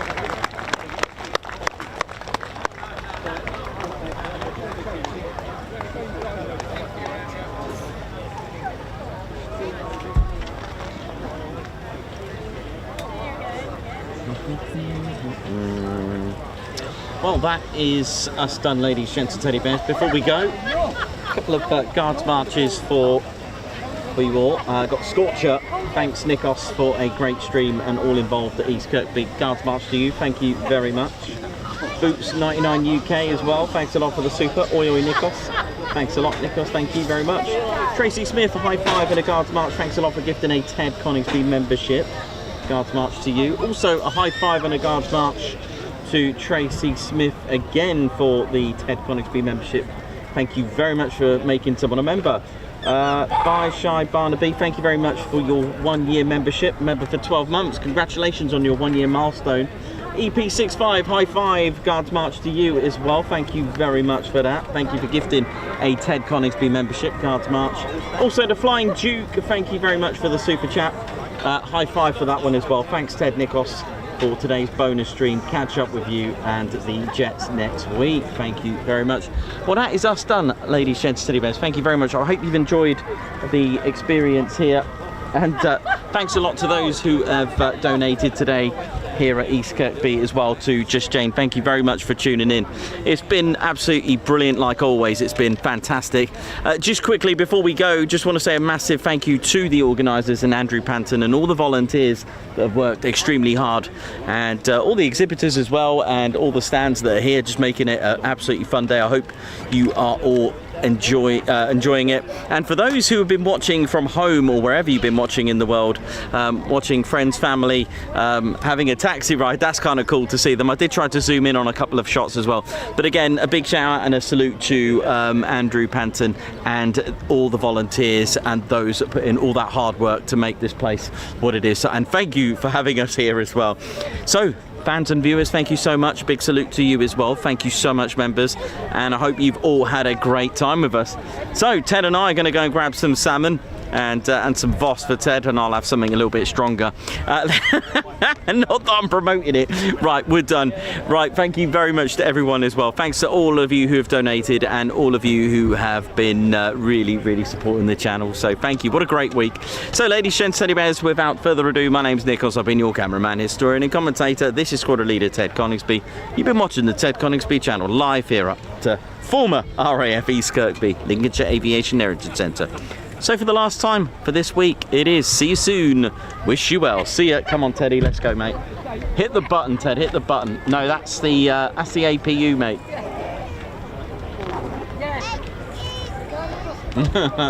Right, let's hit the button, Ted. Let's go. Yeah. Woo.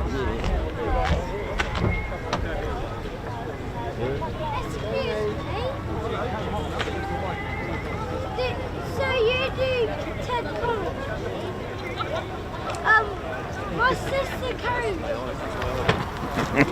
Oh yeah, ladies, gents and teddy bears, welcome to the Ted Coningsby channel membership. I'm Nikos, I'm your cameraman and commentator. This is our squadron leader, Ted Coningsby. Just want to say a massive thank you to all our members. Guns up, and oh yeah. Take it away, Ted. Ladies, gents and teddy bears, we want to say a massive thank you to all of our subscribers for getting us to where we are today.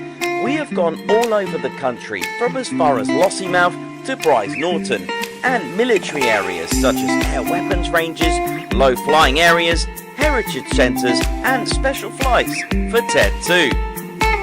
We cannot do this without your support, and your support will be rewarded. You can now join the Ted Coningsby Squadron and help fund the channel to get us around the country and provide us with the funds for equipment to bring you better content too. We have 3 levels of membership to suit everyone. With your membership, you'll get access to members only videos, photos, posts, unlock special Ted Coningsby YouTube emojis and loyalty badges, as well as being able to access our exclusive members only Discord server. All membership levels reward you with discounts to our online store. Our top level fighter squadron was inspired by many of our fans who supported the channel massively. This is more of a personal experience with me and Ted, giving you exclusive live streams and content from behind the scenes photos, special info and updates, as well as a free Ted Coningsby Fighter Squadron patch for joining. Whichever membership level suits you, we want to say a massive thank you for choosing to join the Ted Coningsby Squadron. Ah, yeah.